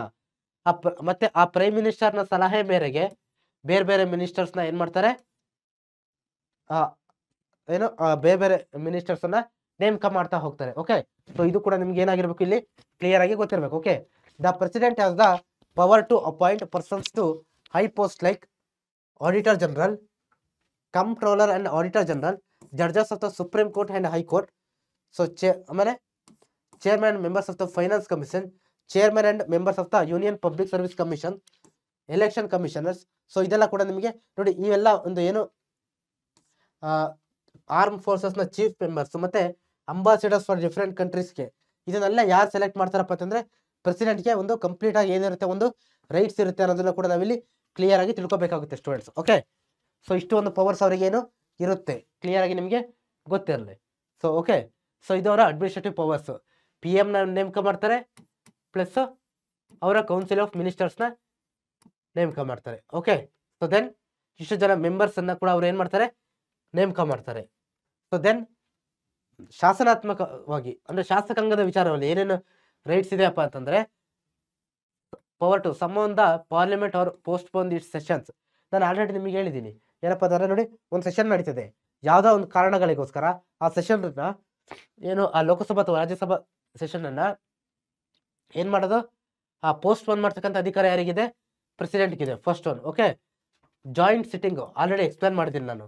ಜಾಯಿಂಟ್ ಸಿಟ್ಟಿಂಗ್ ಅನ್ನ ಏನ್ ಮಾಡ್ಬೋದು, ಕಂಡಕ್ಟ್ ಮಾಡ್ಬೋದು, ಯಾರು, ಪ್ರೆಸಿಡೆಂಟ್. ಓಕೆ, ಆಮೇಲೆ ನೋಡಿ ಆಕ್ಟ್ ಆಗ್ಬೇಕಂತಂದ್ರೆ ಯಾವುದೋ ಒಂದು ಬಿಲ್ ಪಾಸ್ ಮಾಡಿದಂಥ ಆಕ್ಟು, ಅವರು ಲೋಕಸಭಾ ಮತ್ತೆ ರಾಜ್ಯಸಭೆಯಲ್ಲಿ ತಂದಂಥ ಬಿಲ್ಲು ಆಕ್ಟ್ ಆಗಿ ಕನ್ವರ್ಟ್ ಆಗ್ಬೇಕಂದ್ರೆ ಏನು ಆಗ್ಬೇಕು, ಪ್ರೆಸಿಡೆಂಟ್ ಅವರ ಸೈನ್, ಅಸೆಂಟ್, ಅವರ ಅಪ್ರೂವ್ ಅನ್ನೋದು ಬೇಕೇ ಬೇಕು. ಅದನ್ನ ಕೂಡ ಇಲ್ಲಿ ನಾವು ತಿಳ್ಕೊಬಹುದು, ಇದೊಂದು ಪವರ್ ಇದೆ ಅವರಿಗೆ. ಓಕೆ, ಸೊ ಆಮೇಲೆ ಇದಾದ ನಂತರ ಏನಿದೆಪ್ಪ ಅಂತಂದ್ರೆ, authority to return and reject the bill without signing it. ನೋಡಿ ಇದು ಕ್ಲಿಯರ್ ಇರಲಿ, ಕಳಿಸಿದ ತಕ್ಷಣ ಅವರು ಸೈನ್ ಹಾಕ್ಲೇಬೇಕಂತ ಏನು ರೂಲ್ಸ್ ಇಲ್ಲ. ಓಕೆ, ಸೊ ಅವ್ರು ಕಳಿಸ್ತಕ್ಕಂಥ ಬಿಲ್ನ ಏನ್ ಮಾಡ್ಬೋದು, ರಿಜೆಕ್ಟ್ ಮಾಡ್ಬೋದು. ನಾನು ಸೈನ್ ಹಾಕಲ್ಲ ಅಂತ ರಿಜೆಕ್ಟ್ ಮಾಡ್ಬೋದು, ಅಥವಾ ವಿತೌಟ್ ಸೈನಿಂಗ್ ಅಂತಂದ್ರೆ ವಿತೌಟ್ ಮಾಡ್ಕೋಬಹುದು. ಹಾಗೆ ಅದೇ ರೀತಿ ಬಿಲ್ನ ಪೆಂಡಿಂಗ್ ಅಲ್ಲೇ ಇಡೋಕ್ಕಂಥ ಒಂದು ರೈಟ್ಸ್ ಕೂಡ ಇದೆ ಅನ್ನೋದು ಕೂಡ ನಾವಿಲ್ಲಿ ತಿಳ್ಕೊಬೇಕು. Okay, before 2020 president had the powers to nominate 2 Anglo Indians as members of Lok Sabha. So ಇದು ಕೂಡ ನಾವು ಆಲ್ರೆಡಿ ಡಿಸ್ಕಸ್ ಮಾಡಿದ್ವಿ, ಬಟ್ ಪ್ರೆಸೆಂಟ್ ಆ ಒಂದು ಇದಿಲ್ಲ. ಓಕೆ, ಏನು ಆ ಒಂದು ಪಾಲಿಸಿ ಇಲ್ಲ. ಓಕೆ, ಆಮೇಲೆ ಪ್ರೆಸಿಡೆಂಟ್ ಏನ್ ಮಾಡ್ತಾರೆ, 12 ಮೆಂಬರ್ಸ್ನ ರಾಜ್ಯಸಭೆಗೆ ಸ್ಟಾರ್ಟಿಂಗ್ ಅಲ್ಲಿ ಹೇಳಿದಿನಲ್ವಾ ನಾಮಿನೇಟ್ ಮಾಡ್ತಾರೆ ಅನ್ನೋದನ್ನ ಕೂಡ ನಾವಿಲ್ಲಿ ತಿಳ್ಕೊಬೇಕಾಗುತ್ತೆ. ಸೊ ಇದು ನಾನು ನಿಮಗೆ ಆಲ್ರೆಡಿ ಎಕ್ಸ್ಪ್ಲೇನ್ ಮಾಡಿದ್ದೀನಿ, ಇಲ್ಲಿ ಹೊಸ ವಿಚಾರಗಳು ಏನು ಇಲ್ಲ ಕೂಡ. ಓಕೆ, ಅದಾದ ನಂತರ ಪಿ ಎಂ ಮತ್ತೆ ಏನು ಅವರ ಸೆಂಟ್ರಲ್ ಕೌನ್ಸಿಲ್ ಆಫ್ ಮಿನಿಸ್ಟರ್ಸ್ನ ಕೂಡ ಏನು ಮಾಡ್ತಾರೆ, ನಾಮಿನೇಟ್ ಮಾಡ್ತಾರೆ ಅನ್ನೋದು ಕೂಡ ನಾವಿಲ್ಲಿ ತಿಳ್ಕೊಬಹುದು. ಇದು ನಿಮಗೆ ಕ್ಲಿಯರ್ ಆಗಿದೆ. ದೆನ್ ನ್ಯಾಯಾಂಗದ ವಿಚಾರಗಳಲ್ಲಿ ಏನೇನು ಪವರ್ ಇದೆ ಅಂತಂದ್ರೆ ನೋಡಿ, supreme court and high court and magistrate courts. So ಈ ವಿಚಾರಗಳಲ್ಲಿ ಏನೇನಾದ್ರು ಪವರ್ ಇದೆ ಅಂತಂದ್ರೆ, the president has the power to reduce the term of imprisonment of criminals and to cancel the capital punishment. ಈ ಸುಪ್ರೀಂ ಕೋರ್ಟ್ ಹೈಕೋರ್ಟ್ ಮ್ಯಾಜಿಸ್ಟ್ರೇಟ್ಗಳು ಕೊಟ್ಟಂತ ಏನು imprisonment ಏನಿದೆ ಅಲ್ವಾ, ಅದನ್ನ ರೆಡ್ಯೂಸ್ ಮಾಡ್ತಕ್ಕಂಥ ನೋಡಿ, ರೆಡ್ಯೂಸ್ ಪವರ್ ಟು ರೆಡ್ಯೂಸ್, ಆ ಒಂದು ಏನು ಶಿಕ್ಷೆಯ ಪ್ರಮಾಣವನ್ನು ಕಮ್ಮಿ ಮಾಡ್ತಕ್ಕಂಥ ಅಧಿಕಾರ ಯಾರಿಗಿದೆ, ಪ್ರೆಸಿಡೆಂಟ್ಗಿದೆ. ಓಕೆ, ಇದು ನಿಮಗೆ ಕ್ಲಿಯರ್ ಆಗಿರಲಿ. ಈಗ ಸುಪ್ರೀಂ ಕೋರ್ಟ್ ಸಪೋಸ್ ಯಾರೋ ಒಬ್ಬ ವ್ಯಕ್ತಿಗೆ ಏನೋ ಒಂದು 20 ವರ್ಷ ಶಿಕ್ಷೆ ಕೊಟ್ಟಿದೆ ಅಂತಂದ್ರೆ, ಕೆಲವೊಂದು ಕ್ರಿಮಿನಲ್ ವಿಚಾರಗಳಲ್ಲಿ ಕ್ರಿಮಿನಲ್ಸ್ಗೆ ಅದನ್ನ ಏನ್ ಮಾಡ್ಬೋದಪ್ಪ ಅಂತಂದ್ರೆ, ಆ ಪ್ರೆಸಿಡೆಂಟ್ ಅವರಿಗೆ ಅದೊಂದು ರೈಟ್ಸ್ ಇರುತ್ತೆ, ರೆಡ್ಯೂಸ್ ಮಾಡ್ತಕ್ಕಂಥ ರೈಟ್ಸ್ ಇರುತ್ತೆ. ಓಕೆ, ಸೊ ಅದಾದ ನಂತರ ಇವ್ರು ಏನ್ ಮಾಡ್ಬೋದು, ಸುಪ್ರೀಂ ಕೋರ್ಟ್ ಏನ್ ಮಾಡೋದು, ಅಪ್ರೋಚ್ ಮಾಡ್ಬೋದು ಏನಾದ್ರು ಸಜೆಷನ್ಸ್ ಬೇಕು ಅಂತಂದ್ರೆ. ಓಕೆ, ಕೆಲವೊಂದು ಲೀಗಲ್ ವಿಚಾರಗಳಲ್ಲಿ ಏನಾದ್ರು ಏನಾದ್ರು ಎಲ್ಪ್ ಬೇಕು ಅಂತಂದ್ರೆ ಸುಪ್ರೀಂ ಕೋರ್ಟ್ನ ಏನ್ ಮಾಡ್ಬೋದು, ಇವರು ಅಪ್ರೋಚ್ ಮಾಡ್ಬೋದು ಅನ್ನೋದು ಕೂಡ ನಾವಿಲ್ಲಿ ತಿಳ್ಕೊಬಹುದು. ಫೈನಾನ್ಷಿಯಲ್ ಪವರ್ಸ್ ಅಲ್ಲಿ ಏನೇನಿದೆಯಪ್ಪ ಅಂತಂದ್ರೆ, finance bill can be introduced Lok Sabha without the finance bill can be introduced in Lok Sabha without the permission of the president. Okay, ಏನ್ ಮಾಡ್ಬೋದು, ಫೈನಾನ್ಸ್ ಬಿಲ್ ಅನ್ನ ಲೋಕಸಭಾದಲ್ಲಿ ಪರ್ಮಿಷನ್ ಇಲ್ಲದೆ ಏನ್ ಮಾಡ್ಬೋದು, ಪ್ರೆಸಿಡೆಂಟ್ ಅವರ ಪರ್ಮಿಷನ್ ಇಲ್ಲದೆ ಇಂಟ್ರೊಡ್ಯೂಸ್ ಮಾಡ್ಬೋದು ಅನ್ನೋದು ಕೂಡ ನಾವಿಲ್ಲಿ ತಿಳ್ಕೊಬೇಕಾಗುತ್ತೆ. First thing, it is only after the president grants permission that the reports of the finance commission, the controller and auditor general are discuss in the parliament. Okay, ಈ ಎಲ್ಲ ಕಮಿಟಿಗಳು UPSC ಮತ್ತೆ ಬೇರೆ ಬೇರೆ ಏನೋ ಆಯೋಗಗಳಿದೆಯಲ್ವ, ಅವುಗಳೆಲ್ಲದರ ಒಂದು ಏನೋ ರಿಪೋರ್ಟ್ ಅನ್ನ ಪ್ರೆಸಿಡೆಂಟ್ ಅವರು ಪರ್ಮಿಷನ್ ಕೊಟ್ಟಾದ್ಮೇಲೆ ಏನ್ ಮಾಡ್ತಾರೆ, ಅದ್ರ ಮೇಲೆ ಡಿಸ್ಕಷನ್ ಅನ್ನ ಪಾರ್ಲಿಮೆಂಟ್ ಅಲ್ಲಿ ಮಾಡ್ತಾರೆ ಅನ್ನೋದು ಕೂಡ ನಮಗೆ ಗೊತ್ತಿರಲಿ. The consolidate fund is in the name of president ಅಲ್ಲಿ ಇರುತ್ತೆ. Fund that it is the fund that judges of supreme court, chairman, members of public service commissions receive their salaries. Is consent is necessary for a finance bill to become a act. Okay, so ಏನೋ finance bill act ಆಗ್ಬೇಕಂದ್ರೆ ಇವರ ಒಂದು ಇದು ಬೇಕು, permission ಬೇಕು, sign ಬೇಕು. ಆಮೇಲೆ ಈ ಒಂದು ಕನ್ಸಾಲಿಡೇಟ್ ಫಂಡ್ ಅಂತ ಇದೆಯಲ್ವಾ ಸರ್ಕಾರದ್ದು, ಇದರಿಂದ ಎಲ್ರಿಗೂ ಮೇಯ್ನ್ ಆಗಿ ಸಂಬಳ ಹೋಗ್ತಕ್ಕಂಥದ್ದು. ಯಾರಿಗೆ, ಜಡ್ಜಸ್ಗಳಿಗೆ, ಸುಪ್ರೀಂ ಕೋರ್ಟ್ ಜಡ್ಜಸ್ಗಳಿಗೆ, UPSC ಮೆಂಬರ್ಸ್ಗಳಿಗೆ. ಸೊ ಸ್ಯಾಲ್ರೀಸ್ ಎಲ್ಲ ಹೋಗುತ್ತಲ್ವಾ, ಇಲ್ಲಿಂದಲೇ ಹೋಗೋದು. ಸೊ ಅದಕ್ಕೆ ಇಲ್ಲಿ ಏನ್ ಬೇಕು, ಏನ್ ಬೇಕಂತ ಹೇಳಿದರೆ ಇವರ ಒಂದು ಪರ್ಮಿಷನ್ ಬೇಕು ಅನ್ನೋದು ಇಲ್ಲಿ ನಾವು ನೋಡ್ಬೋದು. ಮತ್ತೆ ಈ ಒಂದು ಕನ್ಸಾಲಿಡೇಟ್ ಫಂಡ್ ಯಾರ ಹೆಸರಲ್ಲಿ ಇರುತ್ತೆ, ಪ್ರೆಸಿಡೆಂಟ್ ಹೆಸರಲ್ಲಿ ಇರುತ್ತೆ ಅನ್ನೋದು ಕೂಡ ನಾವಿಲ್ಲಿ ತಿಳ್ಕೊಬೇಕಾಗುತ್ತೆ ಸ್ಟೂಡೆಂಟ್ಸ್. ಓಕೆ, ಸೊ ಆಮೇಲೆ ಮಿಲಿಟರಿ ಪವರ್ಸ್ ಏನಿದೆ ಅಂತಂದ್ರೆ ನಾನು ಆಲ್ರೆಡಿ ಎಕ್ಸ್ಪ್ಲೇನ್ ಮಾಡಿದ್ದೀನಿ. ಕಮಾಂಡರ್ ಇನ್ ಚೀಫ್ ಆಗಿರ್ತಾರೆ 3 ಫೋರ್ಸಸ್ಗಳಿಗೆ.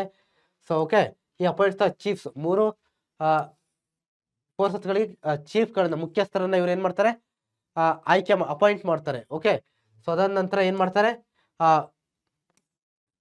ಈ declares war and peace on the recommendations of the parliament. ಪಾರ್ಲಿಮೆಂಟ್ನ ಏನು ರೆಕಮೆಂಡೇಶನ್ ಮೇಲೆ ವಾರ್ ಮತ್ತೆ ಶಾಂತಿಯನ್ನ ಡಿಕ್ಲೇರ್ ಮಾಡ್ತಾರೆ. ಮತ್ತೆ ಸೊ ಇಲ್ಲಿ ನೀವು ನೋಡ್ತಾ ಇದ್ದೀರಾ, ಏನೋ ಭೂನೆಲೆ, ವಾಯುನೆಲೆ ಮತ್ತೆ ಜಲನೆಲೆ ಅಂತ ಏನಿದೆಯಲ್ವಾ. ಸೊ ಈ 3 ಏನಾಗಿರ್ತಾರೆ, ಕಮಾಂಡರ್ ಇನ್ ಚೀಫ್ ಆಗಿ ಯಾರಿರ್ತಾರೆ, ಪ್ರೆಸಿಡೆಂಟ್ ಅವರು ಇರ್ತಾರೆ ಅನ್ನೋದಕ್ಕೆ ಇಲ್ಲಿ ಪಿಕ್ಚರ್ ಕೂಡ ಹಾಕಿದ್ದೀನಿ. ಐ ಹೋಪ್ ನಿಮಗೆ ಪಿಕ್ಚರ್ ಕೂಡ ವಿಸಿಬಲ್ ಇದೆ ಅಂತ ನಾನು ಅನ್ಕೊಳ್ತೀನಿ ಸ್ಟೂಡೆಂಟ್. ಓಕೆ, ಸೊ ದೆನ್ ನೋಡಿ, ಎಮರ್ಜೆನ್ಸಿ ಪವರ್ಸ್ ಏನೇನಿದೆಯಪ್ಪ ಅಂತಂದ್ರೆ, ತುರ್ತು ಪರಿಸ್ಥಿತಿ ಸಂಬಂಧ ಏನೇನಿದೆಯಪ್ಪ ಅಂತಂದ್ರೆ ಪವರ್ಸ್ಗಳು ನಮ್ಮ ಸಂವಿಧಾನ 18th ಶೆಡ್ಯೂಲ್ ಯಾವ್ದ್ರ ಬಗ್ಗೆ ತಿಳಿಸುತ್ತೆ, 3 ಟೈಪ್ಸ್ ಆಫ್ ಎಮರ್ಜೆನ್ಸಿ, 3 ತರಹದ ತುರ್ತು ಪರಿಸ್ಥಿತಿಗಳ ಬಗ್ಗೆ ತಿಳಿಸ್ಕೊಡುತ್ತೆ.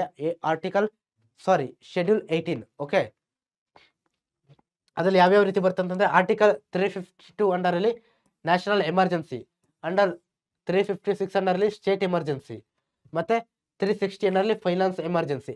ಈ 3 ಕೂಡ ಏನ್ ಮಾಡ್ಬೋದು, ಡಿಕ್ಲೇರ್ ಮಾಡ್ತಕ್ಕಂಥ ಅಧಿಕಾರ ಯಾರಿಗಿರುತ್ತೆ, ಪ್ರೆಸಿಡೆಂಟ್ಗೆ ಇರುತ್ತೆ ಅನ್ನೋದು ಕೂಡ ನಾವಿಲ್ಲಿ ತಿಳ್ಕೊಬಹುದು. Can declare, president can declare. Okay, ಈ 3 ತರದ ಎಮರ್ಜೆನ್ಸಿಗಳನ್ನ ಡಿಕ್ಲೇರ್ ಮಾಡ್ತಕ್ಕಂಥ ರೈಟ್ಸ್ ಇರುತ್ತೆ ಅನ್ನೋದು ಕೂಡ ನಾವಿಲ್ಲಿ ತಿಳ್ಕೊಬಹುದು. ಸೊ ಇದಕ್ಕೆ ನೋಡಿ, ಇಲ್ಲಿ ನಾನು ನಮಗೆ ಸಿಂಪಲ್ ಆಗಿ ಕೊಟ್ಟಿದ್ದೀನಿ. ಏನಪ್ಪ, ನ್ಯಾಷನಲ್ ಎಮರ್ಜೆನ್ಸಿ, ರಾಷ್ಟ್ರೀಯ ತುರ್ತು ಪರಿಸ್ಥಿತಿ ಅಂತಂದ್ರೆ ದೇಶದ ಯಾವುದೋ ಒಂದು ಪಾರ್ಟಿಗೆ ವಾರ್ ಆಗ್ಬೇಕಾದ್ರೆ ನಾವು, ಅಥವಾ ದೇಶದ ಯಾವುದೋ ಒಂದು ಪಾರ್ಟಿಗೆ ಏನೋ ಒಂದು ಪ್ರಾಬ್ಲಮ್ ಇದೆ ಅಂತ ಗೊತ್ತಾದಾಗ ಏನ್ ಮಾಡ್ತಾರೆ, ಒಂದು ನ್ಯಾಷನಲ್ ಎಮರ್ಜೆನ್ಸಿನ ಜಾರಿ ತರ್ತಾರೆ ಆರ್ಟಿಕಲ್ 352 ಅಂಡರ್ ಅಲ್ಲಿ. Okay, when there is a threat to security of any area of the country. ಭಾರತದ ಯಾವುದೇ ಭಾಗಕ್ಕೆ ಏನು ಸೆಕ್ಯೂರಿಟಿ ಪ್ರಾಬ್ಲಮ್ ಇದೆ ಅಂತ ಗೊತ್ತಾದಾಗ. ಓಕೆ, 1962, 1971, 75 ಇಲ್ಲಿ ಏನ್ ಮಾಡಿದ್ದಾರೆ, ನ್ಯಾಷನಲ್ ಎಮರ್ಜೆನ್ಸಿನ ಆಲ್ರೆಡಿ 3 ಬಾರಿ ನಮ್ಮ ದೇಶದಲ್ಲಿ ಜಾರಿಗೆ ತಂದಿದ್ದಾರೆ national emergency. Okay, then state emergency ಅಥವಾ ಪ್ರೆಸಿಡೆಂಟ್ ರೂಲ್ ಅಂತ ಹೇಳ್ಬಿಟ್ಟು ನಾವು ಕೂಡ ಕರಿತೀವಿ. ಓಕೆ, ಇದನ್ನ ಯಾವ್ದ್ರ ಮೇಲೆ based on the report of the governor. Okay, ಆ ಪರ್ಟಿಕ್ಯುಲರ್ ಆಗಿರ್ತಕ್ಕಂಥ ಏನು ಇದು ರಾಜ್ಯಗಳಿಗೆ ಸಂಬಂಧಪಟ್ಟಿದ್ದು ಸ್ಟೇಟ್ ಎಮರ್ಜೆನ್ಸಿ ಅನ್ನೋದು ಫಂಕ್ಷನ್. ಯಾವಾಗ ಆ ರಾಜ್ಯ ಸರ್ಕಾರ ಒಂದು ಏನು ಸಂವಿಧಾನದ ಪ್ರಕಾರ ನಡೀತಾ ಇರಲ್ಲ ಅಂತ ಗವರ್ನರ್ ರಿಪೋರ್ಟ್ ಕೊಡ್ತಾರೋ ಅವಾಗ ಏನ್ ಮಾಡ್ತಾರೆ, ಪ್ರೆಸಿಡೆಂಟ್ ಸ್ಟೇಟ್ ಎಮರ್ಜೆನ್ಸಿ ಘೋಷಣೆ ಮಾಡ್ತಾರೆ ಅಂಡರ್ ಆರ್ಟಿಕಲ್ 356 ಅಲ್ಲಿ. ಓಕೆ, ಸೊ ಏನಪ್ಪಾ ಅಂತಂದ್ರೆ ನೋಡಿ, ಕರ್ನಾಟಕದ ಪರ್ಟಿಕ್ಯುಲರ್ ಕೊಟ್ಟಿದ್ದಾರೆ. State emergency has been declared 6 times in Karnataka so for. ಕರ್ನಾಟಕದಲ್ಲಿ ಇದುವರೆಗೆ 6 ಬಾರಿ ಏನಾಗಿದೆ, ಈ ಒಂದು ಇದನ್ನ ಏನು ಸ್ಟೇಟ್ ಎಮರ್ಜೆನ್ಸಿಯನ್ನ ಡಿಕ್ಲೇರ್ ಮಾಡಿದ್ದಾರೆ ಅನ್ನೋದು ಕೂಡ ನಾವಿಲ್ಲಿ ನೋಡ್ಬೋದು. ಪ್ರೆಸಿಡೆಂಟ್ ರೂಲ್ ಅಂತ ಹೇಳ್ಬಿಟ್ಟು ನಾವಿಲ್ಲಿ ಕರಿತೀವಿ. ಓಕೆ, ನ್ಯಾಷನಲ್ ಎಮರ್ಜೆನ್ಸಿ ರಾಷ್ಟ್ರಕ್ಕೆ ಸಂಬಂಧಪಟ್ಟಿದ್ದು, ಸ್ಟೇಟ್ ಎಮರ್ಜೆನ್ಸಿ ಪರ್ಟಿಕ್ಯುಲರ್ ಆಗಿ ಒಂದೊಂದು ಆ ಸ್ಟೇಟ್ಸ್ಗೆ ಸಂಬಂಧಪಟ್ಟಿದ್ದು. ಓಕೆ, ಫೈನಾನ್ಷಿಯಲ್ ಎಮರ್ಜೆನ್ಸಿ ಅಂದ್ರೆ ಹಣಕಾಸಿನ ವಿಚಾರಕ್ಕೆ ಏನಾದರೂ ಪ್ರಾಬ್ಲಮ್ ಆದಾಗ ಇದನ್ನ ಘೋಷಣೆ ಮಾಡ್ತಾರೆ ಆರ್ಟಿಕಲ್ 360 ಅಂಡರ್ ಅಲ್ಲಿ. ಓಕೆ, ಸೊ ಇದನ್ನ it has not been declared till now. ಅಂದ್ರೆ ಇವತ್ತಿನವರೆಗೂ ಕೂಡ ನಮ್ಮ ದೇಶದಲ್ಲಿ ಫೈನಾನ್ಷಿಯಲ್ ಎಮರ್ಜೆನ್ಸಿನ ಡಿಕ್ಲೇರ್ ಮಾಡಿಲ್ಲ ಅನ್ನೋದು ಗೊತ್ತಿರಬೇಕು. ಫೈನಾನ್ಷಿಯಲ್ ನ್ಯಾಷನಲ್ ಎಮರ್ಜೆನ್ಸಿ ಯಾವ್ಯಾವ ಜಾರಿಯಾಗಿದೆ ಅಂತ. ಕರ್ನಾಟಕದಲ್ಲಿ 6 times ಸ್ಟೇಟ್ ಎಮರ್ಜೆನ್ಸಿ. ಅಂದ್ರೆ ಸ್ಟೇಟ್ ಎಮರ್ಜೆನ್ಸಿ ಮೀನ್ಸ್ ಅಥವಾ ಪ್ರೆಸಿಡೆಂಟ್ ರೂಲ್ ಅಂದ್ರೆ ಪರ್ಟಿಕ್ಯುಲರ್ ಆಗಿ ಆ ಸ್ಟೇಟ್ಗೆ ಮಾತ್ರ ಅಪ್ಲೈ ಆಗುತ್ತೆ. ಓಕೆ, ಅದು ಕ್ಲಿಯರ್ ಆಗಿರಲಿ. ಡಿಸ್ಕ್ರಿಷನರಿ ಪವರ್ಸ್ ಇವರಿಗೆ ಇನ್ನೂ ಏನೇನಿದೆ ಅಂತಂದ್ರೆ ಎಕ್ಸ್ಟ್ರಾ ಪವರ್ಸ್ ಏನಿದೆ ಅಂತಂದ್ರೆ ನೋಡಿ, certain powers without the waiting for approval of the union cabinet, they are called the discretionary powers. ಏನೋ ಪ್ರೆಸಿಡೆಂಟ್ ಅವರು ತಮ್ಮ ಒಂದು ಅಧಿಕಾರ ಚಲಾಯಿಸಲಿಕ್ಕೆ ಕೆಲವೊಂದಕ್ಕೆ ಯೂನಿಯನ್ ಕ್ಯಾಬಿನೆಟ್ನ ಏನ್ ಬೇಕು, ಪರ್ಮಿಷನ್ ಬೇಕು. ಬಟ್ ಕೆಲವೊಂದು ವಿಚಾರಗಳಲ್ಲಿ ಅವರ ಪರ್ಮಿಷನ್ ಬೇಡ, ಯೂನಿಯನ್ ಕ್ಯಾಬಿನೆಟ್ನ ಪರ್ಮಿಷನ್ ಬೇಡ. ಸೊ ಆ ಪವರ್ಸ್ ನಾವೇನಂತ ಕರಿತೀವಿ, ಡಿಸ್ಕ್ರಿಷನರಿ ಪವರ್ಸ್ ಅಂತ ಹೇಳ್ಬಿಟ್ಟು ನಾವು ಕರಿತೀವಿ. ಓಕೆ ನೋಡಿ, he may invite the leader of any party to form the government when no single party has got a majority after an election. ಅಂದ್ರೆ ಎಲೆಕ್ಷನ್ ಆದಾಗ ಯಾವ ಪಕ್ಷಕ್ಕೂ ಕೂಡ ಮೆಜಾರಿಟಿ ವೋಟ್ಸ್ ಬಂದಿಲ್ಲ ಅಂತಂದ್ರೆ ಈ ಸಮ್ಮಿಶ್ರ ಸರ್ಕಾರವನ್ನು ರಚನೆ ಮಾಡ್ಲಿಕ್ಕೆ ಅವ್ರು ಏನ್ ಮಾಡ್ತಾರೆ, leader of the any party, ಯಾವ ಪಾರ್ಟಿಯ ಒಂದು ಲೀಡರ್ ಅನ್ನ ಏನ್ ಮಾಡ್ತಾರೆ, ಇನ್ವೈಟ್ ಮಾಡ್ತಾರೆ. ಯಾವಾಗ ಯಾವ ಪಾರ್ಟಿಗೂ ಮೆಜಾರಿಟಿ ಇಲ್ಲದಾಗ ನೋಡಪ್ಪ ಸರ್ಕಾರ ರಚನೆ ಮಾಡಿ ಅಂತ ಯಾವ ಪಾರ್ಟಿ ಲೀಡರ್ ಬೇಕಾದ್ರೆ ಅವರು ಕರೀಬಹುದು. Okay, when the parliament approves the bill he sends it to him for a assent, he may return the bill for reconsiderations. ಮತ್ತೆ ಯಾವಾಗ ಪಾರ್ಲಿಮೆಂಟ್ ಇದು ಕಳ್ಸುತ್ತಲ್ವ ಬಿಲ್ಲನ್ನ ರಾಷ್ಟ್ರಪತಿಗಳಿಗೆ ಸೈನ್ ಹಾಕ್ಲಿಕ್ಕೆ, ಅವಾಗ ಪಾರ್ಲಿಮೆಂಟ್ ಏನ್ ಮಾಡ್ತಾರೆ, ವಾಪಸ್ ಕಳಿಸ್ತಾರೆ. ಇದರಲ್ಲಿ ಸ್ವಲ್ಪ ರೀಕನ್ಸಿಡರ್ ಮಾಡಿ ರೀಚೆಕ್ ಮಾಡಿ ಅಂತ ಹೇಳ್ಬಿಟ್ಟು ಏನ್ ಮಾಡ್ತಾರೆ, ವಾಪಸ್ ಕಳಿಸ್ತಾರೆ. ಅದು ಕೂಡ ಒಂದು ಪರ್ಮಿಷನ್ ಇವರಿಗಿದೆ. ಓಕೆ, ಸೊ ಇದು ಕೂಡ ನಿಮಗೆ ಕ್ಲಿಯರ್ ಆಗಿರಬೇಕು. So then list of president. ಇಲ್ಲಿ ನಾನು ನಮ್ಮ ರಾಷ್ಟ್ರದ ರಾಷ್ಟ್ರಪತಿಗಳ ಯಾರ್ಯಾರು ಯಾವಾಗ ಪ್ರೆಸಿಡೆಂಟ್ ಆಗಿದ್ರು ಅನ್ನೋದನ್ನ ಒಂದು ಲೀಸ್ಟ್ ಕೊಟ್ಟಿದ್ದೀನಿ ನೋಡಿ. ರಾಜೇಂದ್ರ ಪ್ರಸಾದ್ ಅವರು ಫಸ್ಟ್ ಪ್ರೆಸಿಡೆಂಟ್ ಇಂದ ಪ್ರೆಸೆಂಟ್ ದ್ರೌಪದಿ ಮುರ್ಮು ಅವರವರೆಗೂ ಲೀಸ್ಟ್ ಕೊಟ್ಟಿದ್ದೀನಿ. ಸೊ ನೀವು ಇದನ್ನ ಒಂದ್ಸತಿ ರೆಫರ್ ಮಾಡಿ. ಓಕೆ, ರೆಫರ್ ಮಾಡಿ. First president very important, president ಯಾರಿದ್ದಾರೆ ವೆರಿ ಇಂಪಾರ್ಟೆಂಟ್ ಆಗುತ್ತೆ. ಓಕೆ, ಸೊ ಇದನ್ನ ನೀವು ರೆಫರ್ ಮಾಡಿ. ಸೊ ದೆನ್ ಪ್ರೈಮ್ ಮಿನಿಸ್ಟರ್ ಬಗ್ಗೆ ನೋಡೋಣ, ಪ್ರಧಾನಮಂತ್ರಿಗಳ ಬಗ್ಗೆ ನೋಡ್ತಾ ಹೋಗೋಣ. ಪ್ರಧಾನಮಂತ್ರಿಗಳು ಪ್ರೆಸೆಂಟ್ ಯಾರಿದ್ದಾರೆ ಅನ್ನೋದು ನಿಮ್ಗೆ ಇಲ್ಲಿ ಚಿತ್ರ ನೋಡಿ ಗೊತ್ತಾಗಿದೆ ಅಂತ ನಾನು ಅನ್ಕೊಳ್ತೀನಿ. ಓಕೆ, ಸೊ ಇಲ್ಲಿ ಚಿತ್ರ ನೋಡಿ, ನಮ್ಮ ನರೇಂದ್ರ ಮೋದಿ ಅವರು ಏನು ಪ್ರೆಸೆಂಟ್ ಏನಿದ್ದಾರೆ, ಪ್ರೈಮ್ ಮಿನಿಸ್ಟರ್ ಆಗಿದ್ದಾರೆ. Okay, the constitution as provide for a central council of ministers with the prime minister as the head assistant advise the president in administration of the country. ಏನು constitution ಏನ್ ಮಾಡ್ತಪ್ಪ ಅಂತಂದ್ರೆ president along with council of ministers ಏನ್ ಮಾಡ್ಬೋದು, ಪ್ರೆಸಿಡೆಂಟ್ಗೆ ಅವರ administration ವಿಚಾರದಲ್ಲಿ ಏನ್ ಮಾಡ್ಬೋದು ಅಂತ ಹೇಳ್ತಾರೆ, ಹೆಲ್ಪ್ ಮಾಡ್ಬೋದು ಅನ್ನೋದನ್ನು ಕೂಡ ನಾವಿಲ್ಲಿ ಹೆಲ್ಪ್ ಮಾಡ್ಬೋದು ಅನ್ನೋದನ್ನು ಕೂಡ ಇಲ್ಲಿ ಕೊಟ್ಟಿದ್ದಾರೆ ಅನ್ನೋದನ್ನ ತಿಳ್ಕೊಬಹುದು. Okay, still it is the prime minister who has the real power to carry out the administration. ನಾನು ಆವಾಗಲೇ ನಿಮಗೆ ಹೇಳಿದೆ, ಪ್ರೆಸಿಡೆಂಟ್ ವಿಚಾರದಲ್ಲಿ ಪ್ರೆಸಿಡೆಂಟು ನಾಮಿನಲ್ ಹೆಡ್ ಆಗಿರ್ತಾರೆ. ಅಂದ್ರೆ ಅವರ ಹೆಸರಲ್ಲೇ ಆಡಳಿತ ಎಲ್ಲ ನಡೆದ್ರು ಕೂಡ ರಿಯಲ್ ಪವರ್ ಯಾರ ಹತ್ರ ಇರುತ್ತಪ್ಪ ಅಂತಂದ್ರೆ ನಮ್ಮ ಪ್ರೈಮ್ ಮಿನಿಸ್ಟರ್ ಜೊತೆ. Okay, prime minister real power ಇರೋದು ನಮ್ಮ ಪ್ರೈಮ್ ಮಿನಿಸ್ಟರ್ ಜೊತೆ. ಪ್ರೆಸಿಡೆಂಟ್ ನಾವು ನಾಮಿನಲ್ ಪವರ್ ಅಂತ ಹೇಳ್ಬಿಟ್ಟು, ನಾಮಿನಲ್ ಹೆಡ್ ಅಂತ ಹೇಳ್ಬಿಟ್ಟು ನಾವು ಕರಿತೀವಿ. ಓಕೆ, ಕ್ಲಿಯರ್ ಇರಲಿ. The president is the head of the country. ದೇಶದ ಮುಖ್ಯಸ್ಥರಾಗಿರ್ತಾರೆ ಯಾರು, president. Virus the prime minister is the head of the government. President head of the country ಆಗಿದೆ, ದೇಶದ ಹೆಡ್ ಆಗಿದ್ರೆ ಪ್ರೈಮ್ ಮಿನಿಸ್ಟರ್ ಯಾರಾಗಿರ್ತಾರೆ, ಆ ಒಂದು ಸರ್ಕಾರ ಇರ್ತಲ್ವಾ ಕೇಂದ್ರ ಸರ್ಕಾರ, ಅದರ head of the government, head ಆಗಿರ್ತಾರೆ, ಮುಖ್ಯಸ್ಥರಾಗಿರ್ತಾರೆ. Okay, so he remains in the office as long as he enjoys the trust of the Lok Sabha. ಅಂದ್ರೆ ಅದೇ ಇಲ್ಲಿವರೆಗೂ ಅವ್ರಿಗೆ ಮೆಜಾರಿಟಿ ಇರುತ್ತೋ ಅಲ್ಲಿವರೆಗೂ ಅವ್ರು ಏನಾಗಿರ್ತಾರೆ, ಆ ಒಂದು ಅಧಿಕಾರದಲ್ಲಿ ಇರ್ತಾರೆ ಅನ್ನೋದು ಕೂಡ ನಾವಿಲ್ಲಿ ತಿಳ್ಕೊಬೇಕಾಗುತ್ತೆ. So then appointment and removal of the ministers and allocation of portfolios, ಅವರ ಪವರ್ಸ್ ಮತ್ತೆ ಫಂಕ್ಷನ್ಸ್ ಬಗ್ಗೆ. ಓಕೆ, ಪ್ರೈಮ್ ಮಿನಿಸ್ಟರ್ ಅವರ ಪವರ್ಸ್ ಮತ್ತೆ ಫಂಕ್ಷನ್ಸ್ ಏನಪ್ಪಾ ಅಂತಂದ್ರೆ ನೋಡಿ, ಏನ್ ಮಾಡ್ತಾರಪ್ಪ ಅಂದ್ರೆ ಪ್ರೈಮ್ ಮಿನಿಸ್ಟರ್ಸ್ ರೆಕಮೆಂಡ್ ಮಾಡ್ತಾರೆ ಯಾರಿಗೆ, ಪ್ರೆಸಿಡೆಂಟ್ ಅವರಿಗೆ. ಯಾರನ್ನ, ಬೇರೆ ಬೇರೆ ಕೌನ್ಸಿಲ್ ಆಫ್ ಮಿನಿಸ್ಟರ್ಸ್ನ ಅಪಾಯಿಂಟ್ ಮಾಡಲಿಕ್ಕೆ. ಬೇರೆ ಬೇರೆ ಮಿನಿಸ್ಟರ್ಸ್ ಬೇಕಲ್ವಾ ಪ್ರೈಮ್ ಮಿನಿಸ್ಟರ್ ಜೊತೆ, ಆ ಮಿನಿಸ್ಟರ್ಸ್ನ ಅಪಾಯಿಂಟ್ ಮಾಡಿ ಅಂತ ಯಾರು ಹೇಳ್ತಾರೆ, ಪ್ರೈಮ್ ಮಿನಿಸ್ಟರು ಪ್ರೆಸಿಡೆಂಟ್ಗೆ ರೆಕಮೆಂಡೇಶನ್ ಮಾಡ್ತಾರೆ. ಓಕೆ, ಅದಾದ ನಂತರ ಏನು ಮಾಡ್ತಾರೆ, ಬೇರೆ ಬೇರೆ ಪೋರ್ಟ್ಫೋಲಿಯೋಸ್ ಅಮಾಂಗ್ ದ ಮಿನಿಸ್ಟರ್ಸ್, ಯಾರ್ಯಾರಿಗೆ ಯಾವ ಖಾತೆಗಳನ್ನು ಕೊಡಬೇಕು, ಯಾರು ಆರೋಗ್ಯ ಮಂತ್ರಿ ಆಗಬೇಕು, ಯಾರು ಶಿಕ್ಷಣ ಮಂತ್ರಿ ಆಗಬೇಕು, ಇದನ್ನೆಲ್ಲ ಯಾರು ಮಾಡ್ತಾರೆ, ಪ್ರೈಮ್ ಮಿನಿಸ್ಟರು ಹಂಚ್ತಾರೆ ಅನ್ನೋದು ಕೂಡ ನಾವಿಲ್ಲಿ ತಿಳ್ಕೊಬೇಕಾಗುತ್ತೆ. ಓಕೆ, ಸೊ ಅವರ ಡಿಸಿಷನ್ಸ್ ಫೈನಲ್ ಆಗಿರುತ್ತೆ ಈ ಒಂದು ವಿಚಾರಗಳಲ್ಲಿ. ಆಮೇಲೆ ಈ can remove the controversial ministers and those who have been accused of wrong doing. ಯಾರು ಸರಿಯಾಗಿ ಕೆಲಸ ಮಾಡಲ್ವ ಮಿನಿಸ್ಟರ್ಸ್, ಅವರನ್ನ ರಿಮೂವ್ ಮಾಡ್ತಕ್ಕಂಥ ಅಧಿಕಾರ ಇವರಿಗೆ ಇರುತ್ತೆ ಅನ್ನೋದು ಕೂಡ ನಿಮಗೆ ಇಲ್ಲಿ ಕ್ಲಿಯರ್ ಆಗಿ ಗೊತ್ತಿರಬೇಕು. ದೆನ್ ಇವರು ಏನಾಗಿರ್ತಾರೆ, ಹೆಡ್ ಆಫ್ ದ ಗವರ್ನಮೆಂಟ್ ಆಗಿರ್ತಾರೆ, ಸರ್ಕಾರದ ಮುಖ್ಯಸ್ಥರಾಗಿರ್ತಾರೆ. ಸರ್ಕಾರದ ಎಲ್ಲ ಆಕ್ಷನ್ಸ್ಗಳಿಗೂ ಇವರು ಏನಾಗಿರ್ತಾರೆ, ಮುಖ್ಯಸ್ಥರು. ಅನಂತರ ಈ coordinates the activities of the various ministers. Okay, he take greater interest in framing policy related to planning, defense and foreign affairs. So ಏನ್ ಮಾಡ್ತಾರೆ ಅಂತಂದ್ರೆ ಮುಖ್ಯ ಪಾತ್ರವನ್ನ ನಿರ್ವಹಿಸ್ತಾರೆ ಈ ಒಂದು ವಿಚಾರಗಳಲ್ಲಿ ಅಂತ ಗೊತ್ತಿರಬೇಕು. Then head of the union cabinet, ಕೇವಲ ಸರ್ಕಾರದ ಮುಖ್ಯಸ್ಥರಷ್ಟೇ ಅಲ್ಲ, ಸರ್ಕಾರದ ಏನು ಹೆಡ್, ಆ ಒಂದು ಕೇಂದ್ರ ಮಂತ್ರಿ ಮಂಡಲ ಇರುತ್ತಲ್ವಾ ಅದರ ಕೂಡ ಏನಾಗಿರ್ತಾರೆ, ಹೆಡ್ ಆಗಿರ್ತಾರೆ ಅನ್ನೋದು ಕೂಡ ನಿಮಗೆ ಇಲ್ಲಿ ಕ್ಲಿಯರ್ ಆಗಿ ಗೊತ್ತಿರಬೇಕು. ಓಕೆ, ಸೊ ಇದು ನಿಮಗೆ ಕ್ಲಿಯರ್ ಆಗಿ ಗೊತ್ತಿಲ್ಲ. ಆ ಒಂದು ಏನು ಮೀಟಿಂಗ್ಸ್ ಏನೇನು ನಡೆಯುತ್ತಲ್ವಾ ಕೇಂದ್ರ ಮಂತ್ರಿ ಮಂಡಲದ, ಸೊ ಅವುಗಳೆಲ್ಲ ಯಾರ ಅಂಡರ್ ಅಲ್ಲಿ ನಡೆಯೋದು, ಪ್ರೈಮ್ ಮಿನಿಸ್ಟರ್ ಅಂಡರ್ ಅಲ್ಲಿ ನಡೆಯೋದು ಅನ್ನೋದು ಕೂಡ ನಿಮಗೆ ಇಲ್ಲಿ ಗೊತ್ತಿರಬೇಕಾಗುತ್ತೆ. ಓಕೆ, ಎಲ್ಲ ದೇಶ ಮತ್ತೆ ಇಂಟರ್ನ್ಯಾಷನಲ್ ವಿಚಾರಗಳಿಗೆ ಸಂಬಂಧಪಟ್ಟಂತ ಎಲ್ಲಾ ಮೀಟಿಂಗ್ಸ್ ಗಳನ್ನ ಇವ್ರ ಅಂಡರ್ ಅಲ್ಲೇ ಅದನ್ನ ತಗೊಳ್ಳೋದು, ಏನು ಮೀಟಿಂಗ್ ಅನ್ನ ಮಾಡ್ತಕ್ಕಂಥದ್ದು. Okay, is the link between president and cabinet. President ಮತ್ತೆ ಕ್ಯಾಬಿನೆಟ್ ನಡುವೆ ಏನಾಗಿರ್ತಾರೆ, ಇವರು ಲಿಂಕ್ ಆಗಿರ್ತಾರೆ ಅನ್ನೋದು ಕೂಡ ಅಲ್ಲಿ ತಿಳ್ಕೊಬಹುದು.